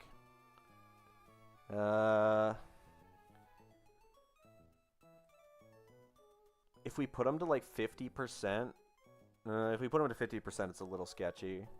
But he can't be crit. So we can put him to... Klefki's always doing a minimum of 25.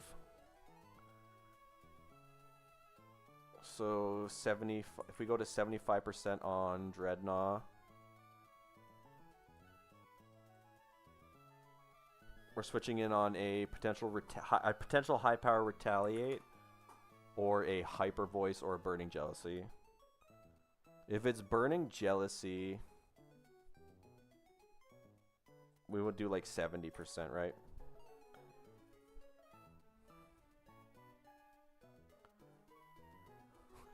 Wood veneers. What is happening?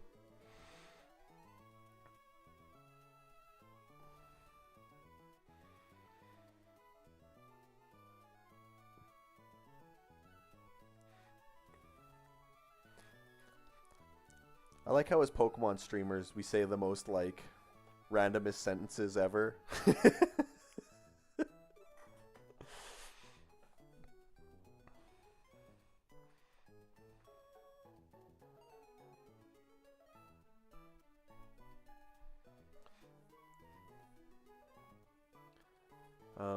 Yeah, Klefki does how much damage? Klefki does 70 or 25% to 29. So on the high roll, it's doing 30%, and on the retaliate high roll, it's doing 32. So Dreadnought's gonna go really low, but that's okay. Because then it's always baiting in Grimmsnarl for a kill. And then we switch out. Bear kills the Klefki. And then Grimmsnarl sees what? Fake Out, Foul Play, Spirit Break. We can go into Corviknight. Or Sand Slash. Corviknight, Sand Slash, and who else do we want in the back? Doesn't really matter.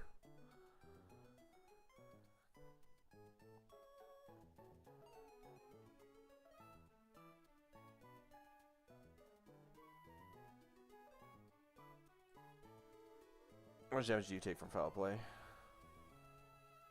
A good amount, but you have Fake Out, so we'll use you. Okay. Double battle's cooked, and then we're done for the night.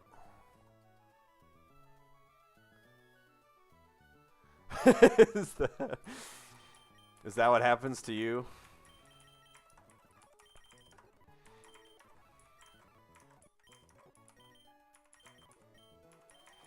Getting all the Finions.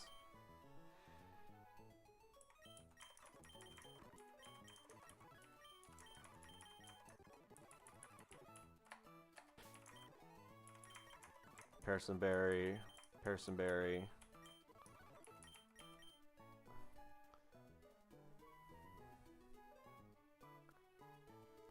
I mean, look, if you get Fletch, Tech Rose, and Hammy, and then still roll the Finion, you gotta play it out still. Because you got, like, the god tier of encounters plus one shitter. Plus, Finion is pretty good against Brawly. You can sack Finion to or Luminion to Brawly and be okay with it.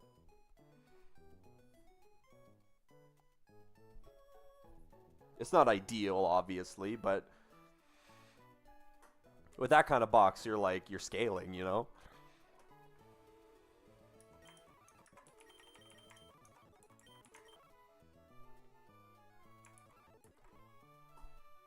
Yeah, exactly. Okay, so I want to go to, on Metacham, I want to go down to 28%, which is 36 damage.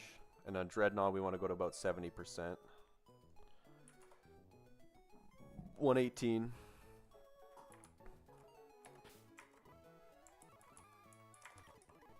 I don't have a heart scale, goddammit.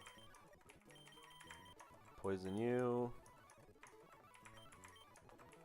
Poison you.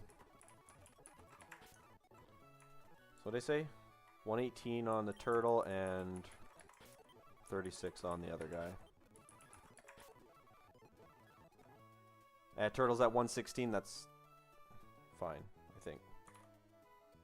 69%? Even better, actually.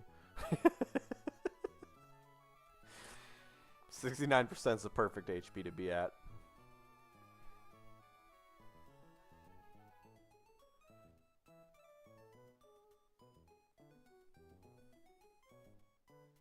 If we take a Klefki highest roll, which is 50 damage, plus a retaliate boosted, or a boosted retaliate,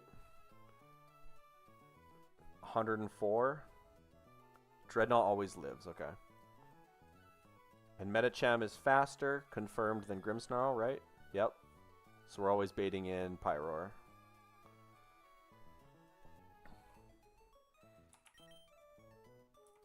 Okay, heal the poison on you.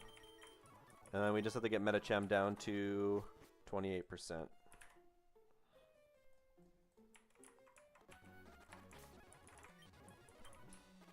Did you have like the worst stats? I don't know. what's so garbage? Oh god. I can only imagine. Maybe it's Luminion, but it also has horrible stats. So it's extra garbage.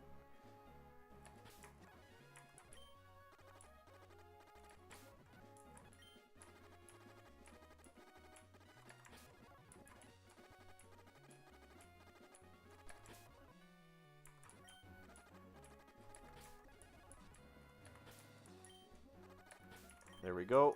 Full heal off the poison. Okay. We're set to rock on this double battle, and then the next time I play, it'll be the gauntlet prep.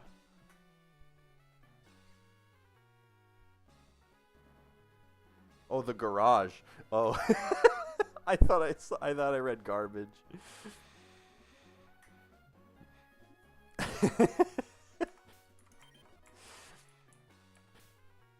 Okay, here we go, boys. I guess I might as well run down. Oh no, I can't. There's no gem here yet. Double battle time. Speed house tours? I can't say I know. I can't say I know what you're talking about personally.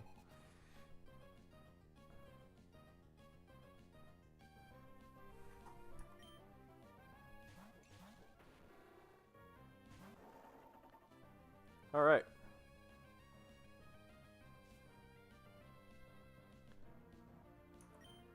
Metacham is in at really low HP. We can detect, and we bait random move out of Houndoom and foul play out of Klefki.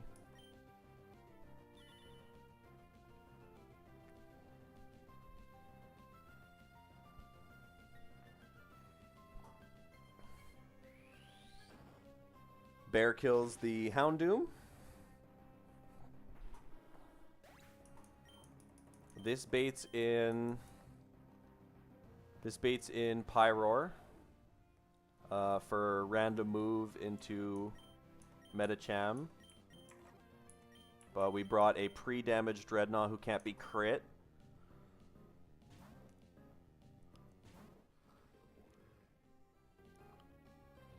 Burning Jealousy's fine.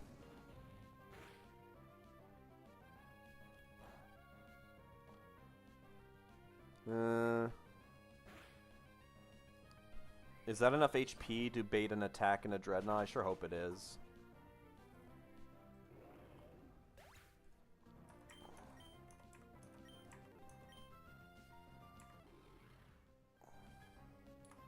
Dreadnought's at 61. That's 36%. That's basically guaranteed foul play. There's some rolls that it might not cease foul play and might... Actually, I think it fake outs, doesn't it? I don't know. I'm going to high horsepower the Klefki, and I'm going to switch into Corvi first, I think.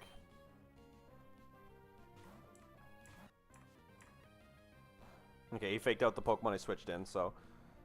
Klefki's going to swagger Bear, maybe, but I have... My Parson Berry will work now.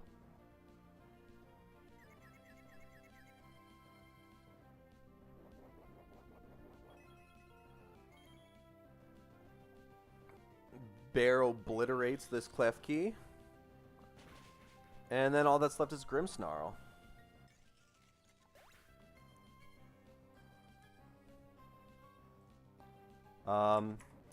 Because I don't want to get confused and hit myself on Bear, I'm going to switch out into you. And we're going to Iron Head the Grimmsnarl.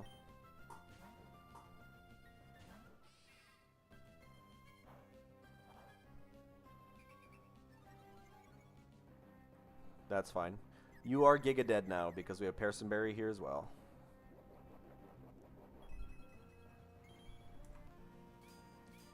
Bonk.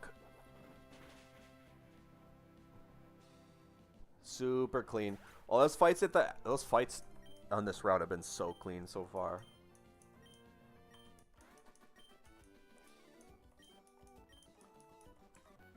All right. I'm pretty sure that the next thing that I have to do is prep for, like, a bunch of fights in a row that are considered as part of a gauntlet.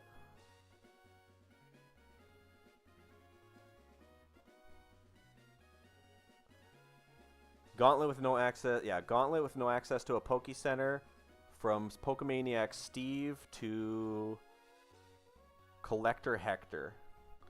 I like Collector Hector. That's a... Is that a funny name?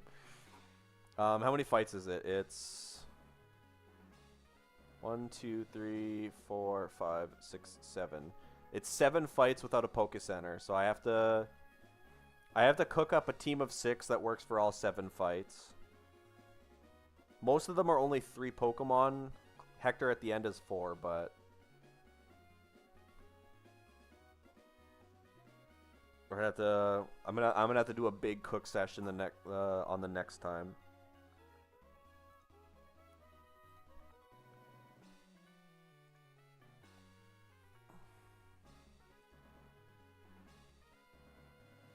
Lepers and potions, yep.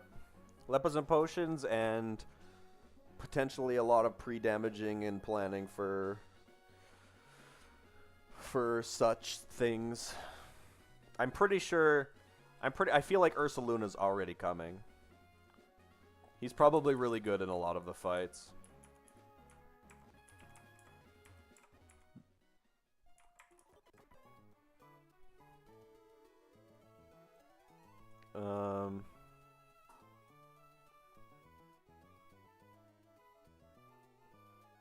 Yeah, he's already really good. The first battle leads a muck.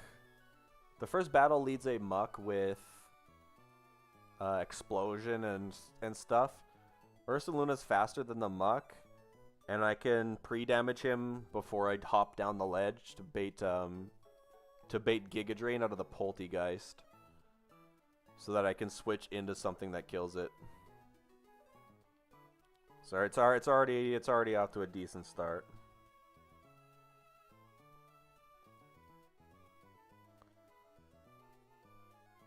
Yeah, we can just go like.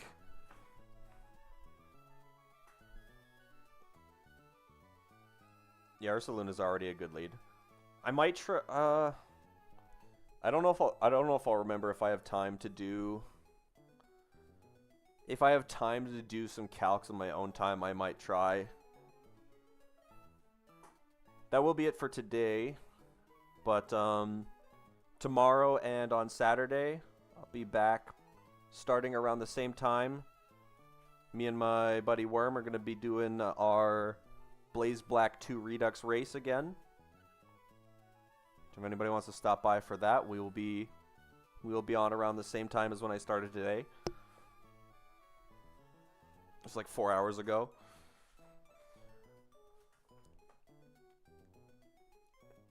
And I appreciate everybody that stopped by. Even Stefan stopped in for a second and sent a message, which is wild.